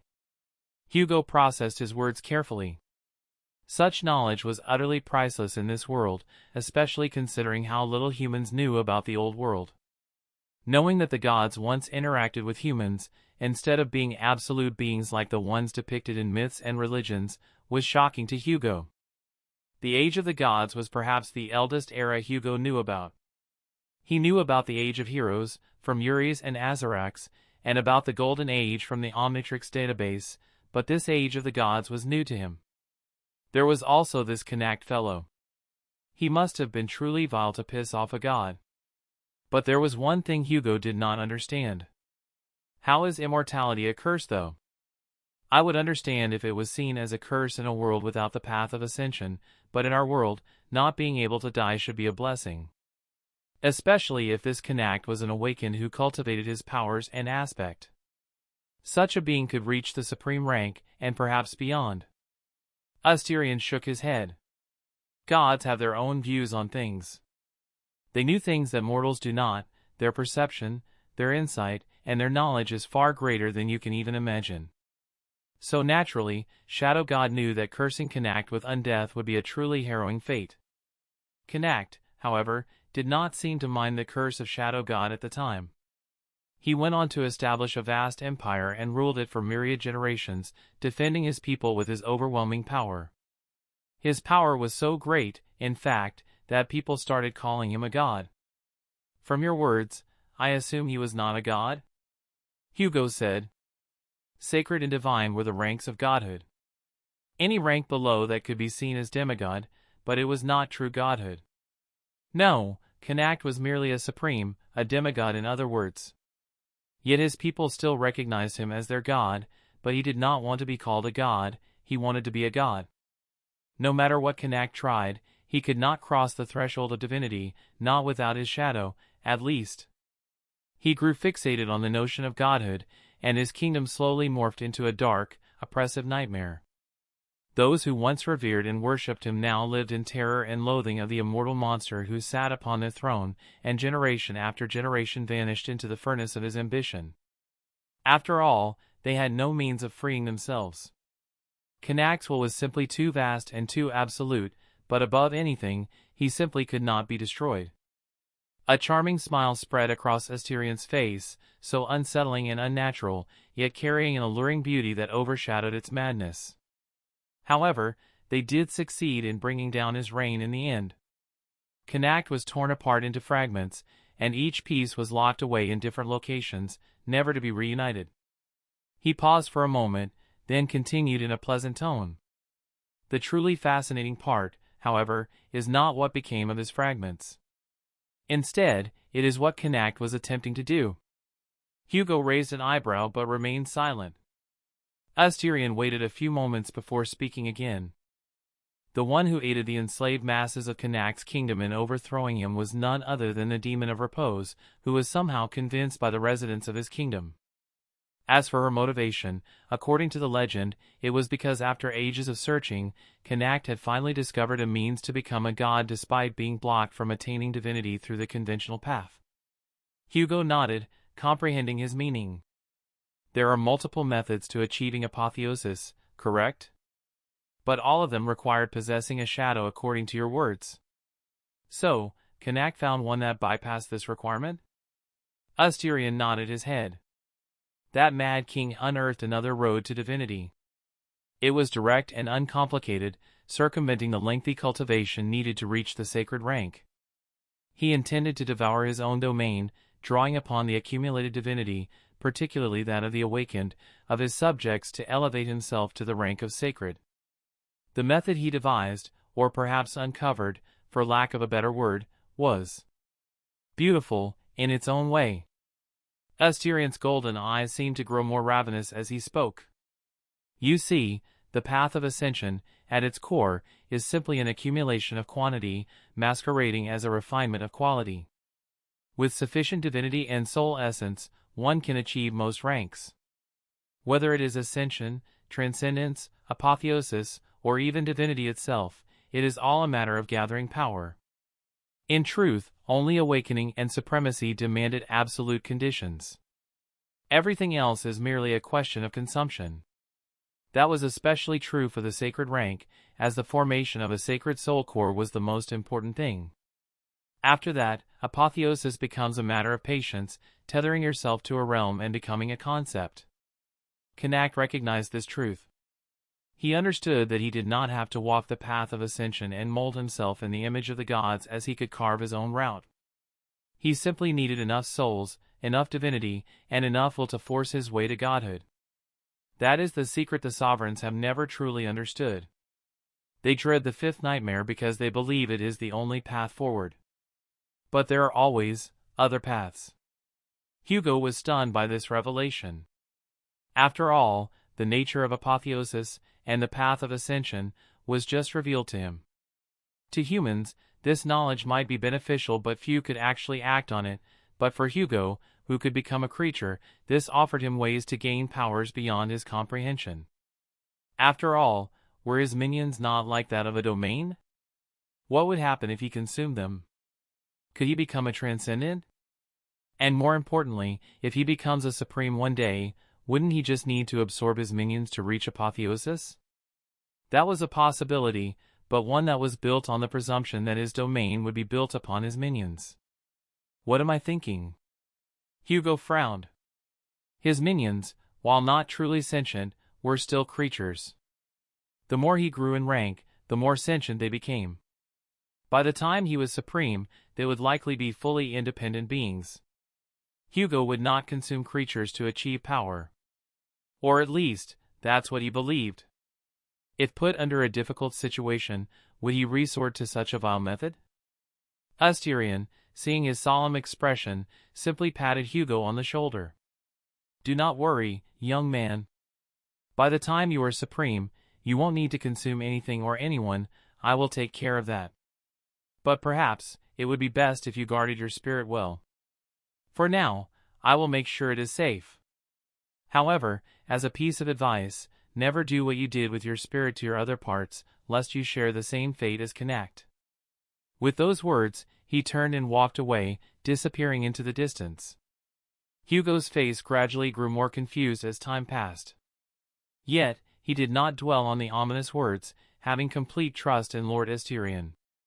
It was strange, as if his own spirit was compelling him to do so, making it his deepest desire. Lord Asterion knows best. Chapter 143, The Last Jade Prince. The darkness within a dark cave in Antarctica suddenly grew more oppressive, as one of the Jade Princes, the last spawns of the Jade Queen, were on the cusp of evolution. The Jade Queen had been beloved by the Demon of Truth, and her children, thousands of years later, still inherited blessings from their benefactor. One such evolution was the swiftness of their evolution into the Tyrant class, a trait that remained within the bloodline of the Jade Queen even thousands of years after her corruption. This Jade Prince, for example, was only a couple of years old, and yet, he was already in the process of becoming a Jade King, a tyrant. Of course, a Jade King would usually offer themselves as sacrifice to be devoured by the Jade Queen. However, the Queen was long dead, so it was up to this devil to bring back the dynasty of Jade. The Jade Prince, unlike his mother and siblings, did not look like a terrifying beetle. Instead, it had a much more human appearance for some reason, with a beautiful azure carapace covering its entire body and two mighty wings granting it the blessing of flight.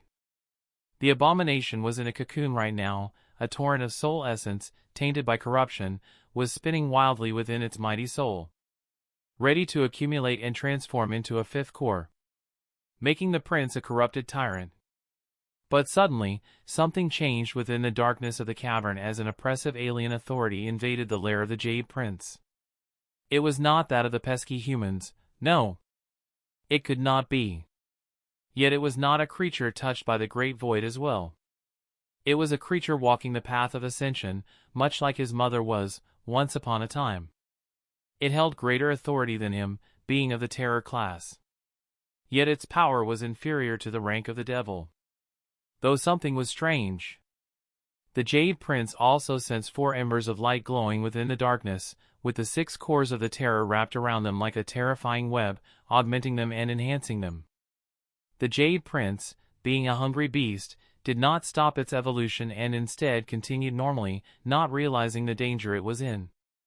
Swoosh! A deafening sound spread through the cavern as a tendril made of darkness, coated in ghastly gray mist, lashed forward towards the corrupted devil at an incredible speed. The devil, who was in the cocoon, suddenly felt an unimaginable pain spread through its body as the tendril of mist and darkness pierced its carapace and drove into its abdomen. Without even waiting for the abomination to react, the tendrils wrapped tightly around the prince and pulled, dragging it forcefully out of the cocoon and stopping its evolution violently. Hugo looked at the corrupted devil with contempt through Zed's eyes. He was still in his symbiote form, bonded with Zed. And today, after weeks of searching, they had finally managed to track down the last of the Jade Princes. He had wanted to go for the kill directly, through coating nothing around his tendrils and using it to pierce the abomination's head, but unfortunately that failed as he missed his shot entirely. I should have Kai trained me later. But no matter, he could always shoot another tendril, for now he just needed to retract the previous one. Just as he tried to pull once more, the Jade Prince suddenly planted its feet into the ground, anchoring itself against the tug. It seized the tendrils of mist and darkness and tore them from its own body before Hugo could react. In the span of a heartbeat, the wounded devil shot upward through the cavern, its wings carrying it with terrifying speed. It crashed into Zed with brutal force, driving her through the cavern wall and sending them both tumbling outside. Zed, however, was no pushover. Her claws, elevated to transcendent rank through the polymorphic crystal, and her bond with Hugo, found the devil's left eye not merely cutting it, but driving deep into the socket and obliterating it completely. Screaming in agony as its eye was gouged out, the Jade Prince mustered the last of its strength and shoved the attacker away. Hugo used his symbiotic mass to create two wings for Zed, slowly down her descent. Zed landed on the ground with a growl, her mouth dripping with the prince's blood. She barked at the abomination, and received a petrifying shriek in response. Zed backed away, ducking under the shockwave that followed. At the same time, her Omnitrix blazed with terrifying crimson light as her body swelled, morphing into a monstrous black and red predator, a creature resembling the extinct tigers of ancient Earth. The prince saw this and used its damaged wings to fly off the ground. Hugo, however, wasn't ready to allow such a thing. Tendrils shot forward towards it, managing to rip its damaged skin and grasp it like a pair of hooks, before pulling it down with all of his ascended strength. More than that, Zed's transcendent frame allowed him to completely pull it down. Before it could shriek in pain once again, Zed scaled its massive frame and used her sharp fangs to clasp around the jugular. At the same time, she utilized her massive frame to bring the devil to the ground. The Jade Prince twitched in response and let out a choked scream. Its wings gave way as it descended to the ground. Zed didn't hop off, however. Instead, she let go of its jugular and moved to its belly, and before the devil could react, it slammed into the ground with a deafening boom. Blood spurted from its bleeding jugular. Zed took this opportunity and began to claw at the belly of the devil, ferociously ripping apart its body. Hugo supported her and turned the tendrils that wounded it into balls of spikes and pushed the spikes through the body, anchoring it to the ground. Just a little more. The tenacity of those jade abominations was truly otherworldly. In that moment of pain, a blind fury overtook the devil as it moved two of its upper limbs to bash Zed's skull in. It would have proven sufficient if Zed was alone, however she wasn't. As the spikes that were digging into it turned into pincers that held its muscles in place defiantly.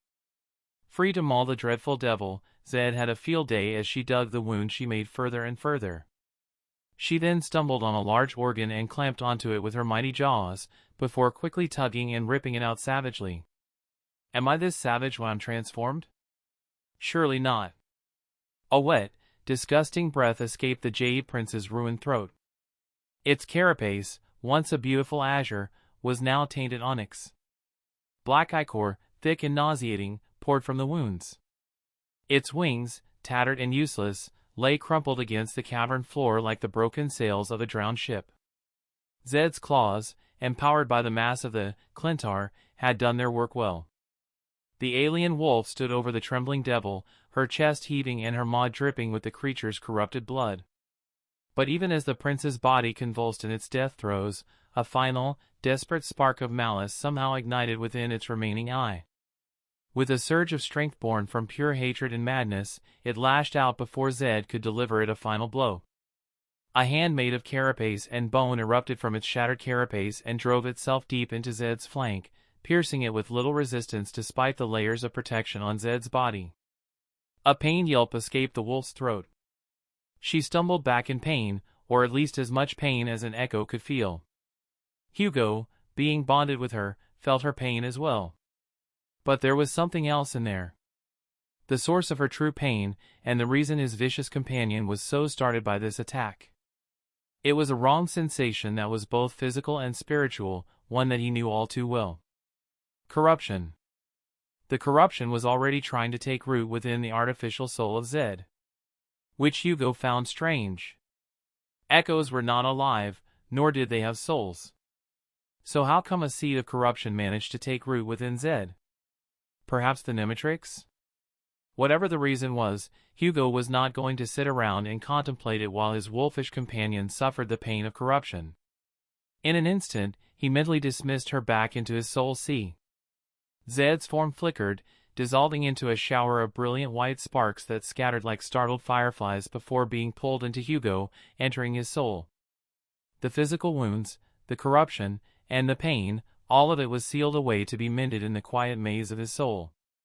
A profound silence fell over the scene, disturbed only by the dying breaths of the corrupted devil. Hugo, now a formless mass of black, symbiotic tendrils, was left without a host on the floor. The best course of action would have been to change forms and kill the devil. However, that was not enough. There were few nightmare creatures that Hugo truly hated, and now this bastard has made it to the top of the list when it tried to kill his wolf. He flowed across the cold ground of Antarctica and began crawling up the massive form of the devil. He had been parasitized a few times in his life. Now, it was his turn to become the parasite. His tendrils, slick with his own essence, found the wound in the prince's neck and without warning, they entered it. The Jade Prince shuddered violently as its body felt something alien and terrifying enter it. Its one remaining eye, wide and filled with a terror that momentarily overcame its madness, watched as the black ooze of the symbiote disappeared into its own flesh. Inside, the world was wrong, profane, and utterly disgusting. He had only bonded with Zed before, whose body was much more artificial, making the bond simple yet beneficial. Now, he was bonded with a living being, one that had been twisted by corruption. It felt weird, alien even. Hugo's consciousness poured into the prince's ruined body, taking control over it. Usually he would prefer a symbiotic bond when he chose his hosts, when in this form, but this time, he was not about to cooperate with a nightmare creature. After all, the very reason he had entered its body was so that he could torture it. Deep within the soul of the prince, Hugo saw 4 soul cores, and a 5th nascent one that was still not fully formed.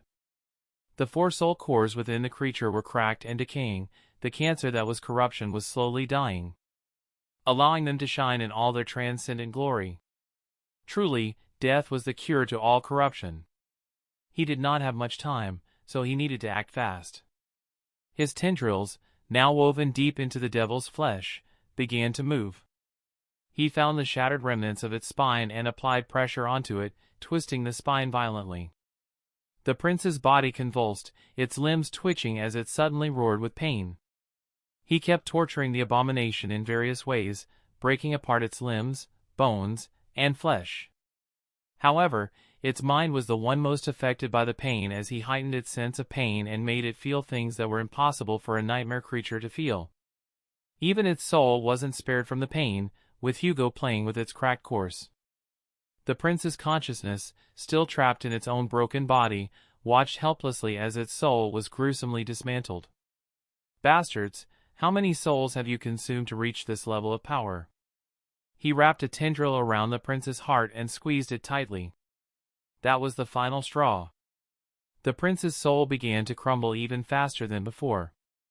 The cracks in its cores widened, spewing forth darkness and light. It was a beautiful, terrible thing to witness, something that no one else would see in their lifetime. The slow, inevitable dissolution of a powerful abomination. He saw its soul being freed of corruption, and for a brief moment, the nightmare creature experienced what it was like to be pure. You have slain a corrupted devil, the last Jade Prince. The spell's voice rang in his mind, causing him to suddenly widen his eyes. What the hell am I doing?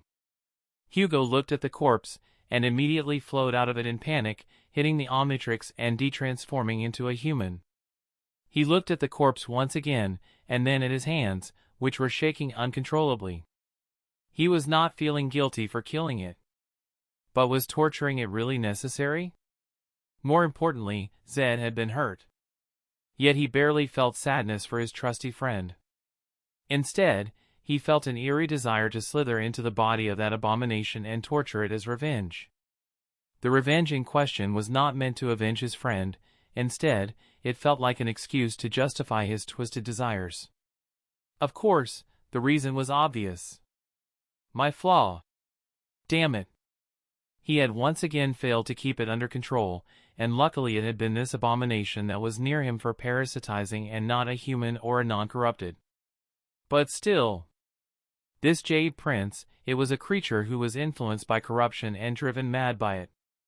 Even if it was hateful and loathsome, in the end it was nothing more than a frenzied animal, fighting against its will. Such creatures were meant to be put down, not tortured like this. In the end, that was the ultimate cruelty of corruption, to lose yourself to madness and frenzy. Looking at the dead body, he exhaled deeply and did something no one else has done before, perhaps in the entire history of humanity. He dug a grave, and buried the fallen nightmare creature. It was only fitting, considering this creature was the last of a long dynasty that belonged to the Jade Queen. Hugo did not know much about them, or about their civilization, however he did not need to know. Simply doing it as a final gesture of respect was all he needed to feel satisfied. I've truly gone mad, haven't I? Burying a nightmare creature? Who does that? Before he could scold himself any further, his Omnitrix made a peeping sound, reminding him that he was in Antarctica. Opening the network tab, he found that he had gotten a message. It was a distress signal. Chapter 144, Bunker 202. Hugo stared at the network tab of the Omnitrix for a while, slightly confused.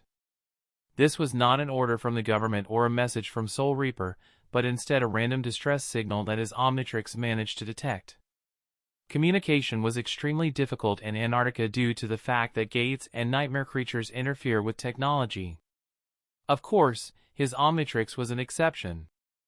There was a chance that no one else could hear this signal. If I'm correct, then this signal isn't from LO-49, Erebus Field or Falcon Scott. The coordinates didn't match any of the human citadels in Antarctica, so it must be one of the settlements, or one of the bunkers spread all across Antarctica. Touching the button on the Omnitrix, he activated the alien selection and circled until reaching XLR-8. Hugo slammed the dial down and felt his body shift once again. Without wasting any time, he rushed down at subsonic speed, racing towards the location. He only hoped he wasn't too late. Reaching the source of the distress signal, Hugo halted and quickly reverted back to his human form. It was a little strange, considering he had gotten used to being bonded with Zed. Speaking of Zed, his trusty wolf was still recovering in his soul sea.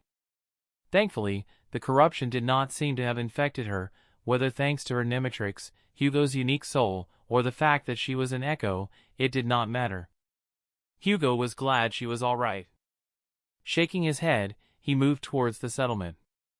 It was not anything like the settlement seen in the Dark City, but instead it was a simple bunker. Such bunkers were ancient and vast, having been created by humans during the Dark Ages and before, where the world faced countless wars. In the Antarctica campaign, the first evacuation army had made it their mission to kill the nightmare creatures that slithered inside and take it over for themselves. The traces of those wars, nuclear and normal, left scars on this world, taking with it the entirety of Europe. This bunker was once such a scar. Near the entrance, two Awakened were waiting, their weapons already summoned as they scanned the area for any nightmare creatures. They looked strangely calm, which was to be expected. Those two were likely veterans. Seeing him, the Awakened gave him a salute. "It's good to see you, Captain. We heard a lot about you." Dumbfounded, Hugo looked at his Omnitrix network tab again and confirmed he was in the right location. "Why did you send a distress signal? This place looks fine." If this was a prank of some sorts, then those people were about to get a hearing. but he doubted that was the case. After all, no one could afford to make such an idiotic mistake, especially awakened. We were hit by a nasty awakened terror, but we were able to take it down eventually. Sorry for wasting your time, Captain, the first soldier said, offering Hugo a charming smile. Perhaps you'd like to enter and have some rest while you're here? Hugo gave the soldiers an odd look. There were few awakened here, and yet they managed to take down an awakened terror. Those awakened were not at the same level of the Forgotten Shore survivors, so they couldn't be expected to perform such a feat. But then again, no awakened was ordinary. There were plenty of anomalies in this world, he himself should know that better than anyone. They want me to stay. Rest. That was something he hadn't done since the start of the Antarctica campaign. How long was it? 1 month? 2 months? He had spent every waking hour killing abominations across Antarctica, whether it was through his main body, his minions using the Crown of Falsehood, or helping the evacuation efforts using his spirit body. He had not slept, showered, or eaten anything that wasn't raw nightmare creature flesh for a long time. He also was not well mentally, as the Crown was doing its work on him. A small break wouldn't hurt, but I should keep controlling my minions. After all, he could not afford to not do anything. He must do everything he can to help. He pursed his lips and sighed. Very well, I shall stay here for a day but nothing more. Smiling, the 2 soldiers opened the door and allowed him inside. Welcome to Bunker 202, sir. Enjoy your stay. The inside of the bunker was surprisingly bigger than he had expected, creating a complex system of rooms and areas within the bunker fit to hold hundreds if not thousands of people. This bunker specifically seemed to be a fusion of 2, which is why it was capable of holding so many people. Speaking of the people, Hugo could make out at least 1,000 humans in the main area of the bunker. Some were helping the military soldiers with cleaning and fixing the military PTVs, the rhinos, and the exoskeletons. Hugo remembered those machines. They were the same ones he had upgraded using Upgrade. He was glad to see them serve humanity. The rest of the people looked grim, to say the least. Families were huddling together near small fires, cooking whatever rations of food they were given. The children did not play together nor did they make any noise, likely traumatized from the horrors they had seen. Even the awakened present, which numbered merely 100, looked grim. All of those people had suffered through the campaign and were currently desperately waiting for the main convoy of the evacuation army to reach the bunker and evacuate them. By the look of it, they'd have to spend a few more weeks here before that happened. And in that time, anything could attack them. Hugo kept looking at the people, deeply disturbed by what he saw. Yet there was nothing he could do right now. He had already given everything he had, and it was not enough. He was weak. But so were those people. Their weakness was a sin, yet they had nothing to do about it. In this moment, Hugo wondered if it would be right to infect every single one of those people with the nightmare spell and throw them into their first nightmare.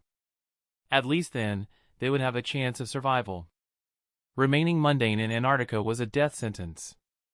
Shaking his head, Hugo walked towards one of the special chambers the Awakened had prepared for him. He did not talk to them, but they knew his status, so they allowed him to pass. In his chamber, Hugo dismissed his uniform mode and entered the shower, finally feeling warm water for the first time in over 2 months. 15 minutes later, he closed the shower and looked at his reflection in the mirror. He had let himself go in the last months, becoming unkempt, to say the least. His hair had grown back, reaching his shoulders. His face, however, had grown a light beard and a short mustache. Those did not look manly or handsome at all, instead it looked strange and bizarre as it contrasted with his youthful appearance and the type of beauty he possessed. His body was leaner than usual, unhealthily so. Its color was much more pale, and it was covered in scars and injuries. It was natural, considering the damage he received in his transformations transferred to his human form. His deep blue eyes were tainted by dark circles under them, showing his lack of sleep. This is oddly nostalgic. Back on the Forgotten Shore, he did not need to worry about hygiene and looks, and he had unconsciously fallen back into that mindset during the Antarctica campaign, growing more savage and brutal. Not in the attractive way, but in the sense that he looked like a sexual offender. I have bigger things to worry about than my looks for now. But maybe a visit to a barber after the campaign is finished would do me some good. Getting out of the shower, he put on a pair of underwear and activated the uniform mode once again, allowing his body to be wrapped in that beautiful white, blue, and black skinsuit. The Azura metal would probably not look bad on me. But I don't really need it in this body. Sitting on the bed, Hugo touched his Omnitrix and entered the network tab, reaching into his communication channel. There were few people who had messaged him aside from Soul Reaper Jet in the last few months. There were government co-workers back in NQSC, like Awaken Mori. Saint Thane had sent him a message to check on him, which made considering that the man was basically his boss. Unsurprisingly, dozens of popular brands had sent him sponsor offers, which of course he had ignored. The pile of messages was truly gigantic by now. His friends, Kai, Effie, Nephis, and Cassie, had asked about him in their shared friend group as well. Old man COR couldn't be bothered to check, huh? It was no surprise. The old man seemed to only like Jet, seeing her as a daughter. He barely tolerated Hugo, or at least that was the impression Hugo had gotten from him. After a few moments, he sent all his friends and associates a thumbs-up emoji to show them that he was still alive. Except for one. Saint Revel had kept in touch with him ever since their faithful meeting that day at a bookshop, and thanks to his current circumstances, he had been ghosting her. It was not like he had done it on purpose, he simply did not have time to talk with anyone, and he had informed Lightslayer that he was going to Antarctica. Alien 10, hi. Dark Dweeb. You're alive. Alien 10, yeah. Dark Dweeb, how are you doing? Hugo frowned. That was strange, she usually only asked him stuff regarding novels or webcomics. Did she get replaced by a powerful nightmare creature? Saints fought powerful abominations all the time, so it wasn't out of the realm of possibility. Alien 10, let me see, I'm in a continent that's being invaded by thousands of dreadful monsters which I have to fight against every day while at the same time evacuating millions of people. I'd say I'm doing pretty fine. Could be better, though. Dark Dweeb. I don't appreciate your sarcasm. Alien 10, thank you. How are you doing? I assume looming conflict between your clan and Valor has kept you busy? Indeed, Hugo knew about the conflict between Clan Valor and Clan Song for a while now.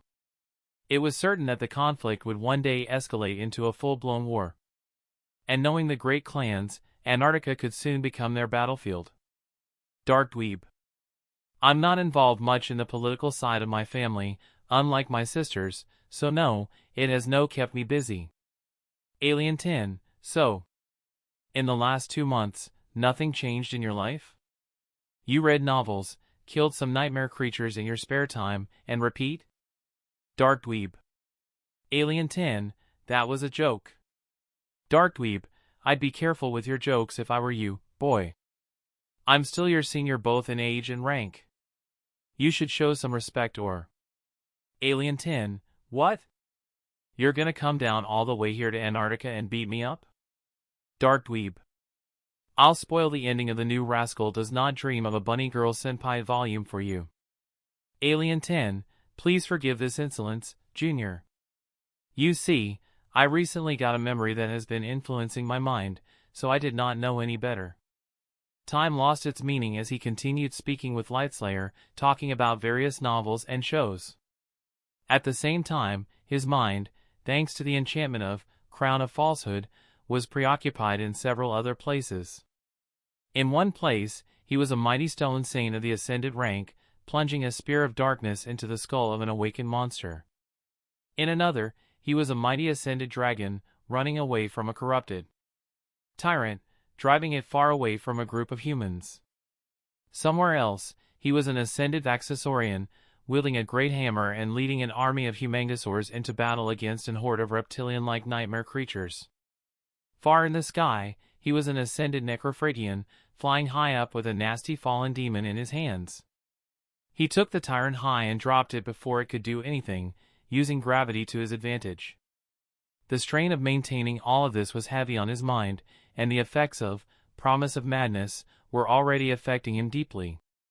That madness. It was strange and unusual. It did not make him see people or hear voices that did not exist. Instead, it seemed to amplify his desires, not twist, but simply increase the amount of that desire. It made him want to save people more. It made him want more power and made him crave more of everything. If there were other effects, he had not noticed them yet. The crown was not your typical memory, as its mind hex was not truly a mind hex, otherwise, Omnimind would have made him immune to it. Instead of altering or changing the mind, the crown seemed to whisper to the subconscious part of his brain, almost as if telling it, "You can do better," or "You are not doing enough," and his subconscious built Hugo's thoughts upon those whispers, making it far more insidious than regular mind attacks. But for now, he could handle the consequences of the crown. It was a supreme memory, after all, and the good it allowed him to do far outweighed the negatives. Late at night, Hugo, who was on the verge of drifting asleep, was suddenly awoken by violent knocking on the door. Under normal circumstances, he would have gone up and opened the door. But something was strange. He did not have his Titan consciousness anymore, yet there was something deeply disturbing within him. What was worse, his shadow sense was not picking anything behind that door. Neither awakened or mundane. Hugo swiftly got up from his bed and slowly opened the door, only opening half of it, while making sure his arm was on the Omnitrix. There behind the door, one of the awakened he had seen earlier, the one who had welcomed him into the bunker, was standing there with a subtle smile on his face, holding a tray of food in his hands. "Good morning, Captain." Chapter 145, What Are You? It did not take long for Hugo to realize that something was wrong, terribly wrong. After all, this was the age of the nightmare spell, where all types of horrifying things could happen and will happen. Freaking out and doing something stupid was not in his best interest. So, Hugo composed himself and looked at the man, or the creature, in front of him. Mind hex? No, it's worse than that. The shadow of this person is completely gone, as if there is no one there. Hugo wished he still retained his Titan consciousness, as that would have allowed him to identify the nature of this creature. But for now, it was a powerful parasite. "Good morning to you too, soldier. You do realize that bothering a captain while he's resting is a serious crime in the army, right?" The man continued smiling, unbothered by his words. "But Captain, I brought you some food. And I also wanted to tell you a story about me." Hugo couldn't help but feel nervous at those words. "A story, huh? I've been hearing a lot of those lately." "Well, go on. You're already bothering me." "Shit. It's a smart abomination. Having a creature that can talk is one thing. But having one that was sadistic to this extent." It reminded him of the Great Terror, Skinwalker. In other words, this bastard was toying with him. He just hoped this creature wasn't of the same rank and class as Skinwalker. A long time ago, a creature was born ugly and crippled, and for this crime, he was shunned and despised by his people. Until one day, a great thinker promised to fix the creature. The creature, happy and excited at his kindness, thanked the great thinker. For countless years, he served the thinker, waiting for a cure. Yet, the thinker lied. He refused the creature his cure, the only thing that could save him, and in the end, the great thinker disappeared without any traces, and soon, the end came to consume us all. Do you know what we called that creature? Hugo's eyes narrowed. He had an idea about who this great thinker in question was. Damn it all!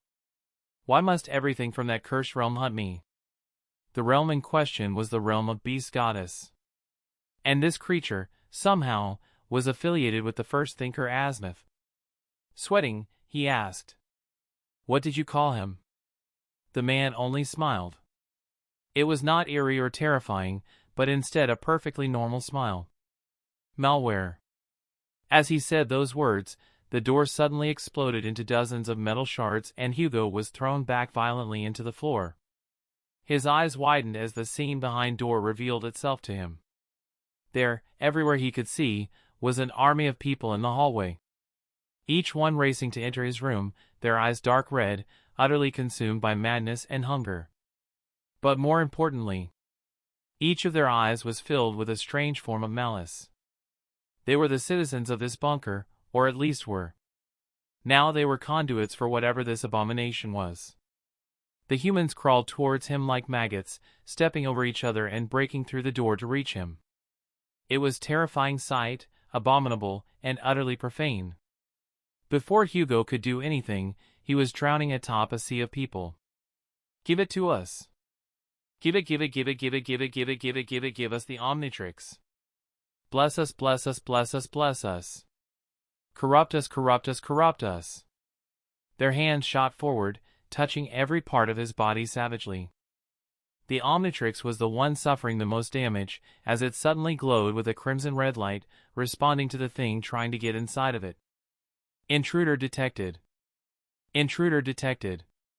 Hugo, not wanting to die, saturated his body with soul essence, but before he could do anything, he remembered that those were mundane people. Enthralled or not, a single touch from him could kill them.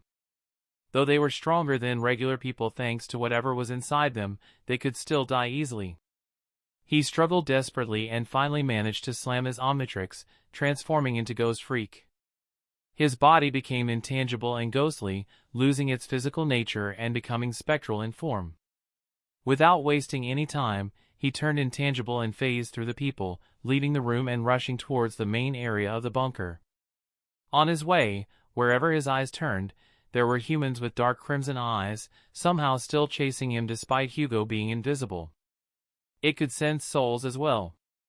Nightmare creatures usually had a single goal, which was to consume the pure soul of humans and all that was not corrupted. But now, this creature was perusing the Omnitrix as well, making it infinitely more terrifying.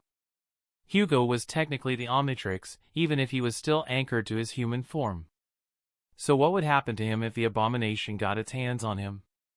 He shivered, not wanting to think of that possibility anymore. Reaching the main area, his worst fear came true. The people were there, standing motionlessly, their eyes glowing crimson red. All of them had been infected by this profane creature. No, no, no, no. Fear gripped his heart. How could he allow this to happen? This wasn't just a few people that were infected. It was thousands of people, thousands of innocent lives touched by this monster. Calm down, you can still fix this. By the look of it, this creature is a terror. Likely of the corrupted rank.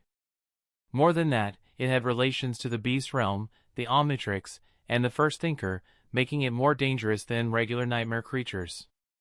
This abomination had managed to cross over from the dream realm to Antarctica through one of the nightmare gates, and somehow, it found its way to him, the only carrier of the Omnitrix in this realm. What can I do? Knowing a terror and how they spread, there must be a main body, right? But where?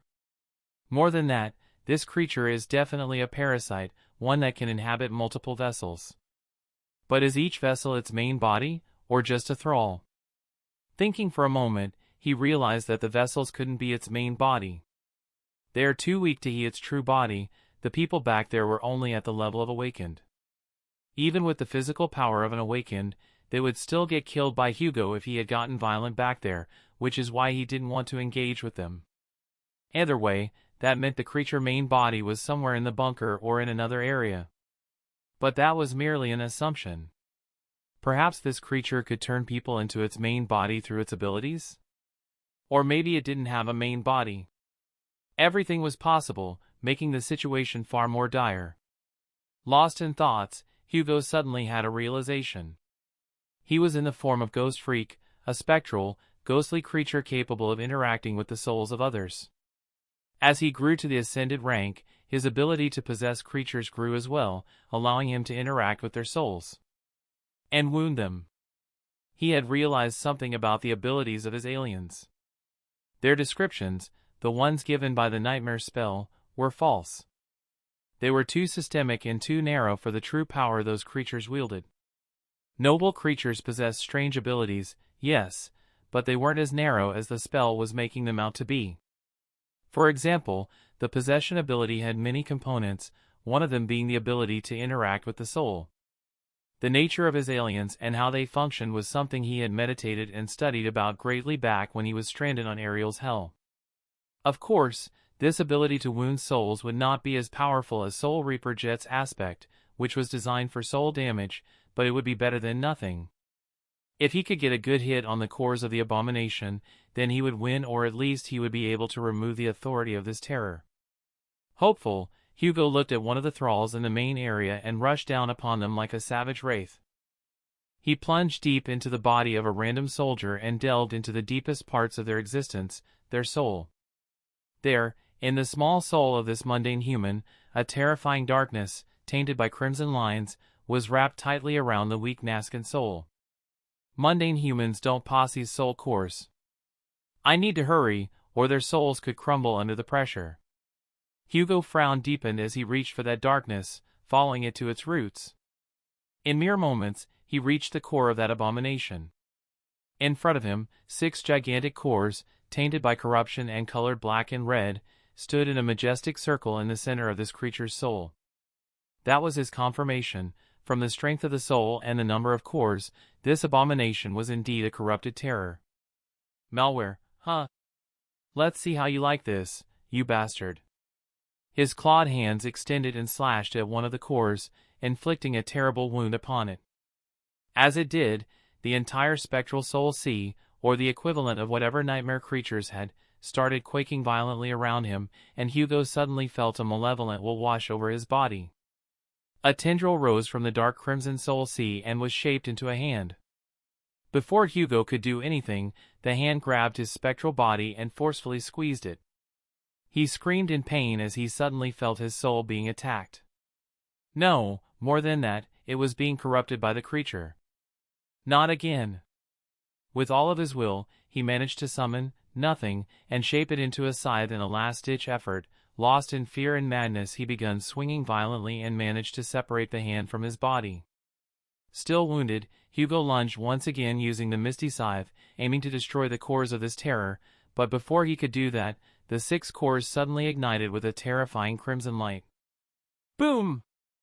A wave of energy, made from soul essence, slammed into his spectral body, sending it flying through the empty void and forcefully yanking him outside of Malware's soul sea. Hugo ended up slamming into a wall, his intangibility turning off indirectly thanks to the attack. He gasped, feeling his omnicores crack under the pressure of THR attack. Feeling his soul bleed, he forced himself up and summoned sunlight rings, activating their healing enchantment and healing his wounded body and soul. The light washed over him, mending the wounded soul as best as it can. Ghost Freak's body was a strange thing, as it was a fusion of his soul and physical body. So any attacks inflicted upon it could be considered a soul attack. That meant that Hugo couldn't afford to allow himself to be hit, as the attack he just endured nearly destroyed his soul. He also couldn't abuse the sunlight rings, as their healing enchantment was extremely essence-consuming. He furnished his scythe and looked at the man whom he had just exited from his soul. Hugo expected the man to be free from the influence of the corrupted terror, but instead something strange began to happen to him. His body was suddenly engulfed by inky black darkness, while crimson light exploded outward, painting the darkness with sharp red lines. His form swelled, growing more animalistic and savage with each passing moment. He, or it, stood with a hunched posture, spikes jutting from his back. His head had taken on a dinosaur-like shape and marks appeared on his neck, making it resemble a fanged maw. A strange cannon replaced his right arm, while his left hand had become a wicked claw, burning with malice. There was something familiar about this creature. Yet for some reason, Hugo couldn't find what that thing was. But right now, he did not care about its appearance or rank. All he cared about at the moment was the fact that he needed to kill it. You finally revealed your true form, bastard. So be it. Corrupted terror or not, you die today. He brandished nothing, allowing the menacing scythe to grow even more imposing as he readied himself for battle. Chapter 146, Soul Flame. Hugo's battle art, in the form of Ghost Freak, had undergone a drastic transformation. While in this form, he lacked weight, size, and durability. But on the other hand, he gained speed, agility, intangibility, and flight, becoming swift and deadly. The battle art he had been cultivating, which relied on extreme defense and violent offense, could not work in this form. The part that relied on violent offense could be applied perfectly, with only little modification needed to add in the soul damage and the swiftness. The part that required firm defense, however, could not be incorporated in this form. At best, the intangibility could be used to avoid attacks, but the nature of this transformation did not allow for that type of defense. So, Hugo had found himself needing to adapt a more savage version of his battle art, one that resembled Master Jet battle art. He lunged at the abomination with his scythe in hand, ready to destroy it entirely. His movement speed was simply unmatched in this form, as his scythe cut through the air aiming to tear apart the menacing terror. This creature, Malware, possessing the superior rank, easily dodged his attack by taking a step to the side. Then, the arm cannon in its hand was directly pointed in Hugo's face, firing a crimson-red blast. Hugo activated his intangibility at the last moment, allowing it to pass through his body, before reappearing in a physical form and swinging again at a terrifying speed, making sure to make his attack violent and fast. This time, the scythe of Nothing, enhanced by the Nameless Sun, found its mark. More than that, it reached deep into Malware's being, wounding his soul thanks to the innate nature of Ghost Freak. In this form, Hugo's vision was abnormal and eerie, allowing him to see the shape of the soul. Thanks to this ability, he knew which parts he should hit. However, the creature he was fighting against was not going to sit idly and watch as its soul get destroyed. The terrifying bastard melted into the floor after the first attack and rushed away from Hugo, before manifesting back as a gigantic wave of inky material. It was attempting to drown him. Hugo used his intangibility once again to pass through the floor and rushed up somewhere else, keeping his flight and distance. Playing cat and mouse. The terrifying creature had abilities of shape-shifting, energy projection, and... Before his astonished eyes, the creature rushed through the floor once again, ignoring the myriads of humans it had enthralled, and reached one of the military exoskeletons. It touched the metallic surface and suddenly, the machine was entirely consumed by the abomination, being swallowed whole by it. The creature's body changed a little, as an exoskeleton made from its skin manifested around its bulky frame. Without any hesitation, it began firing dozens of blasts from its arms, using the function of the exoskeleton, which allowed it to incorporate many small firearms, to its advantage. So the arm cannon wasn't enough for you. Hugo flew through the main area of the bunker, dodging and weaving between the projectiles mid-flight. Assimilating technology. At that moment, everything suddenly became clear. The sense of familiarity, or déjà vu, he had felt when he first saw its true form had occurred because of one simple thing. He knew what race this creature belonged to now. More than that, he had the exact same transformation. Malware belonged to the galvanic mechamorphs, to the species of upgrade. But he didn't seem like a regular galvanic mechamorph. Instead, he seemed to be a mutant, capable of assimilating various forms of technology instead of upgrading them. Moreover, his powers had been honed and perverted even further by corruption, allowing Malware to assimilate people as well. Does that mean the people are gone? No, it couldn't be. After all, their souls was still intact. Using that as a way to determine whether they can be saved or not was foolish thinking, but it was all he had at the moment. A bright idea suddenly appeared in his mind.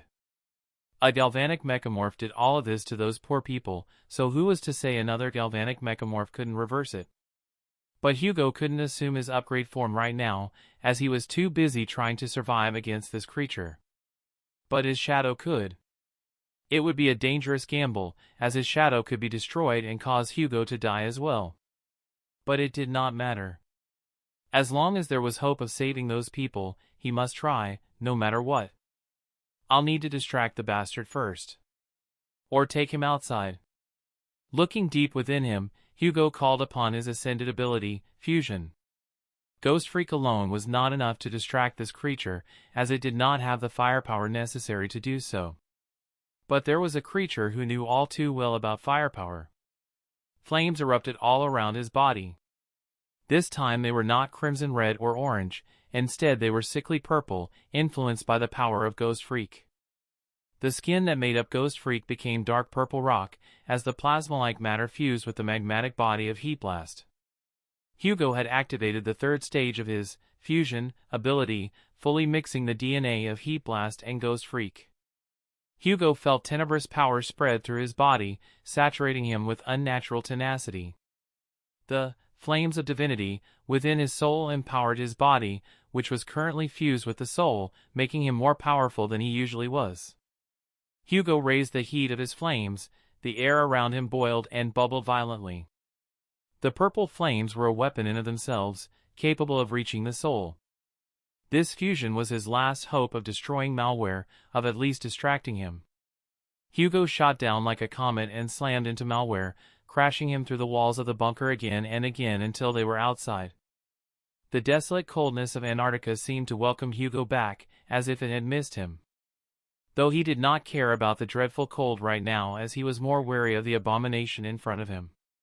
Still, he had gotten him outside, away from the people and away from any weapons the bunker could offer.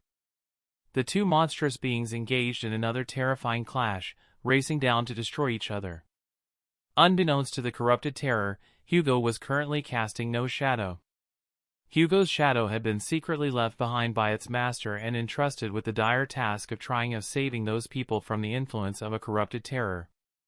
Its master possessed a heroic soul, constantly trying to save people even in such a terrible situation. In a way, the shadow admired that trait, but it couldn't help but find it naive. Which was ironic, considering the shadow itself was only a few months old. It still did not know how to feel about most things, as it was a strange being. The shadow had once been an abnormal shadow, not powerful or unique, but a shadow that was considered a cripple to other shadows. That was thanks to the fact that it was saturated with omni-energy during the first nightmare of its master. Later on, the shadow absorbed the lineage of Shadow God, becoming the physical manifestation of Shadow God's blood. It was not the same as it was back then, perhaps it was a completely new shadow. In simple words, the shadow was confused about its role in existence, as it had freedom to think but not enough freedom to act on its own. No matter, it still had a job to do. The shadow rose and assumed a physical form, looking at the thralls of the corrupted terror. While the main body of malware was occupied in battle, those thralls seemed to be in a state of stasis. Which was good, as the shadow would have had to kill or overpower them otherwise. It reached towards its Shadowtrix, touching the faceplate and scrolling through the list of aliens it possessed before reaching upgrade. The shadow slammed its watch and felt its body morph and change in bizarre ways. Shadows were formless by nature, however, experiencing such transformations often was surreal to say the least. The shadow assumed the form of upgrade, its colors black and gray instead of white and blue. Without wasting any time, it moved towards the thralls and allowed its hands to melt into their bodies. It started with the body of a young girl. The darkness that was malware was terrifying and ancient, holding great and dark powers within its depths, and those powers had taken root in the souls of those poor creatures. Still, the shadow persisted, using its abilities as a galvanic mechamorph in an attempt to cleanse the inky darkness of malware. Outside, the snow was melting as Hugo's flames burned brightly, clashing with the corrupted terror in various ways. His body and soul groaned, rattled by wounds too terrible for any other ascended to endure.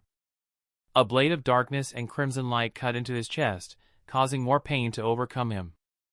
In response, a wave of fire was unleashed from Hugo's mouth, drowning the terror's head in purple flames and making it shudder in pain. The violet flames reached deep into its soul with every moment, making them far more dangerous than any attack within the arsenal of the terror. Hugo used the intangibility he inherited from his Ghost Freak side and allowed the blade to exit his body, before grabbing his scythe firmly and coating it in purple flames. He swung at the chest of the abomination, cutting it in half with one simple cut. But that did not stop the corrupted terror, as its two separated parts transformed into chains, anchoring themselves to the ground and latching towards Hugo like hungry leeches. Most of the dark chains missed their marks, however some managed to scratch, wound, and even chain Hugo down, before being burnt into ash by the flames. He nearly collapsed from the pain as each chain was infused with Malware's corrosive power, slightly creeping into his soul and threatening to consume him. More than that, his attacks were also damaging his soul as well. The two exchanged dozens of strikes, with Hugo desperately evading the powerful attacks and attempting to destroy at least one of Malware's soul cores. Why? Why won't you just die already? Hugo was using nothing, a transcendent memory with the power of a supreme memory thanks to the Nameless Sun, enhancing it. Moreover, he was using the powerful purple flames that burned the soul.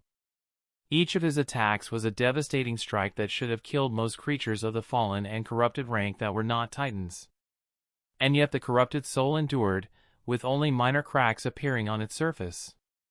This was not some powerful ability or any form of immortality. Instead, the soul of this corrupted creature was simply that strong, capable of enduring his attacks. A blast of energy hit Hugo's chest once again, sending him rolling through the snow of Antarctica. Malware followed up by jumping high and crashing down into Hugo's body like a meteorite, burying him further in the ground. Hugo became intangible once again, avoiding more attacks. All of this happened in 2 seconds. As he used his intangibility to evade more attacks, he suddenly felt something in his omni-cores. His soul essence reserves could not handle this much waste, as each soul attack, each burst of flame, and each evasion through intangibility had cost him soul essence. This battle was so horrible that he had to dismiss his spirit body secretly and leave his minions to their own devices, focusing his entire mind solely on this battle. If he didn't, then he would die. Right as he became tangible and lunged for another attack, Malware's hand shot out and seized his scythe, and before Hugo could even react, a chill ran down his non-existing spine as the indifferent voice of the spell echoed in his mind. You have lost a memory. Chapter 147, Running Away. No. Hugo saw his memory get consumed by dark and crimson light, leaving his ghostly hands empty. Nothing, his first transcendent memory, a weapon that had been alongside him since the Forgotten Shore, was gone. It was gone, completely consumed by this abomination. Nameless Sun was saved, as the moment nothing was stolen, it unbound itself from it and was left floating around. Thinking quickly, Hugo dismissed the Nameless Sun and backed away. The pain of losing such a memory was indescribable, yet he had to continue fighting or else he would lose his life as well. Enraged, his hands formed violent balls of fire, and hewed them hurtling toward the terror in the dozens, aiming to burn the terror. Malware, sensing Hugo's rage, let out an inhuman laugh, mocking the weak creature in front of it. Before the flames could reach the terror, its form changed once again. This time, into mist. Dark crimson mist weaved through the barrage of fire, slipping past each projectile and rushing toward Hugo. In an instant, he found himself drowning in a sea of dark mist. It didn't take long for Hugo to realize what this ability was. Malware had inherited the properties of mist from nothing, twisting the powers of his beloved memory against him. Becoming intangible, he escaped with a frown on his ghostly face. What to do? Hugo soared through the sky, and behind him a cloud of dark crimson mist was chasing him like a plague, seeking to devour him whole. In combat, Hugo's main advantage was not his powers, not at all. Instead, it was his versatility and the countless forms he could assume in battle. But now, he had met a being that was not only more powerful than him, but also one that could match his versatility. This had led him to reach a simple conclusion. I can't win. It was simple and obvious. He did not stand a chance against this abomination, who held powers to corrupt him and also powers of shapeshifting. Diving deep down, he slammed the Omnitrix and switched forms once again. A turtle-like shell erupted from his back as his body became much more solid and expanded in size. At the same time, his skin color took a much greener tone. He had assumed the form of Terraspin. He shifted his limbs and retracted them into his body, and rotated rapidly, generating a massive vortex midair to push the dark mist away. Just a little more. He did not need to win. Hugo only needed to buy time for his shadow to save the people of Bunker 202. After all, the lives of those people is what mattered the most. Mid-spin, Malware's form changed once again, assuming a more solid quality. This time, his body had two dark wings protruding from the back. A blast of crimson light erupted from his chest, too fast to notice and too fast to dodge.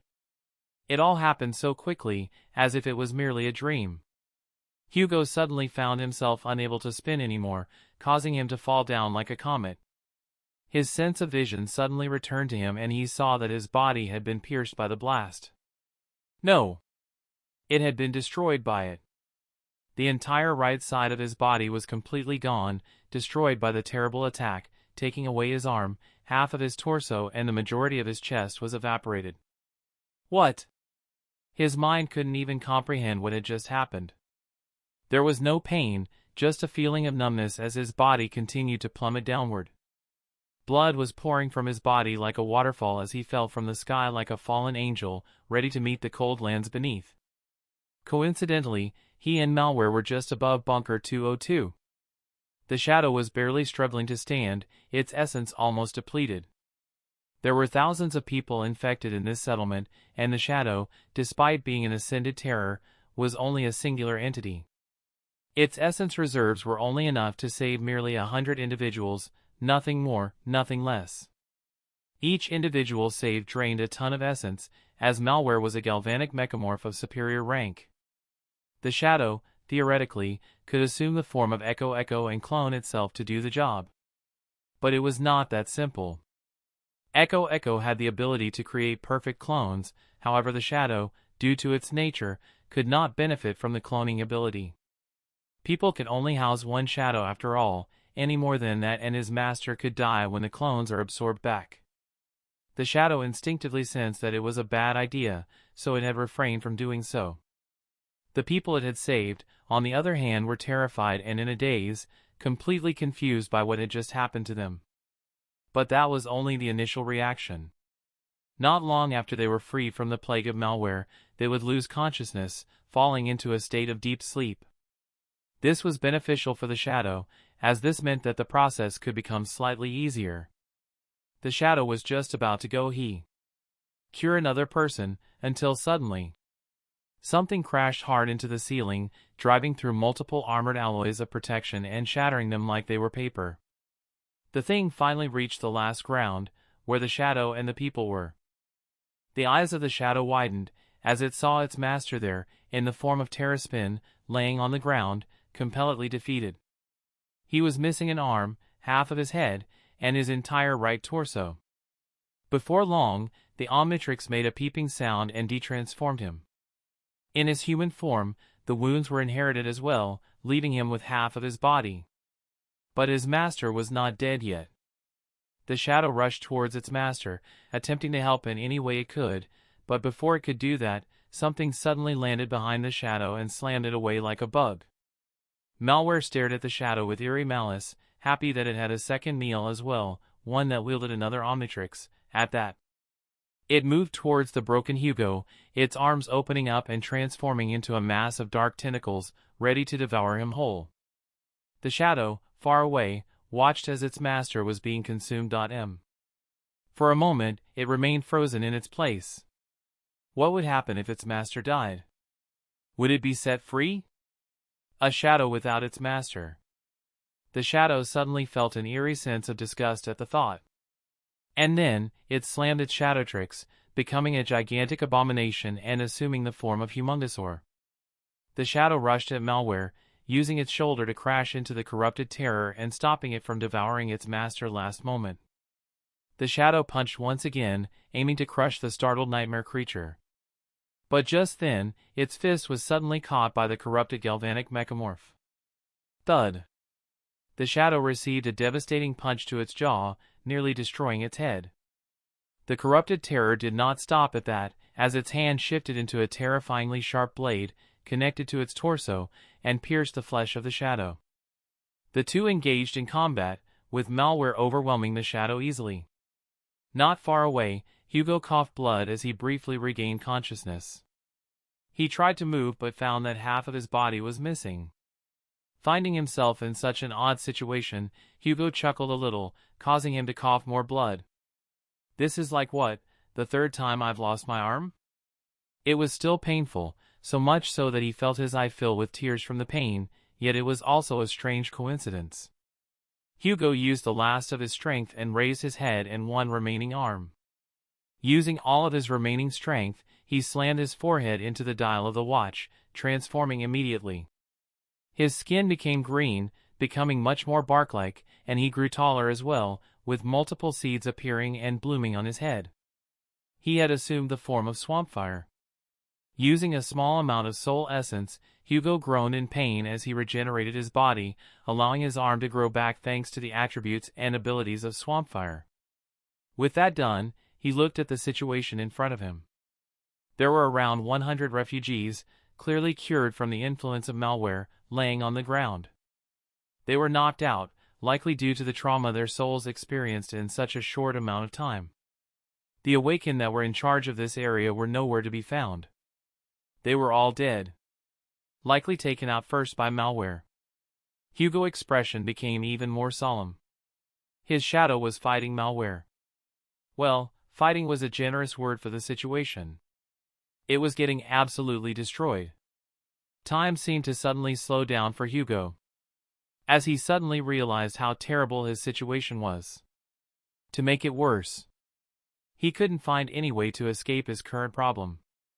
Or to be specific, no solution that he was willing to take. He could likely escape malware himself. But he did not want to leave those people. It would go against everything he stood for, and also against the reason he came to Antarctica. His eyes darkened as he found a single solution. It was simple and logical. He could command his shadow to run away with the people, while he himself did something very, very stupid to distract malware. It doesn't matter. If I die, I die. Hugo rushed towards malware, and as he did, a blue light engulfed his Omnitrix as he activated fusion, once again, using the DNA sample of Heat Blast for a second time. Hugo was already low on essence, and using this fusion was the last straw, leaving him with only one core worth of soul essence. It was still enough for what he wanted to do. As the fusion of Heat Blast and Swampfire, Hugo used his flaming vines to grab his shadow and throw it away. At the same time, he sent it a mental message, telling it to leave this place immediately with the cured individuals. Hugo summoned Proto-Truck, sending it towards the shadow, as well.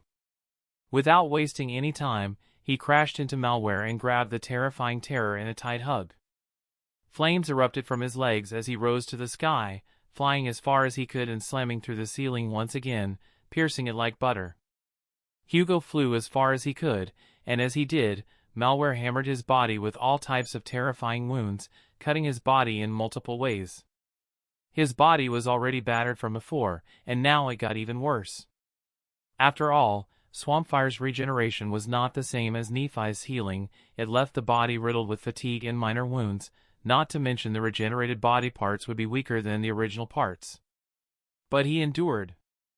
As always.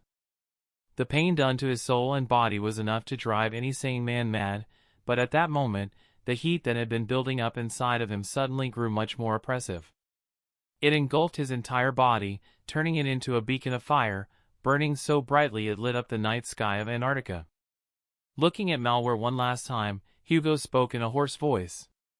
"Go to hell, you ugly bastard."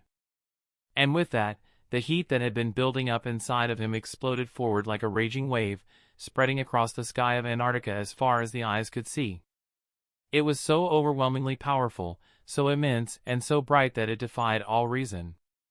All across Antarctica, people suddenly felt the temperature become slightly warmer, as if a sun had exploded in the Earth's atmosphere. Hugo felt his cores shaking violently, and at the same time, his flames of divinity were encasing his soul in a tight mantle, protecting it from being destroyed by the flames. Burning alive, Hugo couldn't help but think of something his friend, Nephi's, Bad told him a long time ago. You have to light yourself on fire to reap the blessings of the fire. Nephi's herself had done so in the depths of her first nightmare, as a powerless mundane girl, to escape the mind hex of a terrible abomination. Now, Hugo was doing the same thing, as a powerful ascended terror, to save thousands of people. He was not the heir of Sun God, not at all, but it was such a beautiful feeling.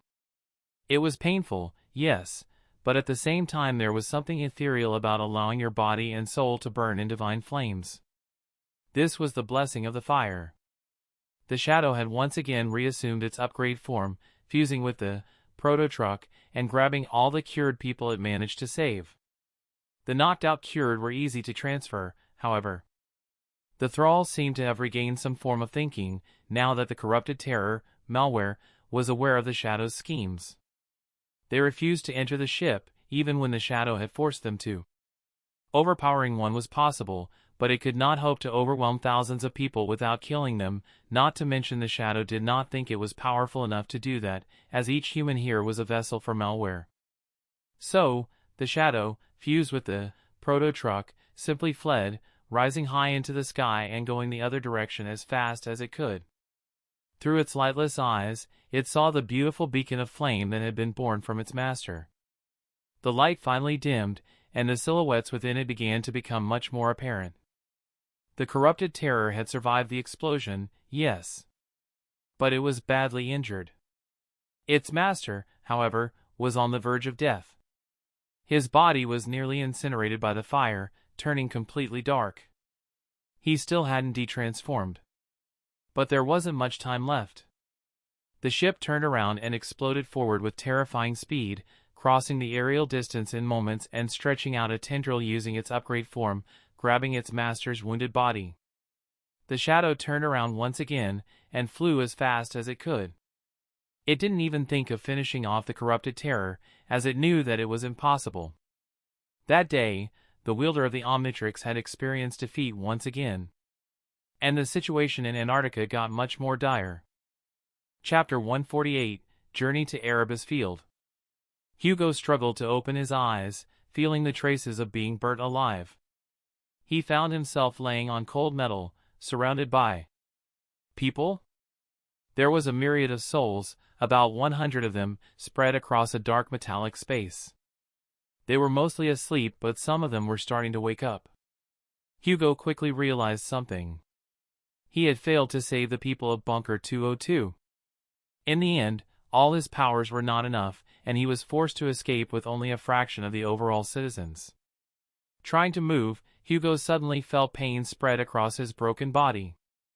Oh right! Looking down, he saw that he was burned badly from his last attack. His skin had turned onyx black from the fire, and his hair, which had been long before, was completely burned now. Such wounds would have proven fatal to any mundane person. In fact, most awakened would die from them, but his ascended body, enhanced by the Azura, and his divine aspect, allowed him to survive. He did not have enough soul essence to use, sunlight rings, or any of his transformations to heal himself, so for now he had to endure the pain in his human form. Looking around, he saw that he was in the interior of the proto-truck, but one that was far larger than the regular one. The memory itself was only the size of a regular truck before, but now thanks to the augmentation of his shadow, who assumed the form of upgrade, it became large enough to house such a big number of people. The powers of the memory were slightly elevated, as well. Upgrade's enhancement was strange when it came to memories. For example, an awakened upgrade would be able to upgrade awakened memories into the ascended rank, but an ascended upgrade cannot elevate an ascended memory into the transcendent rank. This was the reason Hugo had requested Sunny to elevate his ascended memories into the transcendent rank instead of just upgrading them himself using his upgrade imprint. Proto-Truck was now a transcendent memory, thanks to Sunny. Currently, it was upgraded by his ascended shadow, which didn't do much in terms of quality, but at least his shadow could control its shape thanks to the authority Galvanic Mechamorphs hold over technology. Struggling to get up, Hugo moved further into the ship, feeling nostalgic as he remembered Asnatha's ship. He used to spend hours exploring its interior back in Ariel's hell. Good times. Well, not exactly, but still. Reaching the pilot room, Hugo entered it and fell into his chair. Tired and completely exhausted. "Are you all right, buddy?" Hugo said to his shadow. His shadow manifested a small head from the walls of the ship and nodded. "Good to know." He would have liked to relax now, but there was no time. That abomination, malware, could be following them right now. He needed to get those citizens to a siege capital as fast as possible. Raising his Omnitrix, he activated the network menu and checked which capital was closest to his current location. Erebus Field, Erebus Field was one of Antarctica's most prominent cities, a sprawling metropolis built atop geothermal vents that kept the land warm and fertile, even in the cold of this icy continent. Still, Hugo found the idea of a city built atop a volcano to be a strange one, but he didn't have the luxury of complaining. From the reports he had on his government account, Master Davis, one of the Irregulars' company captains he had met on the journey to Antarctica, was the one in charge of protecting the population of that city. Him and his cohort should accept the 100 refugees Hugo would bring in. In the meantime, Hugo had to act fast. He needed to find a way to kill malware and stop that abomination from spreading throughout Antarctica. It was a corrupted terror after all, and creatures like that were extremely dangerous, not to mention very annoying to deal with. He would have liked to sit here and cry about how unfair the situation was, but he knew that would help no one and would only unnecessary problems for himself. The best thing to do now was to reform his Titan core, amass more power, and perhaps gain a transcendent imprint. He was hesitant about the last part, as forcing transcendence upon his soul would cause significant damage to him. In the past, transforming from dormant to awakened had been painful but tolerable. Then Hugo gained access to ascended aliens as an awakened, which did not destroy his soul, as the gap between awakened and ascended was smaller than the one between ascended and transcendent. The same principle would go for the higher ranks, which meant that a hypothetical transcendent Hugo wouldn't be able to use Supreme's imprints without consequences. Still, I'll have to do something. It would also be beneficial if he remained within Erebus Field for a while, as large siege capitals got attacked by nightmare creatures a lot, which meant he would have a chance to accumulate more soul fragments. His original plan, which involved being a siege engine for humanity and rampaging across Antarctica, was working. However, it was becoming less effective with each passing day as the chain of nightmare gates grew more powerful and much more oppressive. So, perhaps stationing himself to a single area instead of hunting an endless number of gates was a good idea. Either way, he made sure to turn the ship around and inform his shadow about the location of Erebus Field, steadily making his way to the siege capital. The journey there would take hours, but it should be manageable. As he thought about that, a call suddenly came from within his communicator, startling him a little. It was Soul Reaper Jet. I'll need to tell her the bad news. He opened the call with a grim expression and waited to see what she would say. You're alive. Good. Master Jet's joke landed badly, which was not unusual, but there was something wrong about her voice. She sounded solemn, which was not normal for the cold-blooded killer that she was. Reaper, we have a problem. One of the human settlements in the Antarctic Center has been taken over by a corrupted terror. Said corrupted terror can absorb technology, assimilate people, and even fuse with them. I managed to damage the abomination and escape with 100 people from the settlement, but it still claimed thousands. Moreover, it will undoubtedly recover and move on to other human settlements. Soul Reaper remained silent for a long moment after he was done talking, then she sighed. The situation has gotten a lot worse than I thought. Far worse than we expected, at least. Hearing this, Hugo prepared himself for more bad news. I assume something bad on your side has happened? He was not in touch with the situation in Antarctica much, not really.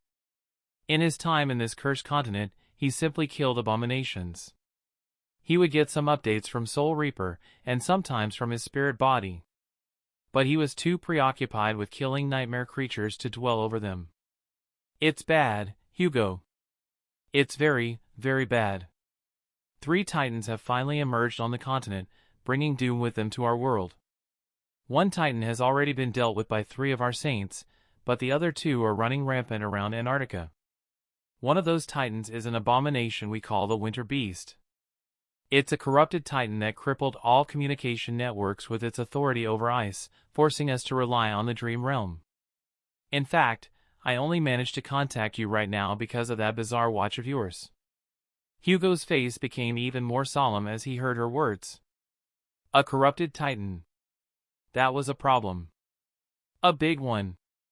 No saint alive could take it on, he was certain of that, as he had briefly caught a glimpse of one such similar creature in the depths of his nightmare. In his second nightmare, Max Tennyson, a powerful supreme, had managed to destroy a corrupted titan, while the saints of his domains were forced to retreat into the dream realm as none of them were able to kill such a creature. So, unless one of the sovereigns descended upon the waking world and killed the winter beast, there would be no way to slay it. At least not for other people. If I clear a transcendent imprint, then in theory I could become a transcendent titan and destroy it. The battle would not be easy, not at all. It would cause mass destruction through the continent, and would likely destroy his own soul in the process thanks to the strain that would be put on it. What about the other titan? Is it also corrupted? Hugo asked, attempting to get as much information as he could. No, that one appears to be a fallen titan. We've dubbed it Goliath, based on what our reports and awakened seers have observed. Its current location is unknown, however. It managed to survive the saints that engaged it in combat. Goliath, huh? Hugo looked at the cold sky of Antarctica through the window of the ship, a distant expression on his face. He had noticed that it had gotten colder. Much colder. Winter beast and Goliath. He quickly made up his mind about what he needed to do. Very well then. Right now, I'm heading to Erebus Field to make sure the people with me survive. After that, I will pursue the fallen titan myself and slay it. I assume this is the mission you wanted to assign me? His plans to remain in a single siege capital might be unwise. No, quite the opposite, actually. I want you and your minions to retreat into the big siege capitals. Either Erebus Field or Falcon Scott. All the minor human settlements are being evacuated into those two right now as we're starting the final stage of the campaign early due to the intensity of the gate crisis. Having you with us would be much more beneficial than simply sending you to kill random nightmare creatures. Also, you would die if you encounter the winter beast. That is a certainty. Saint Tyrus herself is barely containing it using her aspect. Saint Tyrus. She was a saint who possessed authority over wind, lightning, and the weather thanks to her aspect abilities, making her a perfect counter for the winter beast. However, there was still a gap in power between them, which meant that eventually, Tyrus would fall. Hugo remained silent for a moment, contemplating what to do. All right. I'll go to Erebus Field and make sure the city is protected. I will also inform my minions to help evacuate the citizens into the big siege capitals and station them there. Good to hear. As for that corrupted terror you told me about, send me details about it if possible and I'll see if one of our masters has an aspect capable of countering it. Either that, or we lead it to the intelligence department. I gotta go now. Make sure you don't die, Boy Wonder. You too. With that, Jet cut off the call, leaving Hugo alone in the ship cabin. He was tired, hurt, and burned to a crisp. His soul was also wounded, making him even less powerful than before. There was also the same problem of his spirit body, which he had dismissed earlier. It shouldn't be a problem. I'll just have it pull its tether, enter the dream realm, pass through the gateway, and return to the location of its original tether. Hugo had placed the tether on one of the evacuation army ships, so that shouldn't be an issue. He summoned his spirit body and took a good look at it. You're doing much better than me, you bastard, he said, looking at his second body. With a sigh, he stopped his nonsense and pulled on his second tether, reaching the storm sea, specifically the night garden. From there, he avoided the people and quickly moved towards the gateway, making it sure to pass through it unseen. Just like that, Luvian was back in the evacuation army ship. Now all that's left is to reach Erebus Field, reform my Titan core, and recall my minions to the siege capitals. He was not using the Crown of Falsehood enchantments right now due to his lack of soul essence, so his minions were simply left to their own devices. It was not a big problem, as they had a few commands instilled into them which were simple, yet enough to keep them alive. The commands were to kill nightmare creatures, stay alive, and help humans. They weren't truly intelligent, but they should be able to follow those 3 simple commands. I should get some sleep, regenerate some of my essence, and then use the crown to take control of my minions again. His plans had changed a lot in a few moments, but what mattered now was going forward. Contemplating the situation further could wait for now. Closing his eyes, Hugo fell into the embrace of sleep, commanding his shadow to wake him up in 4 hours. Chapter 149, Journey to Erebus Field Part 2. A flaming arrow cut through the cold skies of Antarctica, headed for a terrifying eagle-like nightmare creature. The arrow pierced the nightmare creature, and the fire that made up the arrow spread across the monster, consuming it and drenching the beast in flames. You have slain a fallen demon, defiled seeker of flight. Hugo, in the form of Heat Blast, lowered his bow, which was construed from fire, and scanned the area for more nightmare creatures. He was atop the proto-truck ship, with his shadow still fused with the vehicle. They were flying at maximum speed, so remaining anchored to the ship was quite a hassle. Just 50 more minutes until we reach Erebus Field. He was currently using the Lifeform lock to stay as Heat Blast, meaning his Omnitrix still regenerated soul essence. He was approximately at around 3 cores worth of essence, which was not bad, but it was not great either. As the body of the demon fell, Hugo controlled the flames that were burning its dead corpse and quickly extracted the soul shards, wrapped the flames around the shards, and brought them back to him safely using pyrokinesis.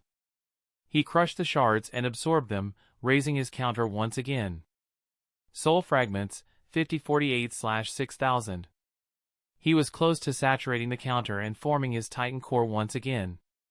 Once he did that, he would become infinitely more powerful, just like the Titans running around Antarctica. The people he was escorting had woken up a while ago, and Hugo explained the situation in his human form. Their reaction, it was not pretty. Many of the people on the ship fell into depression and had panic attacks as they were faced with the truth. After all, they had escaped, yes, but their families, loved ones, and friends had not. Some lost their spouses, others lost their parents, siblings, and some even lost their children.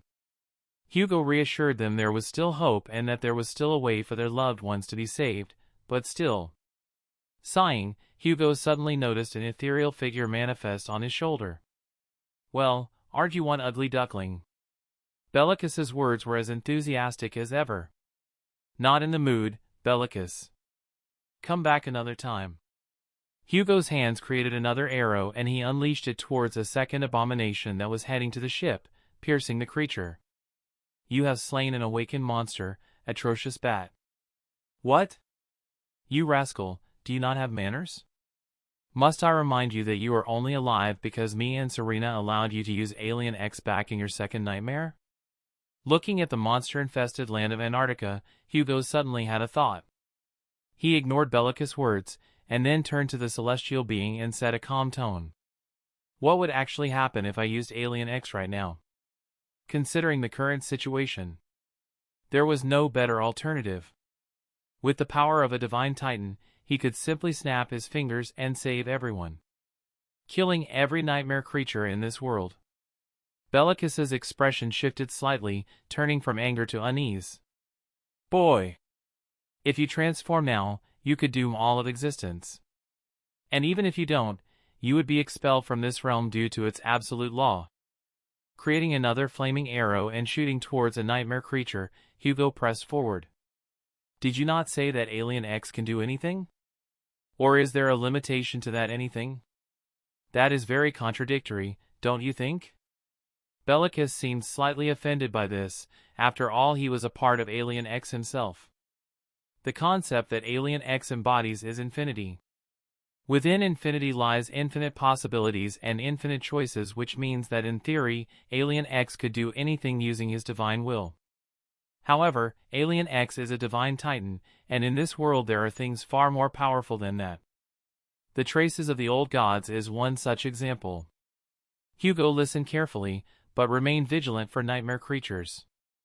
So Alien X cannot overcome certain absolute laws created by the gods. Explain it to me further. Hugo said.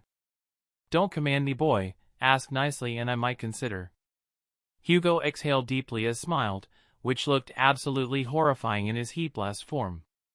This humble creature asks this great being for knowledge. O magnificent deity, please grant me some of your wisdom. Good enough. For an example you would understand, let's say a sacred entity tries to impose their will upon a divine god, they naturally wouldn't be able to. The same principle goes for Alien X. A divine titan cannot impose themselves on the traces of the old gods, let alone a primordial god itself. Is that so? Hugo looked at the distance with a lost expression on his face. Using all knowledge Hugo had accumulated over the years, he came to the conclusion that the entity known as the Forgotten God, which was currently in a dormant state, was apparently one of the primordial gods. The last one left alive, as well. Using the power of Alien X in the War Realm was impossible because of its laws, and using it in the Dream Realm would cause the unholy ones to wake up. And for THT Forgotten God to wake up as well, dooming all of existence. Alien X. That being seemed to bring true calamity, perhaps from fate itself, wherever it goes. It made sense, in a way. After all, beings of that rank and class do have a great presence on fate, some can even influence it.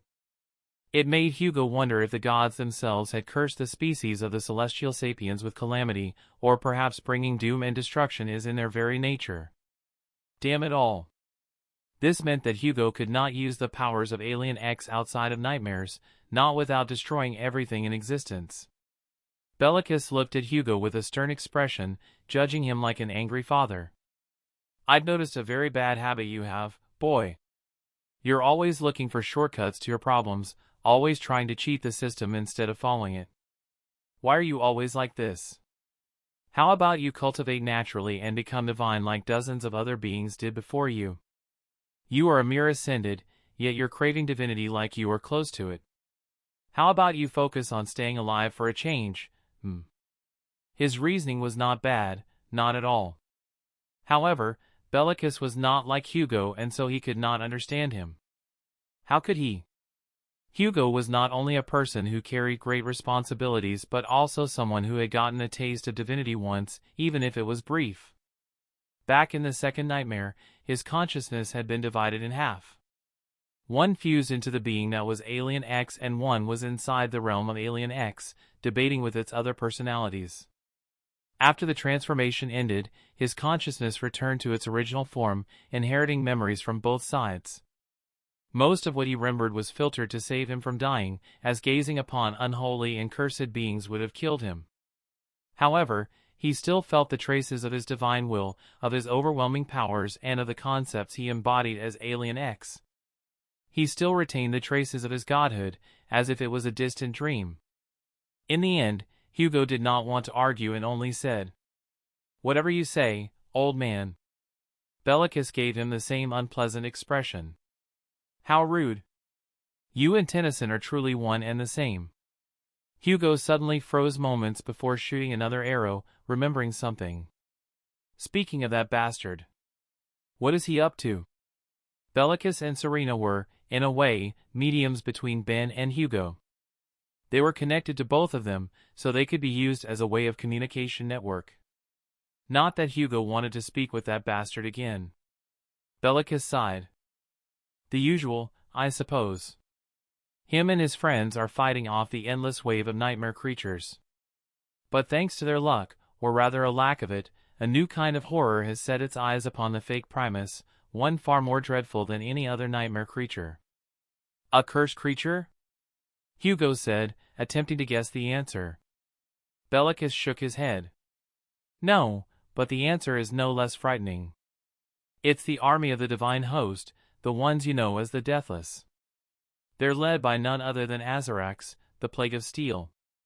Hugo suddenly felt sick to his stomach. Azarax was leading the Deathless? It made sense, as they were technically of the same kind, but still. He couldn't imagine that the ancient, prideful Supreme would willingly lead an army of skeletons. More than that, it was his fault that Azarax was attacking the fake Primus, as he was the one who had set him free. And with no Supreme to protect the civilization of the Beast Realm, they couldn't hope to combat Azarax, but to only hold him back. Why is Azarax attacking them, anyway? And what about Yuri's? The plague of steel that is attacking the fake Primus is not the same one that you freed from that sacred tree. He has been completely consumed by the curse of the deathless, making him no different from a mindless monster. One that retained all his powers and battle experience.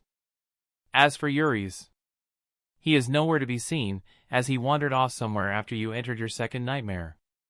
That rascal. Still as mischievous as always. Hugo processed his words carefully. Azarax becoming a deathless was quite dangerous, so that meant the civilization of the beast realm could be destroyed one day, and more importantly, that meant Hugo could not return to the desert as a saint, as he would likely die to Azarax and his horrifying army. As for Yuri's, it seemed the sacred god had retained his sanity and left Ariel's hell, perhaps leading to an unknown region of the dream realm. But most importantly, Hugo noticed that Bellicus spoke of Yuri's in a familiar manner. You speak of Yuri's as if you knew him. Well, do you? Bellicus's expression took on a somber tone, becoming slightly wistful. You are aware that Yuri's of the Nine was a wielder of the Omnitrix before Ben Tennyson, right? Let's just say that Brad had used Alien X once, killing a very powerful being. Do not speak about this topic with me, I'm not willing to share. Hugo wondered why Bellicus was reluctant to speak about the topic, but he simply remained silent, respecting his wishes. Indeed, Hugo had learned that Yuri's wielded the Omnitrix from Azarax, back in Ariel's hell. Yuri's was not only Ben's predecessor when it came to the Omnitrix, but he was one of its first users, perhaps even the first one to use it. Yuri's lived in the old world, before the end came and destroyed everything, driving all of existence into madness and corruption. Ben, meanwhile, was active during the age of the Nightmare spell, specifically in the time where the Nightmare spell infected the Beast realm. Hugo did not know what the order of infection of the realms were, as THRE was no way to tell. However, he knew that the Beast realm had been infected before his own realm, as the War realm is the last divine realm in all of existence. Moreover, he also knew that the Sun realm was infected before the Beast realm, which confirms that the realm of Beast was not the first realm to be infected by corruption, but rather it could be the third or fourth, of even the fifth. After all, if the divine realms were truly the bodies of gods, then there should be 6 of them. The Sun realm, the Beast realm, the Heart realm, the Storm realm, the Shadow realm, and the War realm. All of those realms must have been infected by the spell at one point in time and developed a society of powerful awakened. But they were not infected at the same time. Hugo currently lived in the War realm, the last realm that was infected by the spell. All of the other realms had fallen by now, so making an exact timeline was difficult.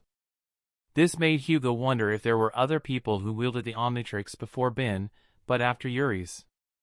The Omnitrix traveling from realm to realm, finding a host in each of the divine realms, was an eerie thought, yet it was a fascinating one. It would certainly confirm the theory that the Omnitrix brought ruin wherever it landed. Shaking his head, Hugo suddenly noticed a shape in the distance. Engulfed in his thoughts and his conversation with Bellicus, Hugo had forgotten about the time. They had finally arrived at their destination, at Erebus Field. The city atop a volcano stood in all of its glory, welcoming them with open arms. Chapter 150, Master Davis. Hugo's eyes became slightly hopeful as he saw that Erebus Field was still there, safe and intact. Due to the recent circumstances, he had expected the worst. But still, something was not right. Hugo glanced at the seemingly prosperous city with a confused look on his face. Wait. I thought Erebus Field was located on top of a volcano, not at the bottom. Indeed, the city. It was not on top of the volcano, but instead at the very bottom, next to the volcano, hidden by mountain passes. Stupid brat! For a second you even had me fooled. Who would be foolish enough to build a city on top of a volcano? Bellicus's voice rang in his ears, berating him for his incompetence. Right. He must have misread the report about Erebus Field, which was only natural considering the stressful situation he had been in. But still, Hugo could not help but feel frustrated with himself at this failure. Glancing at the city, Hugo recalled what he knew about the settlement. Erebus Field was one of Antarctica's most prominent cities, a sprawling metropolis built atop geothermal vents that kept the land warm and fertile. The city was well known for its geothermal energy farms and warmth, with formidable fortifications long before being converted into a siege capital. The city was constructed in a way that could handle any possible contingency, including volcanic activity, with magma barriers, drain vents, and most safety measures in place. Thanks to the city's unique location, nightmare creature raids were far less destructive than usual, making Erebus perfect for enduring the powers of the corrupted.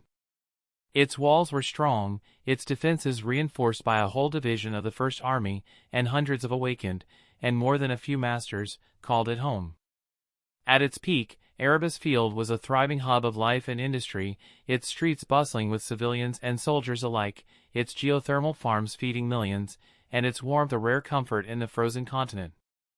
It was a symbol of human resilience, a mini NQSC carved into the heart of Antarctica, a city that seemed built to endure anything. And yet, even that endurance was shaking right now, as the numbers of refugees increased by the day, which meant that there would be more mouths to feed. The hordes of nightmare creatures were also getting stronger, making it almost impossible to fend off with their current numbers of awakens. "Hey Bellicus, let's talk later for now." The ancient entity scoffed and slowly disappeared into nothing. "Brat." Hugo did not dwell on the scene and quickly informed his shadow to land the ship on the ground. At the same time, he twisted the Omnitrix dial on his chest, deactivating the lifeform lock and detransforming. By now, his burn wounds had healed, but he was still far from his peak state, still unfit for serious combat. Feeling exposed and unsafe in his current clothes, Hugo summoned the Azura mantle and shaped it into his familiar silver armor. The liquid metal flowed across his body, hugging him in a protective shell that also shielded him from the biting cold. Leaping off, Hugo landed on the ground with a thud and walked towards the city. Hugo had chosen to walk instead of flying to avoid being mistaken for a threat. After all, a flying ship wasn't exactly a common sight in this world, and the awakened guarding the city might have assumed it was some kind of nightmare creature trick.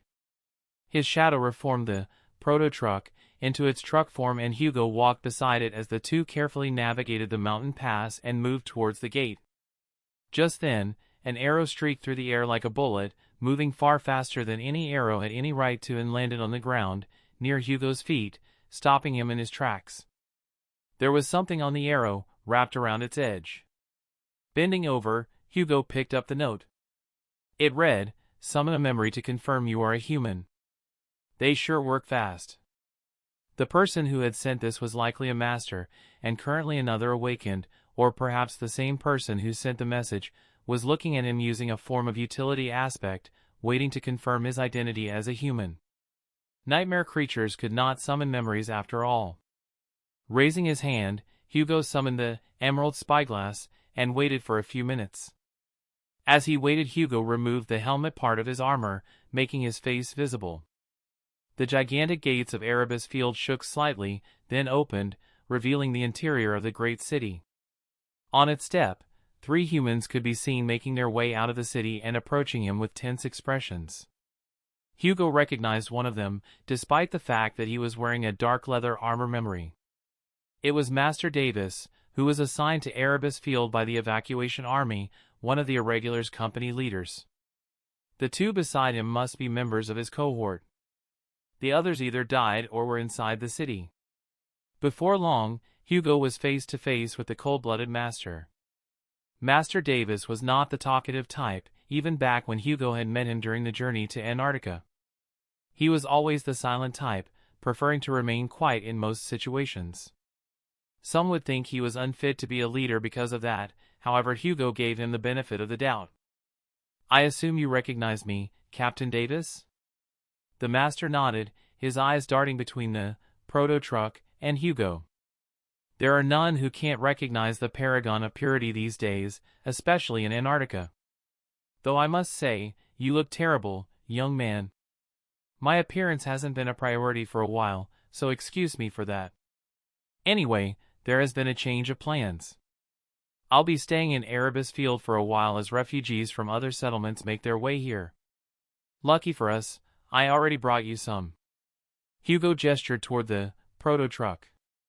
As he did, its doors opened, revealing the 100 or so people huddled inside. They were all scared, cold, and tired from the journey.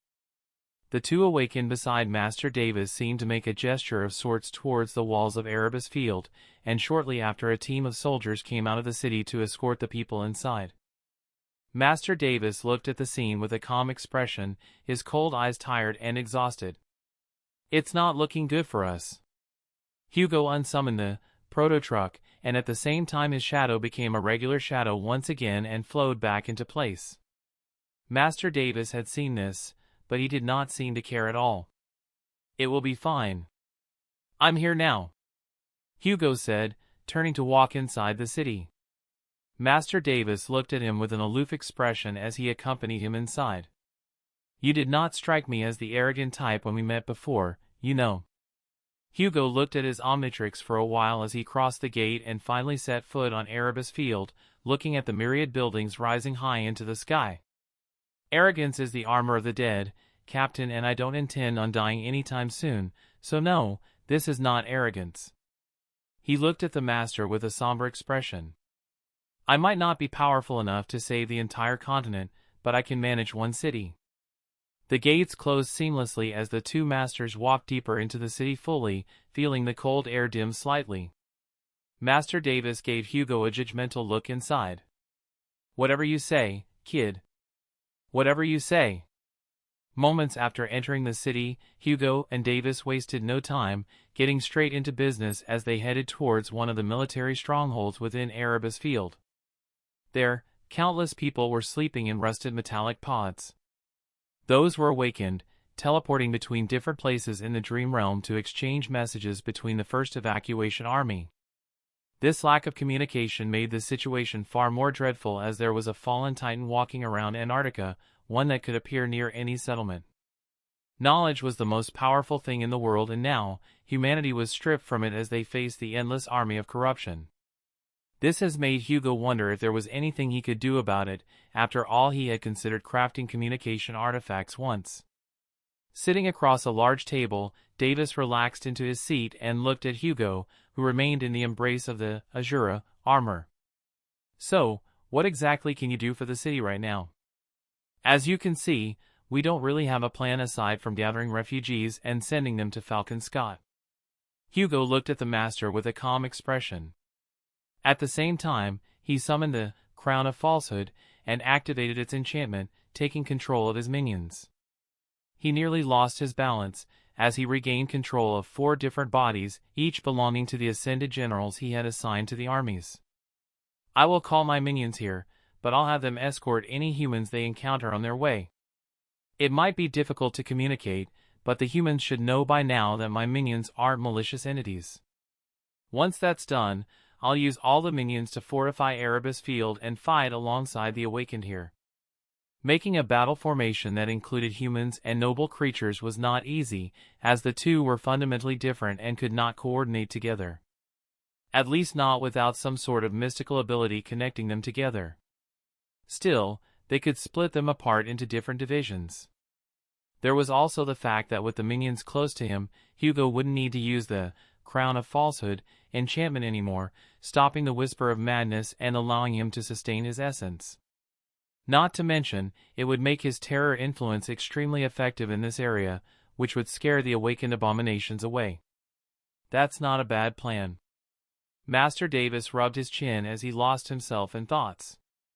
Can your minions be used as a communication method between Erebus Field and Falcon Scott?